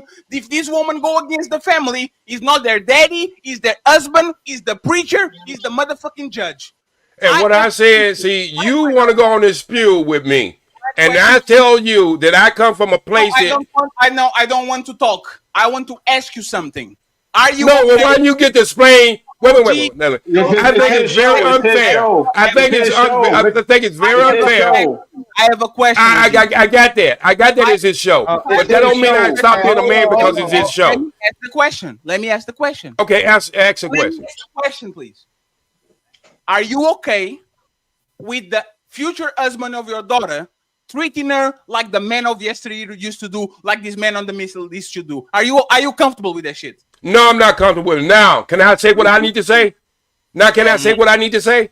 Because I don't have to worry about my daughter being treated like the man used to doing. You know why? Why? Because number one, my daughter don't have to pick up the telephone and call the police officer. Hey, let me finish, Allie. Let me finish. Let me finish, Allie. I need to finish this. I'm gonna let you finish it, but OG, I don't want you to have a heart attack on the panel. Bro, I'm probably the most healthy person on this goddamn panel. I'm probably the most healthy person on this damn panel. OG, stop the cap. You stop the cap. I play pro basketball, man. I play pro basketball. But can you get in the ring with me, though? Can you get in the ring with me, though? 1 second. I already said our editor is not a fan of y'all putting. I know who he is. He has a green background. Just let's not do. We're all friends. Let's not do this. Okay, so what I'm saying, Ali, I'm gonna calm down. But what I'm saying, Ali, that don't look good at all, brother. Let me calm down. OG, and I ain't to make you look like nothing. OG, I love your passion. I love you, death. You know. Oh, that's always a setup. Go ahead. We here with you. You ain't got to. Okay, well, y'all here with me. Y'all here with me and didn't listen me out then, cause Fatty went on, and you know once Fatty gets started, boy, you cannot let that train go, and he goes. But I'm gonna say it this way. Yeah. I don't Fatty. I don't have to worry about my daughter being treated like that. You know why? I can call FOI. Anytime a man ever put his hands on my daughter, I can pick up the phone. Anytime my daughter's going through trouble or whatever, she can pick up the phone. See, this is why I'm saying that some things could be happening at the same time. No, OG, stop. What if she deserves it? What if she cheated on me again? See, you did it again. You won't let me finish. Hey, 1 second. No, not today. Not today, Satan. Not today. No, you sound like you the one wearing the horns today. No. You got that pig falling back in your damn chair right about now. No, OG. There's reasons for you to put the hands on the man. Listen what I just said. Can I finish what I need to say? You wouldn't let me finish. I can't let you finish because you are moving the conversation to a place. I'm not moving the conversation. I'm telling you something you were trying to tell me. OG. That was totally wrong. OG, if your daughter deserves for someone to put their hands on her, are you going to call the nation? No, I don't have to. She will. Why? Again, we have protocol. See, this is what I'm trying to say is. Wait. No. You keep trying to equate everything with the shit you got in your head. OG, what I'm saying is, stop. OG, I'm a man. There's reasons to put hands on me. If I mistreat my kids, Ali will put his hands on me if I don't stop. This man is my friend. If I put my hands on that ain't got nothing to do with what I'm talking about. 1 second, and she doesn't deserve it. These men as community are going to make sure that they put my hands on me so I don't get drunk and just beat my woman just because. That's why men are better than the men of yesteryear. My question is this: why does your daughter has to call somebody if she is actually something that she deserves to get. Okay, well, you giving a scenario that I'm not giving, so I'm not even. You know what? I'm not even. Yeah, don't make it personal. Don't make it personal. I'm not saying, but listen. I'm trying to explain something, and y'all won't let me finish. Y'all keep popping in. What I'm explaining is, in every system, can we all come to this factor? In every system, there has guidelines, right? In every system, they got rules, regulation, guidelines. When everybody agree over that. If you go to work, you play sports or whatever, it has guidelines. And what I'm saying is, the world that Fatty and Ali are talking about, the world that Ali talking about, I see it every day. I don't have a disagreement in that. I'm saying. OG, let me finish. What I'm saying, I was supposed to talk 30 seconds ago. You're going. Oh, no. You're missing the whole point because you won't let me finish. You won't let me finish what I'm about to say, bro. Y'all don't want to hear what I got to say. You know what? Ali, 1 second, Ali, because he stayed. One second, because he stayed very quiet for like an hour, which is very strange. Ali, OG, I'm going to let you finish, but engage with our conversation, please. I'm trying to. OG, the topic of the conversation is this: when your woman does something good, nobody should touch her, nobody should abuse her, nobody should take something from her. When your woman does something egregious, that she needs to be checked by the husband, by the priest, by the law. She does something egregious. She shoves her kid up the stairs like postpartum depression, screaming at our kids, I hate you, all these things, right? What do we do, OG? And why is she calling the police or the whatever?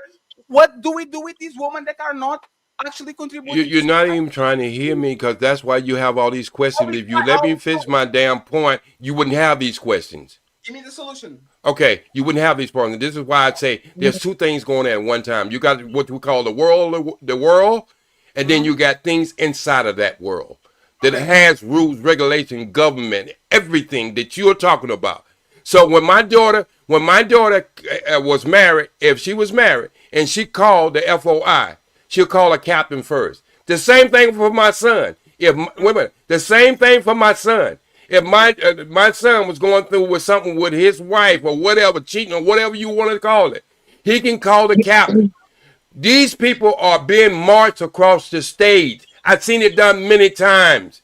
So what I'm telling you, there is consequences of your action when you are in some type of organization. I don't care what organization you're in. I'm just telling you something that have worked for me for the last 40 years. What are the consequences? Say what? Your daughter cheated on me and took my kids away to another state. She'll be found. She'll be found. Wait. Okay, well, she'll be found. The kids will be taken away from her, and she'll be walked across the stage. See, you keep looking at things in world sense, and I'm telling you how we do it in the Nation of Islam. That's why we call it a nation. It's a nation inside a nation. Do you understand it? You don't know anything about it. I'm trying to explain it to you, and you're trying to compare it to what we do in the world. No, one second, Ali. Just you got it right back to me. I promise, Ali. Ali, 1 second. Ali, let me ask you a question. Ali, let me ask you a question. Right? What happened if you call any identity that is not child services and they took your kid away from the mother of your kids and they went to whatever what would happen to them? Would people say, "Oh, it's the Nation of Islam. We good. There's no problem. You guys can do it," or they will go to jail for kidnapping? What would happen, Ali? Here, if a woman, yeah. What happened? OG J Speed already know. Ain't nothing serious going. Ain't no severe consequences going to happen to her. Come on, OG. Ali, stop the bullshit. Stop the bullshit. Wait. Stop the bullshit. Cause you're not gonna put that on the nation, bro. Stop the bullshit. We don't go. Wait. We submit our will to Allah. We don't submit our will to no fucking laws of the land. That's secondary. So number one, wait. Do you know what Sharia law is, bro? Do you know what Sharia law is, Ali? I don't want to have you live on a secular country, Ali. Hey, OG. Now, I'm asking Ali, do he know what that is? That's all I ask him. OG, please. OG, Ali, please. I don't want to go there with you. Oh, Ali, Ali, I know I'm getting. No, Ali, Ali, it's my responsibility, right? Because I need to apologize to you, right? OG, do you live in a country that is secular and that the laws overlap the religion, or you live on a country where Sharia law can be enacted and the laws are going to be in your favor? Which country? Wait a minute. Ali, and this is why I say you don't know about the Nation of Islam. We submit first. Number one, Fatty, if you go shake your head, then you already made up your mind before I give you the answer. I'm going to listen. Okay. Muhammad Ali decided he wasn't going in the military because wait. He wasn't going in the military because it was against his law, not the law of the land. He fought it. Wait. He fought them for 7 years and got the law underturned. Well, what I'm trying to tell you, when black men stand up, when we do things, when we get clean and submit our will to our Creator, regardless of whatever you might call them, you look at things different. You move different. You don't really give a damn about the laws of the land if it goes against your law and your spiritual law. And that's what y'all ain't quite understood yet. That's why y'all don't understand why the nation walk around and we don't carry guns. But we're the most threatened people on this goddamn land when it comes to security. Because y'all don't understand it. And that's cool. That's cool with me. Is that on a topic we talking about? Is that on a topic we talking about? Or it is on the topic. What I'm trying to say is the nation trained women first. That's what I'm saying. No. Did the nation stop Mr. Ali from being sentenced to 5 years? Fatty, right? Fatty. The things me and you talk about in the back, right? It's happening right now where OG, you in this emotional place where we can't get off and the conversation is stuck. You come about emotion, bro. I'm conscious. Don't even get triggered like that. I'm conscious. I'm not trying to say it like that. OG, stop being offended by what I'm saying because I'm not trying to be offended. I'm not offended. I'm just, you know what? I'm injecting what you're saying to me. OG, I'm as OG. I don't want to go back and forth with you. Can you? Yeah, I love you too, Ali. But hey, look, but I know when I smell in here and feel bullshit. No, but you speaking past each other. Oh, Fatty is telling you one thing. You're not even listening to what he's saying. I listen to Fatty, but I'm trying to tell him it's two different worlds going on at the same time. That's all I'm saying. I can identify with his world, but he can't identify with mine. Let me finish. Ali, go ahead, Ali. I can identify with his world, but he can't identify with mine. You're not. This is the thing, okay? But take Islam out of it. Everything about it. It's about consequences. I can't take Islam out of it. You can't speak after everything that I said. But I can't take Islam out of it, bro. OG, please do what you got to do, but don't ask me to take Islam out of it. OG, he telling me that. That's my way of life. That's my way of life. So I'm gonna take out my way of life out of it. You know, I'm not. Don't mean it. He just trying to argue, bro. No, bro. Why don't you just sit back and be cool? Okay, OG, this is between we got history together. We got history together. Me and Ali you ain't showing it. You ain't showing it, bro. We got history together. Bad history. You showing bad history. You over talking your boy because you older. That don't mean shit. Hey, relax. You need to relax, bro.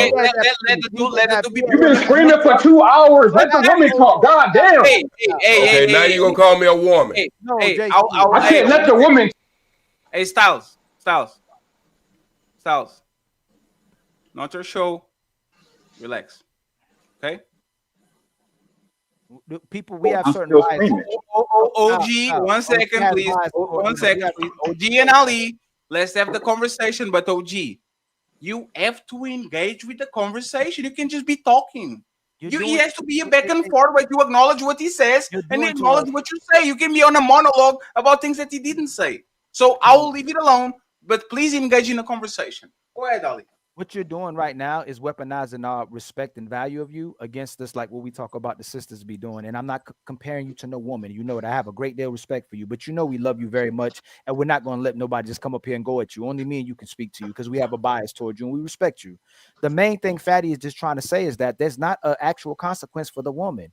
Like, if in order to actually get the woman to concede to something, to listen, there has to be repercussions and ramifications for her. That's just going to get in the physical realm. When she's our woman, that's my woman. It shouldn't be nobody being able to intervene. If a man does something wrong that's detrimental to society or his family, he need to get hands put on him. If the kid does something that's detrimental and setting us back, the kid needs to get his hands put on him for affecting the legacy. Women are the only ones who's not getting consequences. So what all Fatty is saying is that we're going to do what she wants to do. in that you saw it in Samson and Delilah, you saw it in Adam and Eve. Either she's going to make us or she's going to break us. So if every time we get with her, even if we're a great leader, even if I'm in the Nation of Islam, even if I'm in a Jew, even if I'm a Israelite, all these great men of power, whoever you want to talk about, if the woman takes that and weaponizes against the man, there's nothing we can do about it, OG. That's why men will have sex with women, because if they can't feel it in love, they're going to feel it in sex. So until she stops weaponizing the love that the man has for her and the desire she has for her, and there's no consequences on her, we're going to be stuck here.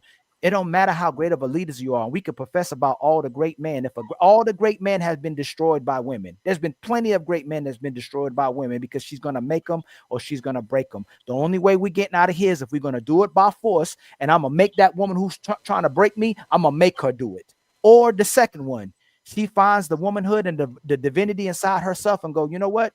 When I focus on me, it's chaos.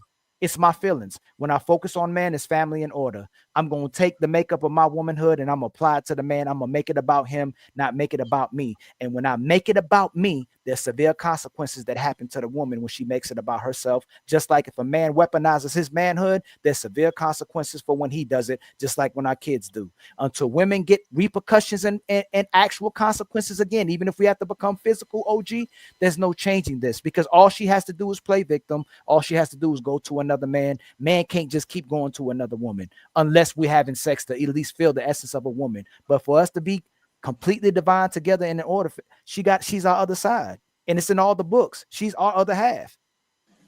That's all, and that's all Fatty's saying. OG. No, but see, I understand what you and Fatty's saying, and I say I could recommend in that world that y'all are living in, these are actual facts. But what y'all don't want to understand, and what y'all not receiving from me, y'all don't know a damn thing about the Nation of Islam. You really don't. Wait a minute. If you did, wait a minute, Ali, if you did, see, I didn't interrupt you not one time, Ali. I didn't interrupt you not one time, bro. You're muted. Ali, you're muted. Ali, you're muted, but I didn't interrupt you not one time, bro. OG, we're not having we're not disrespecting. No, but what I'm trying to say is you talking about behavior, and you're talking about consequence. And I'm talking about that there are things in place in certain areas right here in this country that has consequence when women do bad behavior. It has consequence when men do bad behavior. That's what y'all not listening to from me. I give it to you by the world that you want to be in. I understand the world that you're living in. I came from that world. What I'm saying is there's another set of things that's going on inside of that nation. That's all I'm saying, Ali. And that's what y'all won't give me. Because the first thing you said was, I don't care if it's a nation, I don't care if it's Islam, a woman's not going to be held accountable for watching. You don't know a damn thing about the nation, bro, for you to even say that. That's what I'm telling you right now. Ali, you know what's hilarious? The nation does all these things, but OG doesn't want his daughter to marry somebody in the nation. I didn't say I didn't want to. Wait a minute. See, this is what I'm talking about. I never. No. I never said that. I never said that. OG, I ask you verbatim. If the nation is what you're saying, why don't you marry somebody? Why doesn't she marry somebody? In the and I said, I say husband. I say the husband. Wait. I say the husband. The ratio. You got to understand. Black people don't come in the nation by droves. They come in there by little. Them with good men, the good men and the good women are sucked up so quick. Because we don't do all this stuff that y'all do, dating and all that other shit. I didn't say I didn't. No. Listen, Fatty, don't do it, Fatty. Don't do it. I said. You listen to what I said. I guarantee you. Each other. That's what you said. I said what? You said I don't want her to be there because they fuck each other quick or something like that. No, I did not. No, I did not say that. You didn't say that. I'm listening to what I just said. I said men and women, when they first get in, they get together so quick. You don't really have a choice. It's like putting out something. Wait. Stop. Yeah. It's like putting out a Gucci bag and putting out a fucking a fake ass Gucci bag, but you tell these people this is the real one.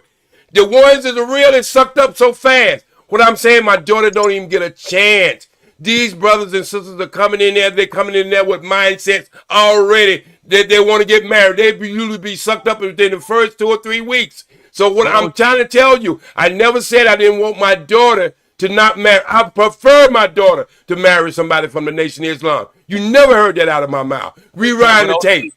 I bet $500 on that right now. Rewind the tape. Hey, Sir, Base. sir. Hey, Yeah, go ahead. the spirit of what I said doesn't change at all. No, yes, it does. No.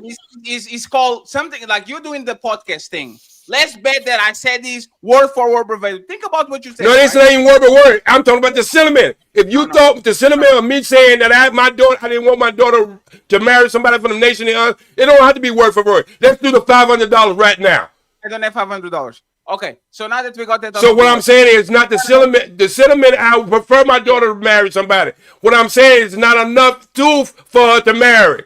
Y'all didn't get that part. Maybe I stretched it out too long. What I'm saying is good men and good women are sucked up so fast in the nation, you can even turn your head. That's what I was saying, Fatty. Okay, no, 1 second. What does suck that mean, OG? I'm saying like when somebody come into the, when somebody coming into the nation, all right? Say a brother coming in the nation, right? And a sister coming in the nation at the same time, right? That brother go say, "Hey, Captain, can you speak to the captain right there? I would like to take start to date. We don't use the word date, but I would like to start the date now." That means the captain goes out and tell the supreme captain of a woman, MGT, and say, this gentleman, this brother is interested in you. All right? Are you interested in him? If she says yes, that means that captain and that captain of the man and that captain of the woman, they go out on what they call a chaperone date. They have the discussion. They talk about family. They talk about what they want and things they want. It ain't no 5 and 6 and 7, 8, no dates like that. That man and that woman decide within probably 2 or 3 dates if they go get married. That's what. And if all three, it's chaperone. That's what all 3 dates are chaperone. What's wrong with that, OG? That's what Islam. I'm not saying anything wrong with that, but what Fatty asked me why it moves so fast. What I'm saying, it moves. That's not. Yes, he did. He said no, he did, but he didn't ask you for that reason. He's asking you, wouldn't you want your daughter to get married fast with a good man? Yes. You in fact. So why wouldn't you? Yes, and y'all didn't even listen to me. I said my daughter was getting so bad she had started to push away from the Nation of Islam because she couldn't find a suitable person that she wanted in her life. So what I'm saying is, I never said I didn't want her to marry somebody from the Nation of Islam. I would prefer her to marry somebody because they're all moving in the same journey. So if you misunderstood me saying Fatty, I did not say that. Okay. So I stand corrected. But my question is this, OG, and this is going to be the $1 million question. I like that, OG. If your daughter disobeys her husband, if she starts denying him sex, if she starts says I don't cook for you, if she starts says I don't clean for you, if she starts says I'm going to take your kids away, if she does all these things that regular women are doing because nothing stops us, what is going to happen to her inside of the Nation of Islam? We have laws, and I can't. Fatty, listen, Fatty. We have laws and concept. I can't even discuss what we do. I can't even discuss. Wait, Fatty. I know you gonna think this. I'm just blowing smoke around your damn ears or whatever. What I'm just saying is, the Nation is a very secret organization and a very secret place. We don't go out and give our information out. But when you join, wait. This is why nobody can just walk into the mosque and join the Nation. You have to go through almost like basic training. You have to know. Wait. You gotta do certain things, and you gotta know certain laws that we follow. And so women know that they can't do what the average street woman, just pick up some kids and leave town. We got mosques in every goddamn state in America. We would track your ass down, point blank. Okay, so if she calls the cops and says my dad in the Nation of Islam is seeking all these people to me because I just want to live my life and they are doing this and this and that, any of y'all going to jail? No, because you know what? This is why I say you don't know nothing about the Nation. You don't. Fatty. What I'm trying to tell you is we don't have faults against the police, the FBI, the CIA, and everything else. We're the most trained person on this fucking earth. We don't carry weapons. Wait. We don't carry weapons. But every law enforcement, you can do your own research, consider us a deadly weapon. So what I'm trying to tell you, Fatty, we're not even out there trying to promote what we do. What we're trying to say is, it's an organization you join yourself, a nation within a nation. You join it yourself. It's totally different from the United Snakes of America. Yes. All right? So we have to, when you understand that, you're understanding, you're joining them. Most people call it a cult. They can call it anything they want to. But what you got to understand, we submit our will to Allah and Allah only. That's how I'm trying to relate to this conversation. And there's rules and regulations people follow, men and women. Is it fair to say that jails and prisons have thousands of members of the Nation of Islam? Is that fair to say? You have people who convert to the Nation of Islam once they become in jail. So you are telling me if an American citizen, let's go with anonymous base, he converts himself to the Nation of Islam and he marries Melanin and he puts his hands on her and Melanin called the cops and says, anonymous base put his hands on me. You are telling me that man is not going to jail because he's a member of the... No, what I'm going to tell you is she wouldn't be calling the cops. She called us. FOI. You're anonymous. See, that's what you don't want to believe, Fatty. See, because when you, when you don't have the knowledge of something, it don't make sense to you. I wouldn't put hands on Melanin for the record. And again, Fatty, Melanie would not call the police. She'll call FOI. She'll call her captain, and we'll take care of that situation. And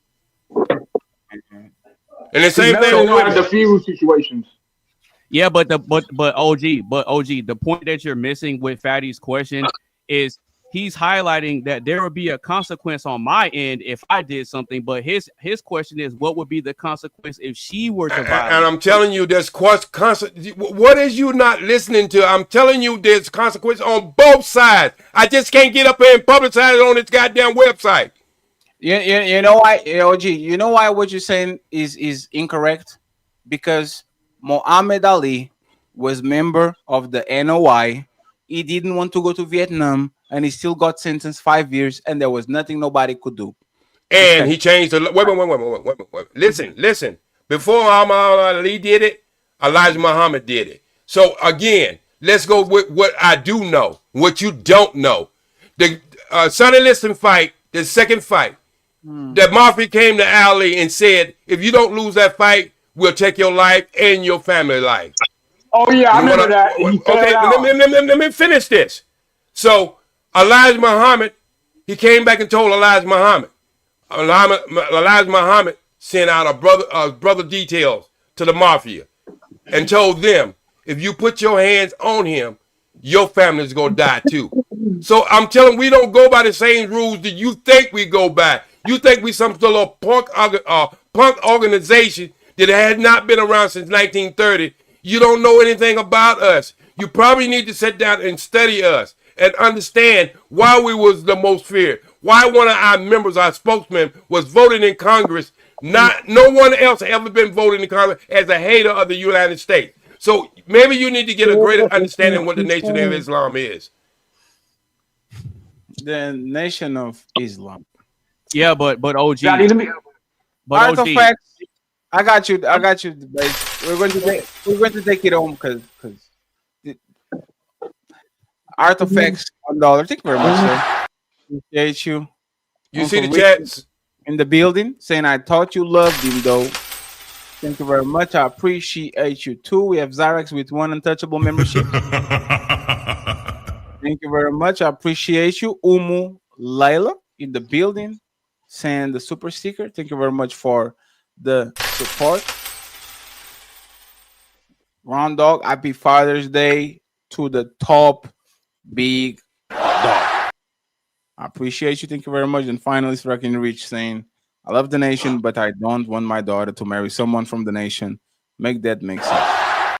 He said that he's wrong. So if he's wrong, he's wrong. He's wrong because I never said that. When you go back and you look at this, I don't understand why would you say we might have to go to Africa or we might have to do A, B, C, D. If the nation has all these rules and regulations when people are going to act up because there's powers that be are going to make sure these people stay together, ever structure and all that. I wouldn't understand why you want to go to Africa to get Well, I understand. Way before you get to that part of not understanding that, is a lot of things else you don't understand, and that's what I'm trying to lay down on the table. I'm not going to sit up here and incriminate myself of what we do in as far as our policies, our laws, and everything else. But anybody who knows, from the 5%ers to Israelites, you ask them how the Nation of Islam conduct themselves. Go back and look up some old newspaper clippings. Go back and look at a video about the Nation of Islam. We're not one to be reckoned with. We have never been one to be reckoned with. Maybe you need to go back and look at the movie Malcolm X to get some kind of understanding of who we are, and what we represent. Last question. Yeah, but OG. But OG. Hey, I truly apologize. Let me put you on the last question. OG, do women from the nation divorce their husbands? No. So if a woman marries me and we are a part of the NOI, if you both members, no. If we're both members, she can't divorce me. If you're both members, no. We listen what I'm going to say. We only have one marriage. Anything after one marriage is not even considered a marriage. And if you're really Christian, you will understand that as a Christian. When you get married, once you're married, that's your husband and your wife for life, regardless of what they're saying on the land. And this is what y'all can't separate. There's man's law and there's God's law. Y'all choose to live totally by man's law, cool. Whatever repercussion you get from it, hey, you're welcome to it. What I'm saying is, I submit my will to Allah. So that's all I do. So you're still married, right, OG? Say what? So you're still married to your No, I'm not married, and I ain't getting married. I'm still married. By what I've just said. Well, this is what I just said. I'm still, listen. My wife did not go and get a divorce. I did not go get a divorce. We're separated. But I didn't get a divorce. She didn't petition the court for the divorce. You won't find one in California or anywhere on the United States. I didn't go to petition to get a divorce. All our kids are grown. So what I'm saying is, Fatty, until this point, I'm cool being celibate for 3 years. Because you know why? Because I am still a married man. Even though me and my wife is separated. So basically you guys are divorced, right? No, we're not. OG. Hey, base, sorry. OG. No, it's good, bro. It's your show, man. You got it. OG. Go ahead, were you guys married inside of the structure of the Nation of Islam? Most certainly. If you want her back, does she have a choice? If I wanted her back. If you said, today you are going to come back, I don't want to be separated from you anymore, go cook. Does she has a choice? It'll be a conversation. Nah, she comes back. So what's wrong with the conversation? Wait. Listen what I just said. Wait. Listen. Y'all, see, this is where the childish part of this whole conversation comes in. It is very childish because you acting like a man on a throne with a gun and saying, "I want you back." No. You act like there's no conversation, no nothing. No, you mean that's not what I said. If the Nation of Islam has all these structure and these situations that put the woman in their place and make sure that she's taking care of the husband and all those things, you should just make a call to the Nation of Islam and say, I don't have to. Woman. No, 1 second. You just have to call the Nation of Islam and says, I want my woman back, and they will arrange ways that your woman is at your door by the next month and she's cooking and cleaning. You know what? Everything that she should you know do. what, Fatty. If she has an option of not doing it, what are they enforcing exactly? You know what, Fatty? You're probably good in a lot of things in life. And when it comes down to conversation, when you start looking at world views and stuff, but I'm going to just tell you right about now, you're just like a kid having this conversation with me because you don't know nothing about the Nation of Islam. I can call my captain right now, and I can have my captain get in touch with her captain and say, look, I'm thinking about just making a connection back to my wife, and I'd like for us to get back together. That shit is going to happen. What if she okay? That shit is going to happen. So, wait a minute. She has to have the conversation with Fatty. See, this is what I'm trying to tell you. You are having conversation about things you don't know about. She has to have the conversation with me. What if she says no? She still has to have the conversation. Hell, I might meet her and Mike will say no. I don't care about the conversation. Look, I'm just saying. I might meet her and say I don't want what I'm seeing, what she has become. No, OG. It's about. OG, you say, I want you back. Does she has a choice to say no and nothing happens to her and she continues to live her life? Again, Fatty, I'm going to try to make this as simple as possible. I know you're looking for one of them I got you moments, but you don't have no got you because you don't know Fatty, what you're talking change about. the subject, Fatty. I'm not changing the subject. Let's just do it this way. All right. Look, if I want to have a reconsideration with my wife again, I can make a call and that will happen. It's up to us deciding if we go get back together. Why'd you say us? Us. I'm saying us. It's You going to went out, decide right? us. You went out, right? Because I'm not. Wait. One of the things, the difference between the Middle East and the Nation of Islam, we don't have our women carrying bags. Okay. We don't have our women walking behind us. We can't protect our woman when she's walking behind her because we can't keep visual on her. So she walk beside her. So what I'm trying to tell you is, if I want to have that conversation, Fatty, yes, that conversation is going to be had. All right? We're going to be, listen, we'll be one decided we're going to get back together. Because number one. No, why you keep saying we? Who is we? Because I'm saying we. No. Who is we? I'm saying we. You and her, right? You and my her, wife. When I say we are the one. So she has a choice to say no, right? Listen, I'm saying we. Reason why I'm saying we is because, again, she might turn out to be something since she's been separated from me that I don't want, no longer want anymore. OG, I would like to ask you something when you guys are done. OG, why do you keep saying we? Because I'm not marrying an invisible person. Hey, one second. OG, think about it. Me and Tina get married under no religion, no nothing. We separate each other, but are still married on the papers. What stops me from saying me and Tina are going to talk on the phone and we are going to decide if we're going to be back? You are literally saying the same thing. I'm not saying the same thing. No, 1 second. The nation and me being a secular person doesn't change the fact that I can call my ex-wife or my ex-French wife and say, do you want to try it again? And we get together. But the thing is, in my secular world, Tina has a choice. There's nothing that I can do to make her come in and do it. So if the nation is different, there should be mechanisms for it to happen without her consent. So my question it is different. And if you don't want to answer, don't answer. What? I answer your damn question. You just want to make you just want to have this conversation, but your conversation represents nothing because the telephone call you made, she didn't have to answer. The telephone call I made, they have to answer. Okay, she answers. Hola, tudo bem? It's OG. When you want to get listen, what I just said. When I call the captain, that meeting gonna be arranged, bro. Okay, so that meeting is gonna be arranged, regardless of what you think. That meeting is gonna be arranged. Let's do the role play. It's OG. The captains want us to talk about our marriage. Okay, I'm going to be there.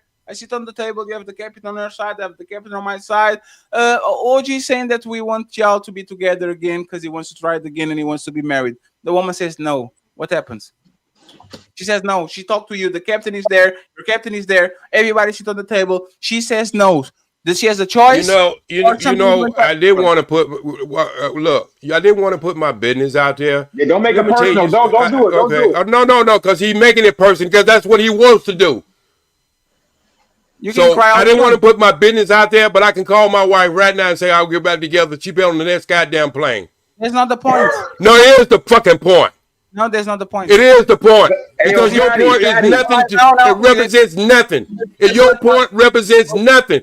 And the reason why I didn't want to use myself as the person, because I know I can make that call and my wife would be on the next plane. It's calling but what I wanted to do is show you that we had some structure. Hey, 1 second. Hey, Styles, respectfully, bro. Stop motherfucking egging it on and said to moving on. I have respect for you, but stop doing that. This shit is annoying. Please. Okay? Go ahead, bro. Go ahead, man. OG is an hypothetical. We are not saying that you don't want your woman back, or if you couldn't get your woman back. A lot of men, a lot of women say, my baby daddy will want me back if I want them. Everybody says that. I'm not saying that you can get her back.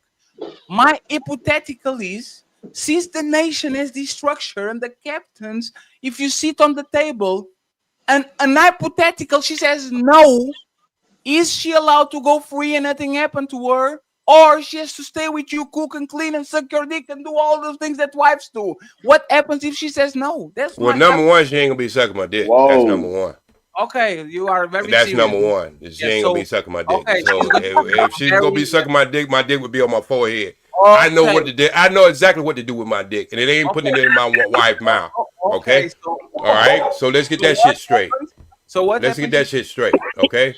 That's somebody else's. That's somebody else's bullshit. Y'all don't bring it in our community. I'm a degenerate. Yes. What if she says no? Okay. So let's just get that straight. Again, I cannot repeat the same thing over and over. We have structure. Number one. And I understand why you're having a hard time with it, Fatty, because you're dealing in the world. And I'm telling you, it's something totally different than what you think it is. And I can't explain it. And wait a minute. I can't explain it to you. I can't sit up here and make myself incriminate myself or whatever you want me to do because you want that defined answer. And I'm not going into our protocol, the way we move and how we do things. I'm not putting that on your. I love you, brother, as a brother. I love you as a friend. We talk offline, but I'm not putting myself out there like that on this channel, bro. OG, can I explain to you? Can I just real quick? And I'm so sorry, I don't mean to interrupt, bro. And OG, by the way, Dark Lake, thank you for being here. And Styles uninterrupted afterwards. Okay, Styles. There's a reason why I told you to be a little bit quiet. No, you good. I was doing too much. No, you good. Let me explain so everybody understands what's going on. We've been here for at this point 3 or 4 years. There's personal relationships in the line, and we kind of talk each other this way because we fuck with each other like that. When there's somebody that is kind of new, egging it on and saying, move on, you're just escalating something that doesn't need to escalate. So it's all love with OG because we've been having these conversations 1,000 times. I didn't know that. I'm thinking y'all, yeah. You just kicked off somebody the other day. That's my bad. This is not a guest. This is somebody that was with us from day 0.000. So there's a level of respect that we have to maintain. And my bad, OG, earlier about that too, OG. My bad about that, man to man. I told you to stay away from it. Go ahead, Dark Lake. Go ahead, Dark Lake. I want to hear from the ladies and the fellas, and then we wrap it up. Go ahead, Larry. Okay, yeah, and I'm not going to waste no time. This is going to be real quick. Thank you so much, Fatty, for having me on the show. Ali, for having me on the show. God bless everybody on the panel. OG, you asked a question just now. You said, I don't know why you're having a problem with this, Fatty. And I swear, OG, you know, I got love for you, bro. I'm not trying to do a gotcha moment, but I think I have a question for you that might help you realize where some people are thinking the point is kind of missed that Fatty's making, right? So you're bringing, and correct me if I'm wrong in any assertion I'm making, right, OG? If you're bringing up the point of an organization like the Nation of Islam to illustrate to Fatty that outside of the secular world that we all, a majority of us live by, right, pertaining to consequences that a man could elicit or inflict, right, that sort of exists on the outside of that secular world. So it basically gives men an option pertaining to the organization that you're speaking of, Nation of Islam. Am I right? That's yes, the gist of it. Okay, cool. So let me ask you a question, OG. What's the likelihood that most men or black men will be a part of the Nation of Islam? That 100% of us will. What's the likelihood? Probably less than 2%. Okay. Oh, okay. And I agree, right? And not to say that someone is wrong if they don't join or wrong if they do join, right? It's everybody's prerogative, right? You feel me? Yes, sir. But the point is, right, you said probably less than 2%. Yes, sir. So that means that maybe 2% roughly of black men or men in general who join the Nation of Islam, right, will undergo that experience that you are trying to project to Fatty, of having that option of a woman not having all of the law with no consequences to her devices in a relationship with a man. But since you sort of just projected the number less than 2%, then that's a majority of men who won't be a part of that system. So, and I'm not saying, OG, you're so wrong. No, what I'm saying, OG, is what advice would you give for the men who are a part of the 98% who have to abide by the secular law in which we live in reference to relationships? Okay, that's what I think that is trying to. And that's a beautiful question, my brother. And that's why I kept saying that we're talking about a nation inside a nation versus the outside world, the worldly. And Christians go through the same thing. You can live worldly, or you can be a Christian, or whatever your deity may be. So to answer your question, the first thing I said when I came up here was, from my experience, men train men. And I'm saying that it won't happen overnight. But if we was to get rid of the counsel and retrain our young boys for the future, that maybe me and you might not even see the clarity of the greatness of what happened.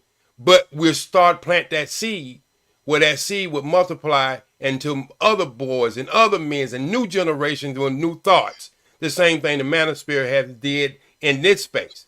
Planting seeds in men's head to let them know they have options. Let men know they have other ways they can think about it. Let men think, get yourself together, get your bank account together, build yourself, and these type of women that you want will come to you. You'll become part of the 20% of the men, the women that seek men. So my thing is, let's start with self. It's the man in the mirror. One of the greatest songs Michael Jackson ever wrote. And that song might sound like it's cliche, but it all starts with us. Because in the end of the day, Dark Lake, you know, you've been on my website. I make beautiful music about black men. I make beautiful women songs about black people in general. We're just being here today and having a conversation about the problems in the relationship between our community. And what I'm saying is there's no quick fix. I understand that. But what I'm saying is I had to go all the way to the Nation of Islam to get a fix for me. I was slanging shit all over this country. I've been in the entertainment ever since I was 9 years old. So what I'm saying is I had to correct my behavior. And when I correct my behavior, believe it or not, I got a virgin in California in 1990.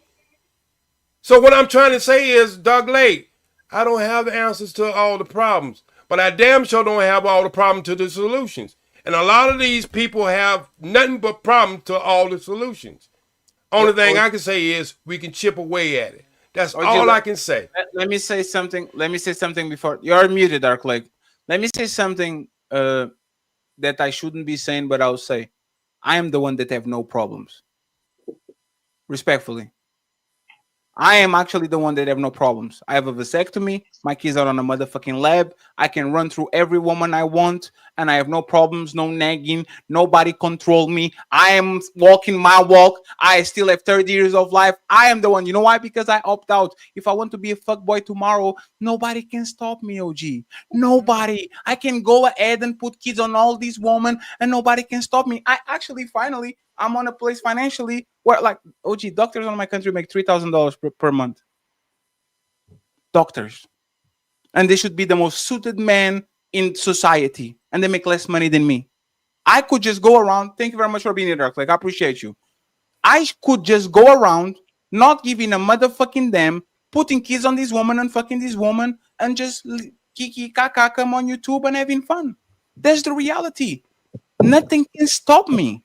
And the same way I'm saying nothing can stop me from being a fuckboy and becoming future and put a bunch of kids out there and all that shit, I'm telling you, we don't have no mechanism to stop this woman either. Because this woman tomorrow can wake up and want to have 4 baby daddies and 4 kids by different fathers, and there's nothing you can do. There's no nation, there's no Orthodox Christian, there's no government, there's no nothing. Because as long as she's not committing a crime, she will be good. She will always get rewarded.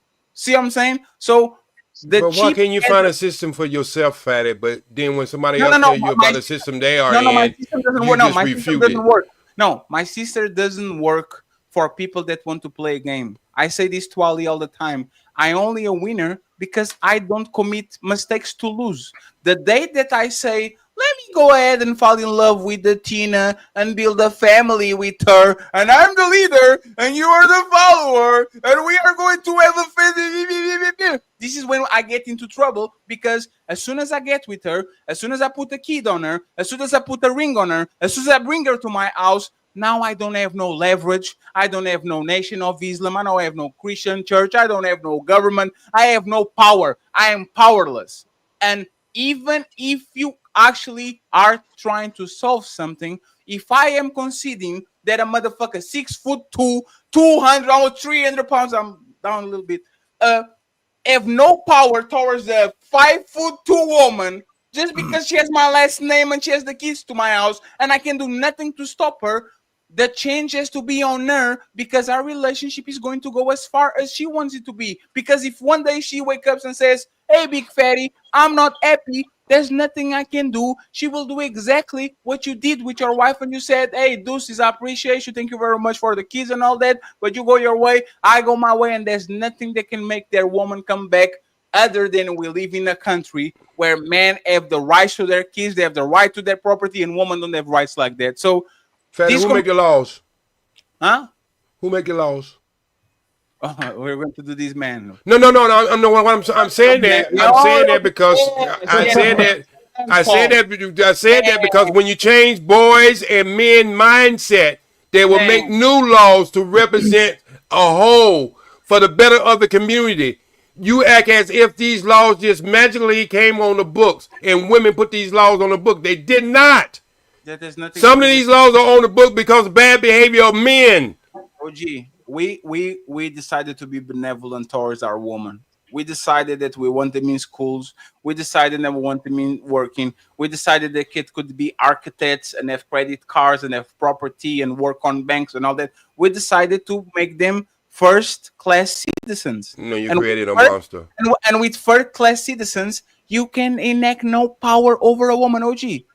This is the they enacting power over us. How you think they got the laws? We don't. Let me explain why we don't, right? This is the most basic situation. I meet Courtney today. Oh my God. Thank you very much, Tina, for bringing Courtney. I'm falling in love. Ooh-wee, all that, right? Fly out to Portugal, all those things, all that.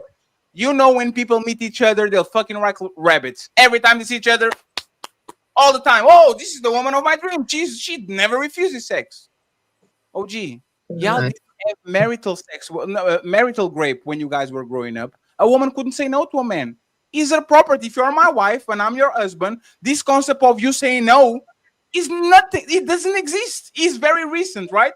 If I go to Courtney and I say, baby, I'm on the mood, and she says no, and I keep going, I'm going to jail. I'm one phone call away from my husband said yes when I said no. I'm going to jail. This is the most basic interaction between two lovers and two husbands and wives and all that shit. Sex. If you want it from me, take it. If I want from you, I take it.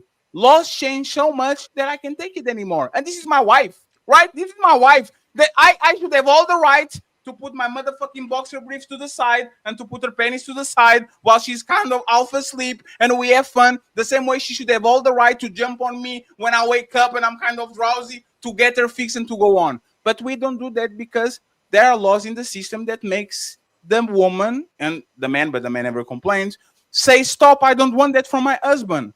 So the question, OG, is this last question and everybody final thoughts.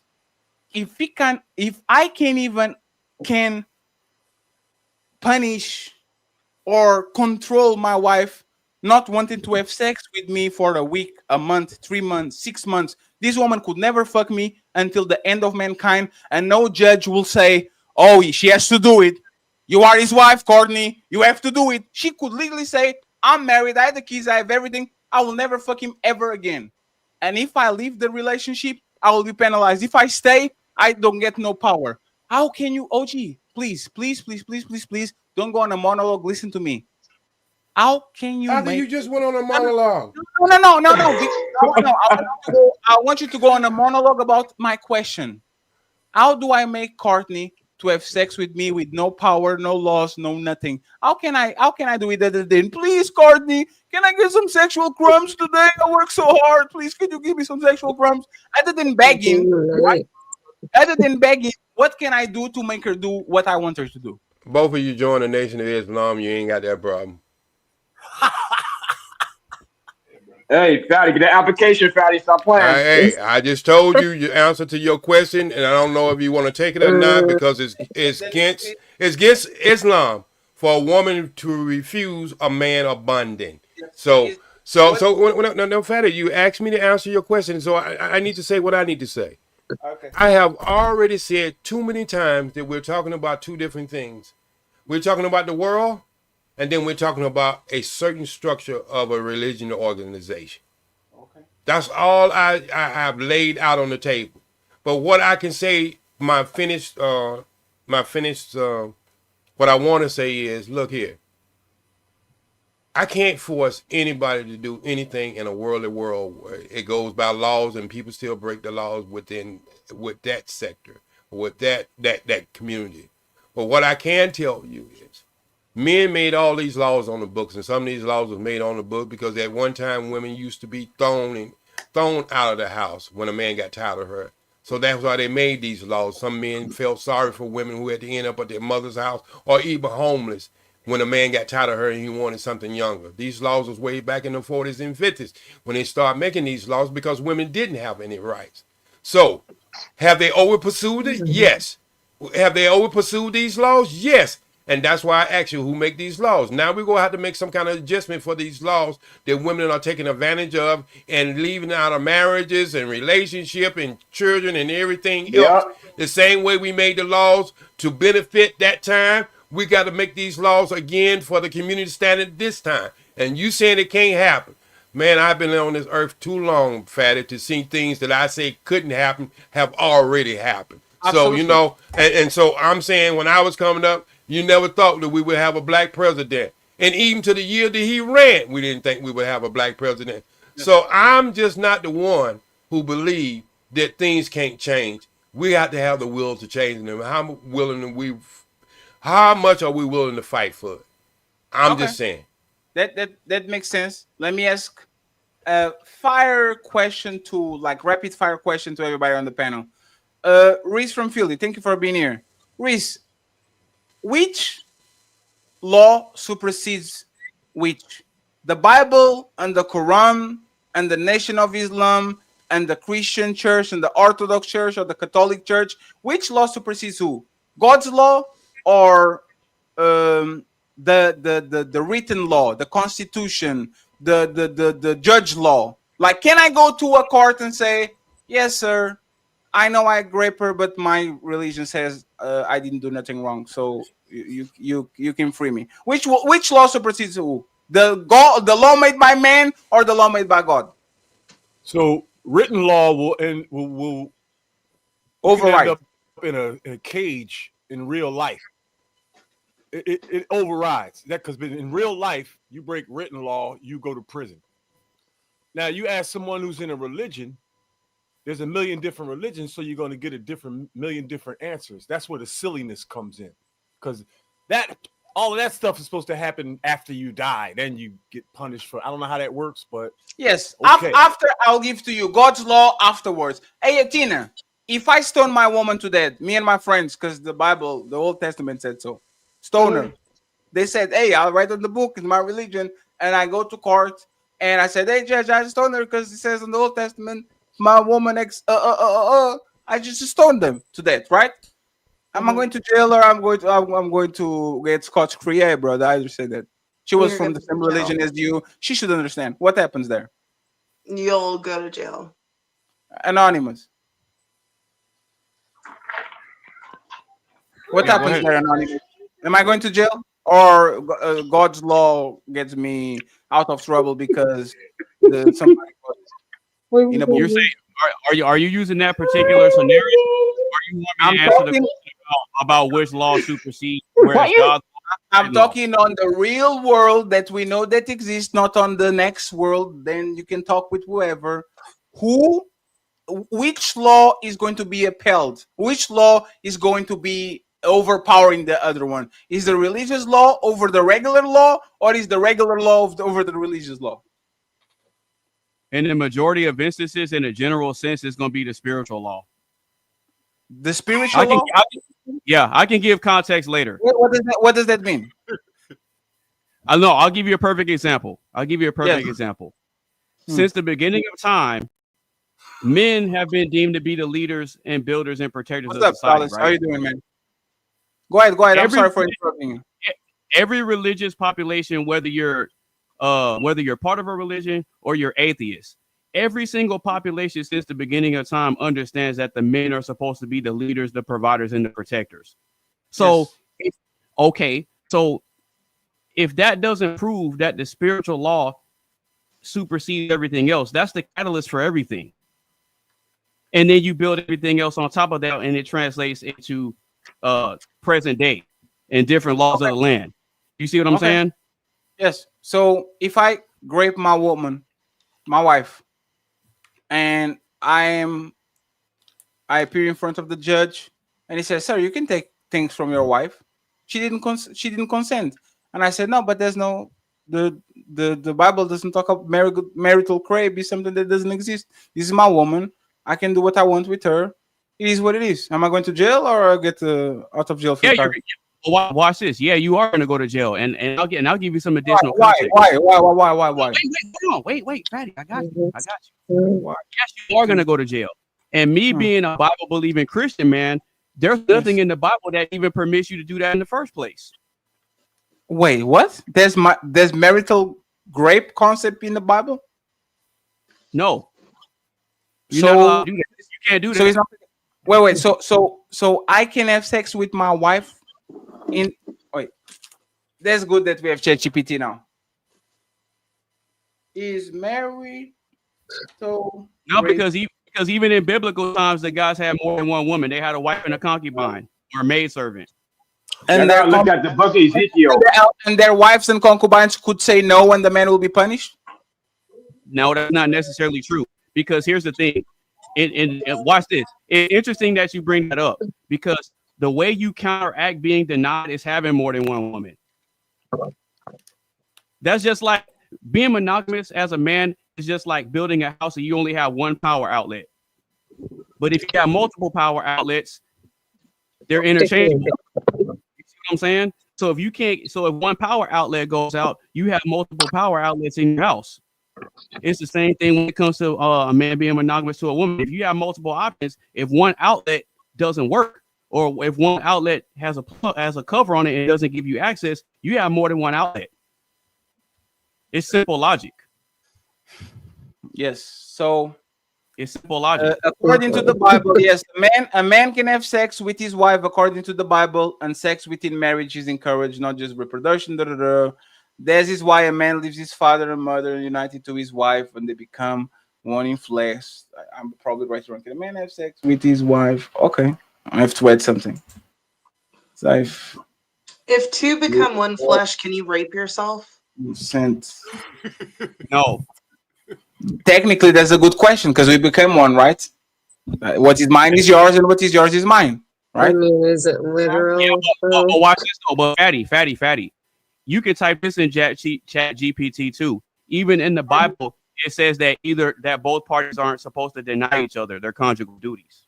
So the Bible says that you should. No. I have it right here. Go ahead.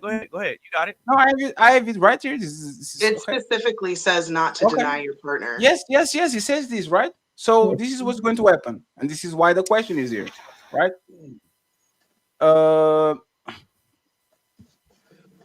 Okay.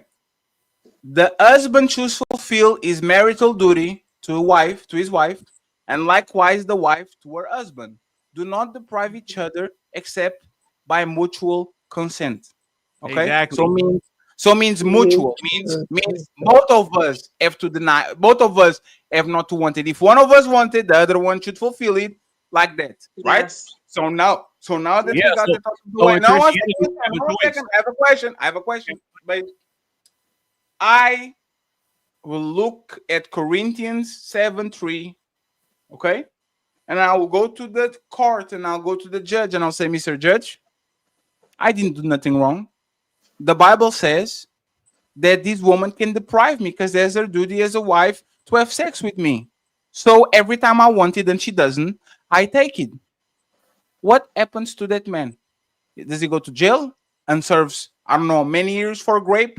Or does he stay scot-free because Bible and God and religion go over what is happening on the law? What happens there? Can I? Oh, go ahead. My bad. No, you're gonna go to base. You're gonna go to jail. I go to base. This is the conversation that we have with. This is the conversation that we have with Andrew Wilson all the time. Oh, because the Orthodox Church and da da da da. What if she says no to the church? What if this woman says no before I could literally do everything. I could go to the priest. I could go to the courts. I could say my woman is not doing her job and she would lose everything. I would keep the kid. I'll keep the house. I'll get another woman and everything was justified. What in the law, right? What in the law says that I, Fatty, can make my woman have sex with me, and if she doesn't want to, I can leave my relationship with all my assets, with all my kids, with everything I came in more, because she was the one that broke the contract, and she's the one that needs to be punished. There's nowhere based. And this the Old Testament. Wait, Fatty. The part of my statement that you left out is having more than one woman. That's the part you left out. Are you Christian? Yeah, are you Christian? I added that. 1 second. There's no Bible verse that says you're only that you're supposed to have one woman. No. Okay. So let's do this. The Bible says that you can have 7 wives. The government says that you only can have one. Which one supersedes who? The spiritual one. No. Oh my God, the government. Even if you're looking at it spiritually, like if you look at the Bible, it says that we are battling against all of these things. The Bible even says that the laws of the land to obey the laws of the land. What Fatty's saying is the laws of the land supersede whatever our religion is, and that is the absolute truth. No, you're right in that point. This is the point that you're missing, because bigamy, which is having more than one wife, legally is illegal, right? But there's no law saying that I can't have a wife and a side. That's why there's a term called a mistress for a reason. So, Anonymous, do you know anyone with a concubine? There's plenty of guys that have multiple chicks. That's always been a thing. What do you mean? No. Official concubine. Official. Straight. This is my concubine. This woman is not my wife. I just came here, lay some pipe, put some kids on her, go back to my house. You know anybody that is officially a concubine? That calls himself, I'm a concubine. Yeah, Brittany Renner. She's a concubine? She's a forever side chick. Can a concubine say no to the man? Can the concubine say no to the man? But the role of the side chick. No, I ask you a very specific question. Can a concubine say no to the man that is fucking her? Yep. She can say no? Yes, she can. We all have everybody got choices, Fatty. Whoa. You are telling me that me as a man, if this is my concubine and I'm whatever, you are telling me that this woman can say, no, I'm not your concubine anymore. Yeah. The same way you chose to take a wife or take a concubine is the same way you can get rid of her. It goes both ways. Because even in the courting process, even in the religious context, both parties have to agree. You can't just get a girl and say, oh, this is who you're going to be with. Because even in religion with arranged marriages, both parties have to consent to it. Well, you're supposed to bring that woman around in a minute in the family. So like I said earlier, everybody has a choice, Fatty. No, they don't. No, they don't. Biblical answer. Can a concubine refuse sex or leave her man? In biblical times, a concubine could not deny sex or leave her man by her own will. She was legally and sexually bound to him without full rights of a wife, basically treated like property with benefits. Now, can Brittany Renner, that you call the concubine, decide one day, you know what? I don't want to be a concubine anymore. I'm going to move on. Can she refuse access to this man and move along and nothing happens to her? Did her and Kevin Gates, some step is gonna come get her. Did her and Kevin Gates break up? Yes. There you go. What if he didn't want her to leave? What if he wanted to keep her and get? But it doesn't matter. Y'all just be these women. These women in ancient times will be stoned to death. These women said, I don't want to be with my husband. Hey, let's call everybody to the plaza. We're going to get some rocks. She's done. In I agree with 2025, that. in 2025, that's called kidnapping. That's called trafficking. You grabbing a woman and take her to another state and put her on the case that you have to fuck me and all that shit. That's called rape, right? Like listen carefully. We could say that case, in my opinion, was one of the concubines. This is the official one, right? What happened to him? Everything was consensual, all that. What happened to him? In this time, you can use religion to go to the court and say, sir, but the son belongs to the dad. Sir, but she can refuse me sex. Sir, but she's my concubine. Why are you taking access to her? Even if you are religious, you live by the laws of the land, like Tina said. So my problem with OG is that OG will come in and talking about religious groups and all that shit and say these religious groups are going to do da da da da da. You know what happened when the government doesn't want to get the religious groups here? They get him out of here like they did with the Black Panthers. Do you think if the Mormons in Utah that have some very weird things going on with kids like very young and all that shit, do you think the government, if they wanted to design that shit and just get him out of here, they wouldn't? They just don't do it because they don't want to. In my country, is the gypsies. Yeah, I guess it's okay. The gypsies at I don't know. The gypsies at 6 years old, not 6 years old, on the sixth grade, they have to get out of school. At 13-year-old, they are having kids. The responsibility is on the parents and the government to actually enforce. But if this government didn't recognize that they're a special group with their religion and all that shit, and they wanted to put them in jail because of that shit, they could easily. So I will say these, and I'll final thought because we need to leave, right? Grown men were fucking kids in the Bible, in the Quran, and all that shit. Respectfully, that's what it was. Even your grandma probably, your grandpa probably was 19 and 12 and 13, whatever the fuck he was. Recognizing the Bible. We don't know what motherfucker Muhammad did to whatever. We don't know how many years the Virgin Mary had. But these being a thing in the Bible where grown-ups fuck motherfucking kids. That's a reality. That's a reality. You know, the Old Testament, New Testament. And we have laws to protect. Once again, it was older times. We didn't have the science. We didn't have the social. We know if a man can get an hard-on, he's an adult. If a woman can get a period, she's an adult. That's what we thought 300 years ago. So now that we are in 2025, and this is for having an exclamation point, what is the law that needs to be upheld?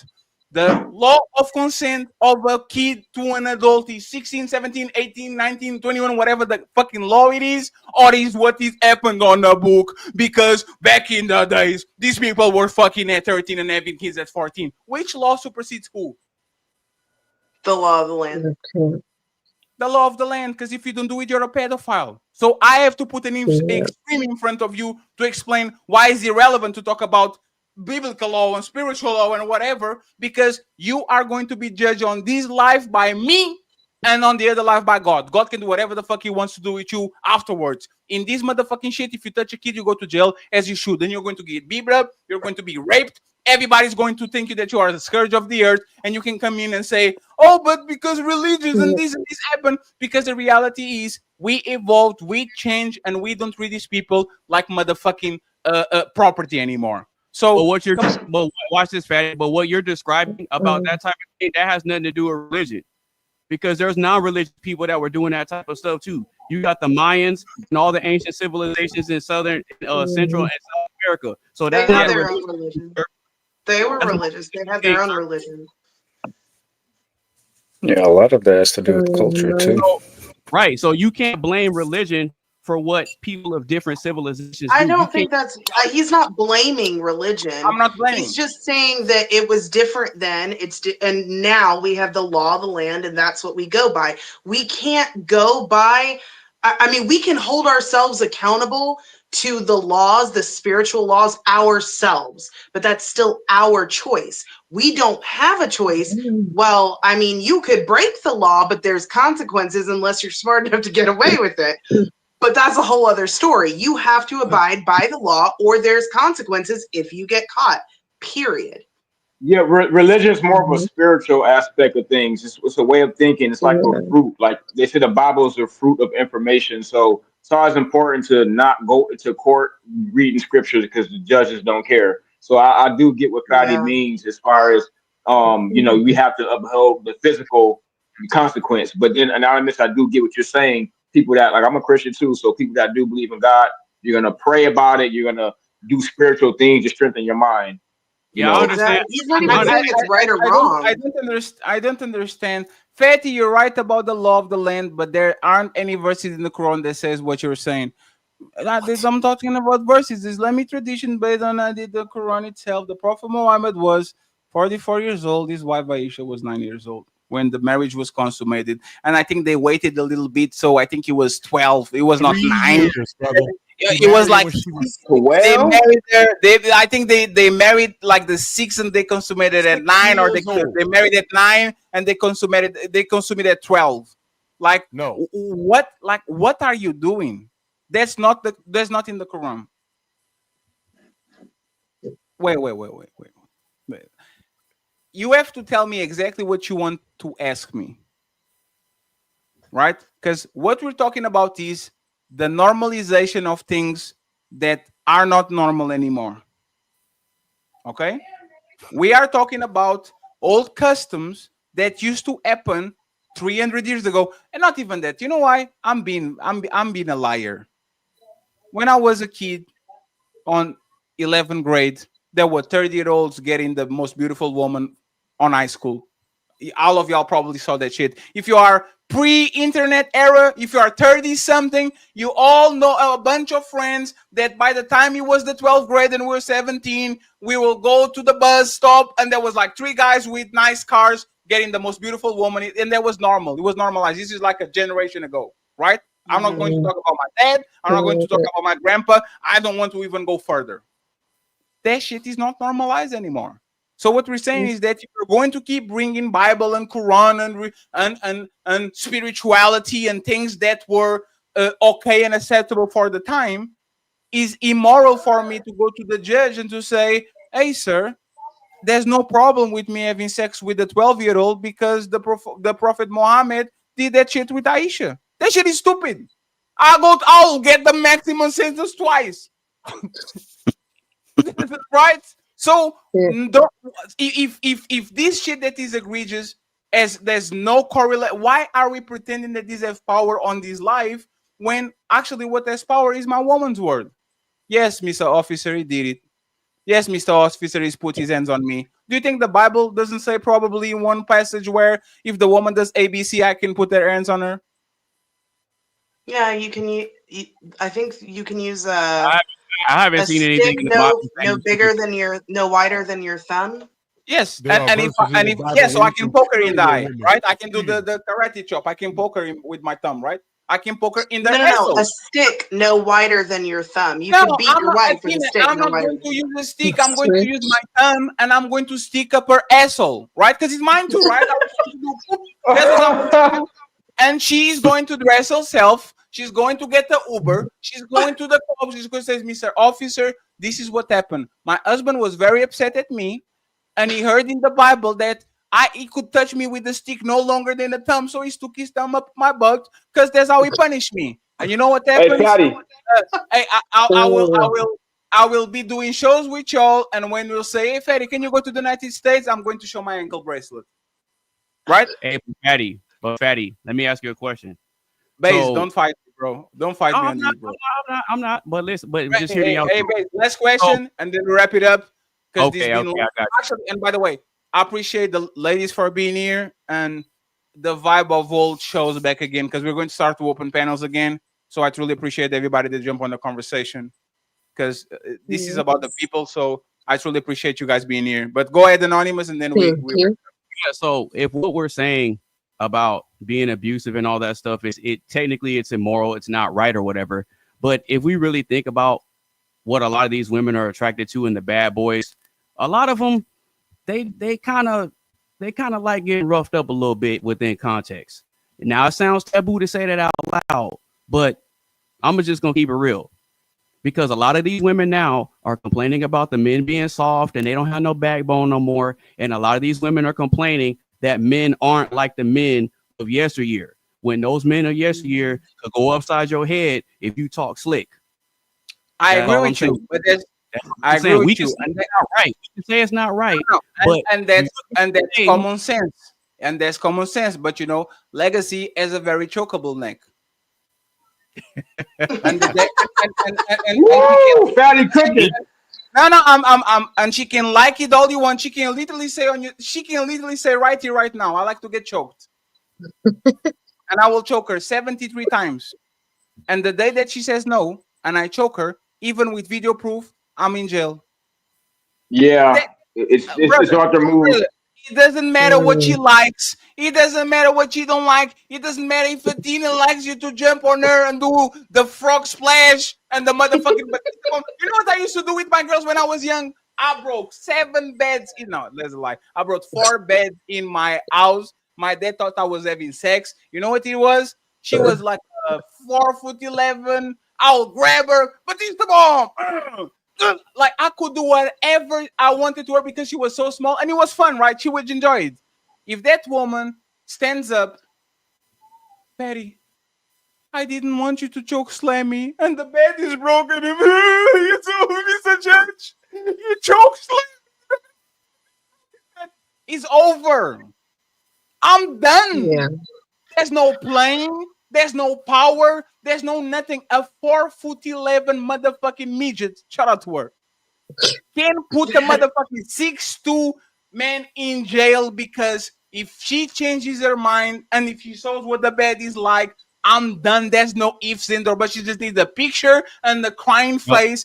Now I'm on the newspaper. So this is what I'm telling to There OG. needs to be consequences for false accusations. And I think that the consequences need to be as severe as the consequences of the crime. Hey, Even Athena, if it's the death penalty. Athena, I'll do you one better. I'll do you one better, Athena. What they need to do is they need to create a false rape accuser registry.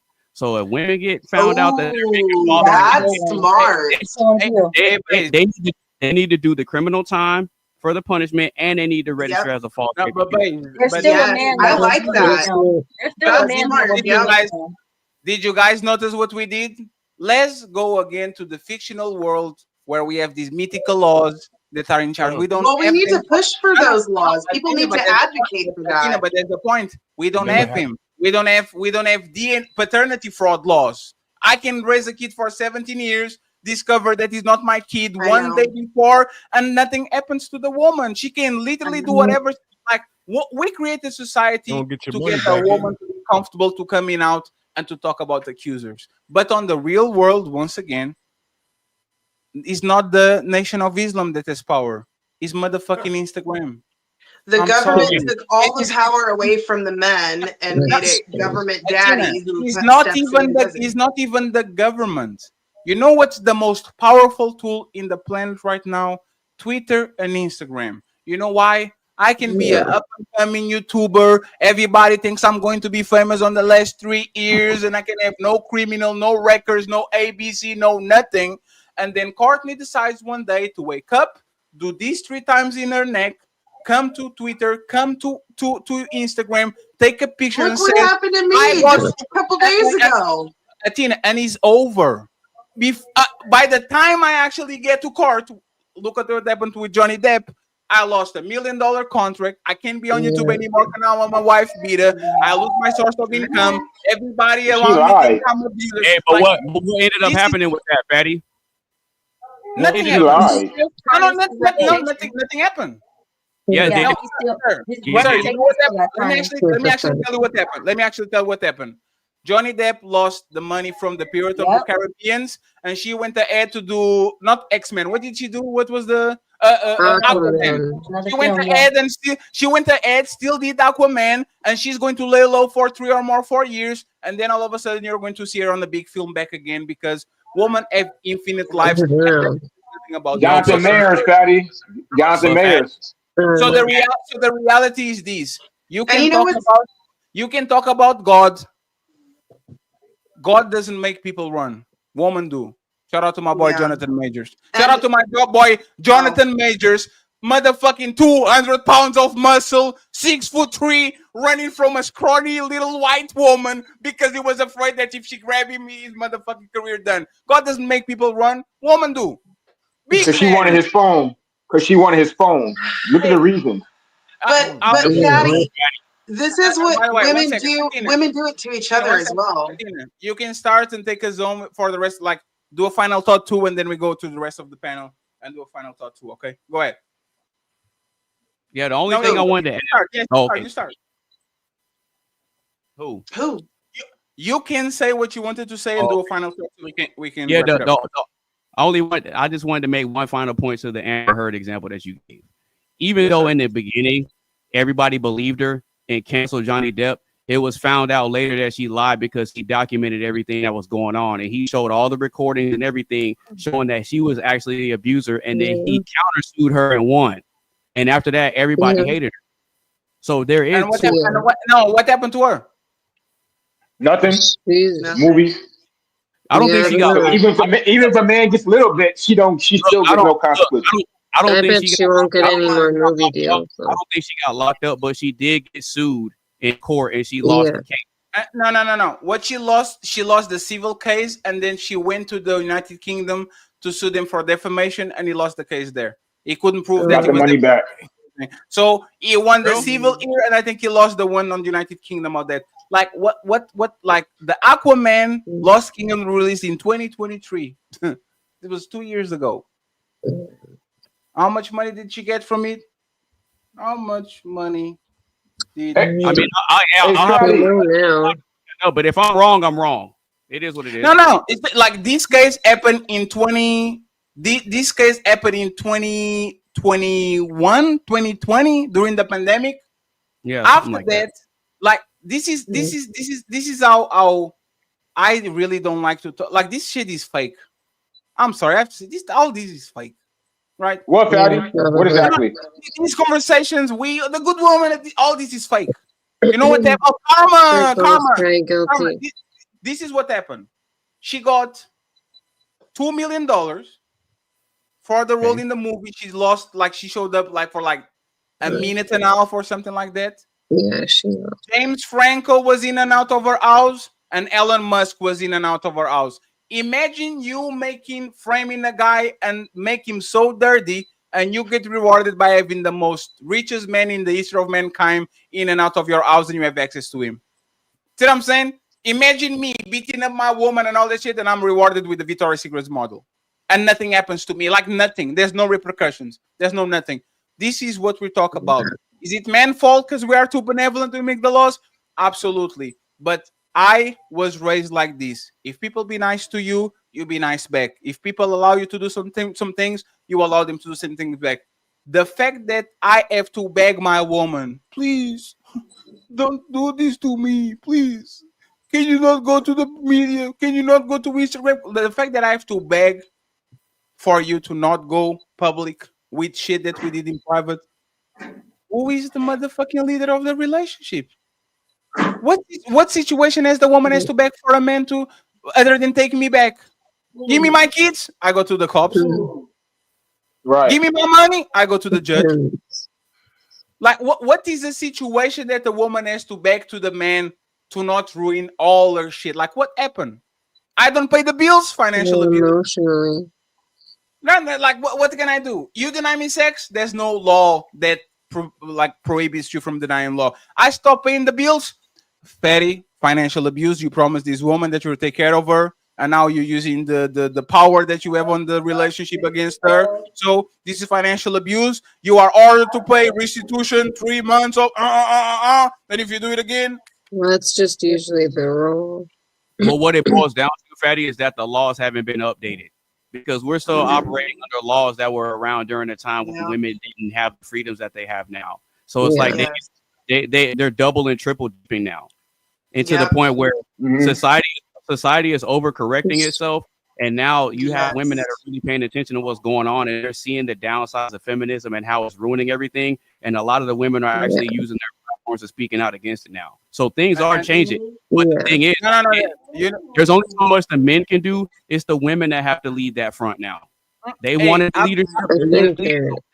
Fix the gender war is not man against woman, is a man against man. The absolute power corrupts absolute. Athena is not my enemy. Corin is not my enemy. If I want to take something from them, I would jump on their house like if men wanted to do something, they would. You know what happens? You are going to go and try to change the law. Half of the population already is against you because they don't want to lose their rights that they got. And there's 25% of men that are motherfucking suckers. Because that's the truth. Happy wife, happy life. I need every woman together. Like, go on TikTok. After the show, like nobody's going live after me. Maybe I'll go on TikTok. Let me go on TikTok and talk a little bit slick to a woman that is mistreating me. You are not a real man and you are an abuser. I know you are a wife beater. I can hear it in your voice. You are a wife beater. What? You don't see my face. You never saw me in my life. I am on the other side of the ocean, and you calling me a wife beater to pander to the woman on the panel for what? And you know what the woman say? Hey, sir, that's not fair. We don't have no evidence. We don't have no nothing. This man is innocent. Do you think they say that? Do you think they say that, or they say that? Yeah, he sound dirt. He sound dirt. He sound Tory Lane situation, Fatty. He sounds like he puts hands on woman. I believe it. I believe it. This is why you will never get nothing done, Anonymous, because the man that should be walking next to you to make a fair society where woman and man can be represented and have all that shit, they have wives too. They don't want to go back to their wives and listen. Our woman lost custody of their kid because instead of giving automatically to the woman, they went ahead and tried to figure out which one is more competent to have the kid most time. Women don't want that shit. They don't. They don't want to pay child support. They don't want to pay alimony. They don't want to pay nothing. So you know when the laws are going to change? Is not when a woman wake up and decide to be fair. Is when I divorced Melanin and now she's an I earner and I'm not. I'm just a struggling YouTuber, and then he was Courtney, and then he's going to be a Tina, and then he's going to be so many women that are literally paying spousal support and child support and losing their shit because now they're making so much money more than us. Then one man is going to wake up and says, you know what? This is so unfair. Why is Adele losing so much money? Why is Britney Spears that worked so hard for her money losing her money to Kevin Federline, that motherfucking maggot? And all of a sudden, magically, the laws change. We need equality and we need to make sure that the shit is fair. Men are not going to help you, brother. Neither do women. Society will. Once the pendulum goes so far that these women are getting so much money that you can compete with them, this is when people are going to start to actually change the laws, because at the end of the day, the suckers are always going to protect the woman, and they don't want this TikTok famous woman marry a bum, and now she has to give up all her shit because the laws were there to punish men. That's the only way this is going to. The more money a woman makes, the higher dating pool. Absolutely, the more money a woman makes, the less of the man she will find.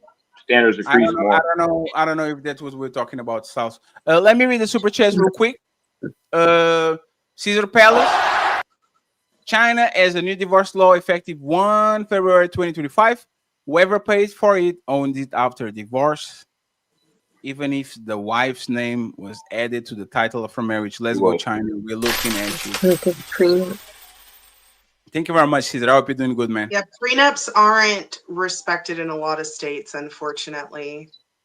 Malma, prenups don't protect you against spousal support, child support, alimony, and kids custody. All the things that men truly care about, that you can have in on prenup. You can only have on postnup, and she has to sign that shit. If she says I don't want to sign it, she doesn't have to sign it. So it's not going to solve nothing. No prenup, no marriage. No prenup, no marriage. Simple.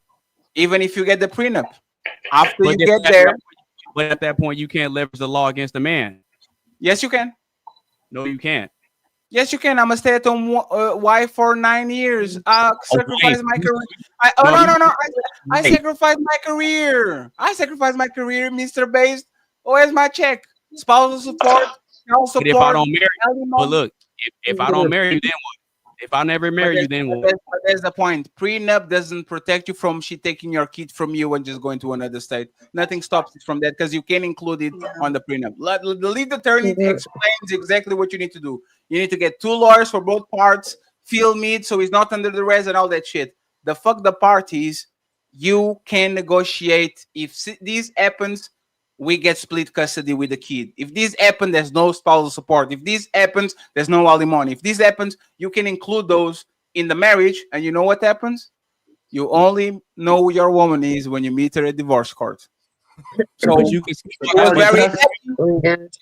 She was very happy on the beginning, and now she's not. You can skip all that. Not get legally married in the first place. Hey, boys, because you love her. And boys, you know what's actually fucked up? Again, go ahead. Hey, bro, all this is fake. I don't want to say this is bad for business. All this is fake.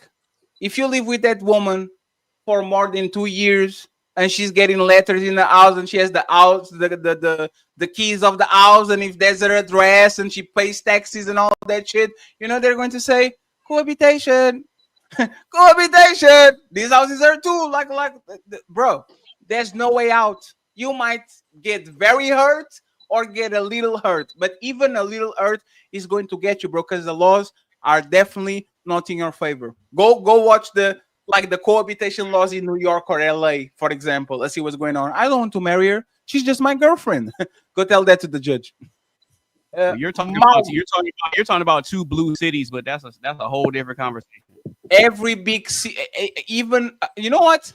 I actually think the red states are even worse. No, I'm in a red state. I'm in Texas, bro. Don't quote me on that. But the states where people believe in traditionalism and all that shit, y'all were the ones that were pushing like the man has to be the man and the woman has to be the woman. And now you make laws to protect women because if the man is outside and he leaves her or cheats on her, what's going to happen to that weak stay-at-home mom that doesn't know? Like, you see what I'm saying? Actually, I think it's worse. Let me actually check these. Texas. I'm in Texas, bro. It's not as crazy as you think it is. Oh. Yeah. Okay, let me see. Texas cohabitation laws. Yeah, we have common law marriage.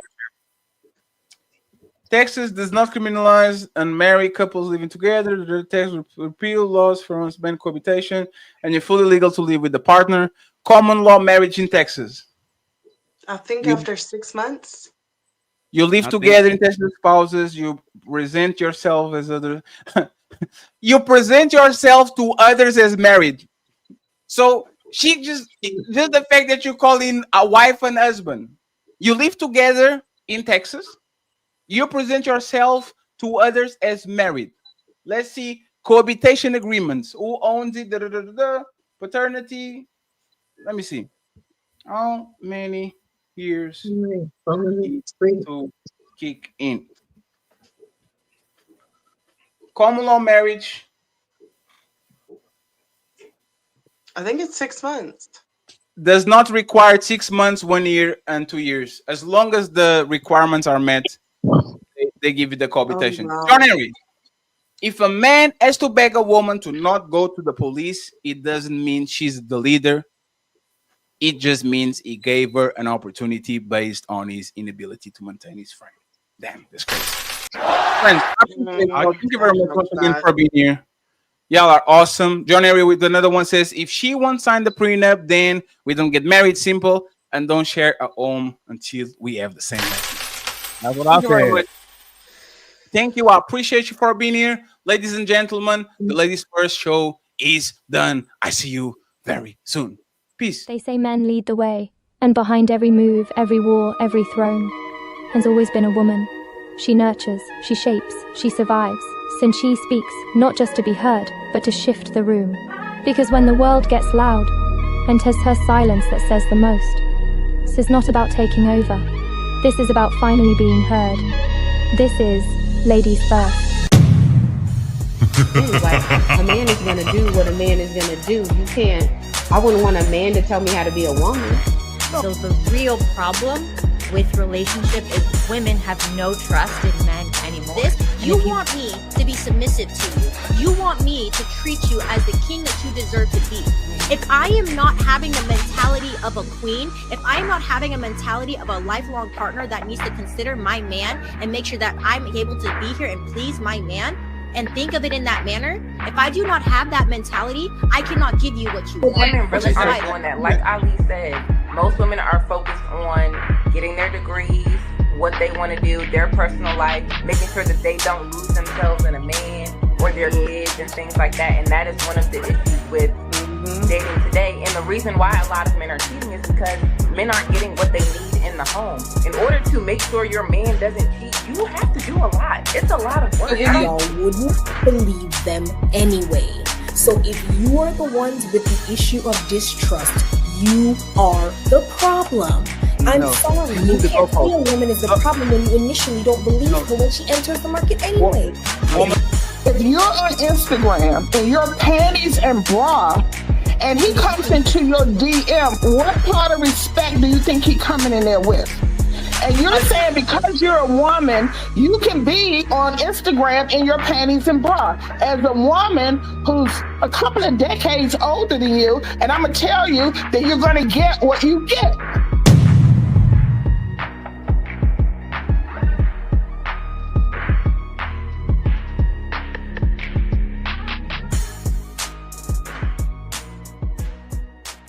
Ha ha ha ha ha!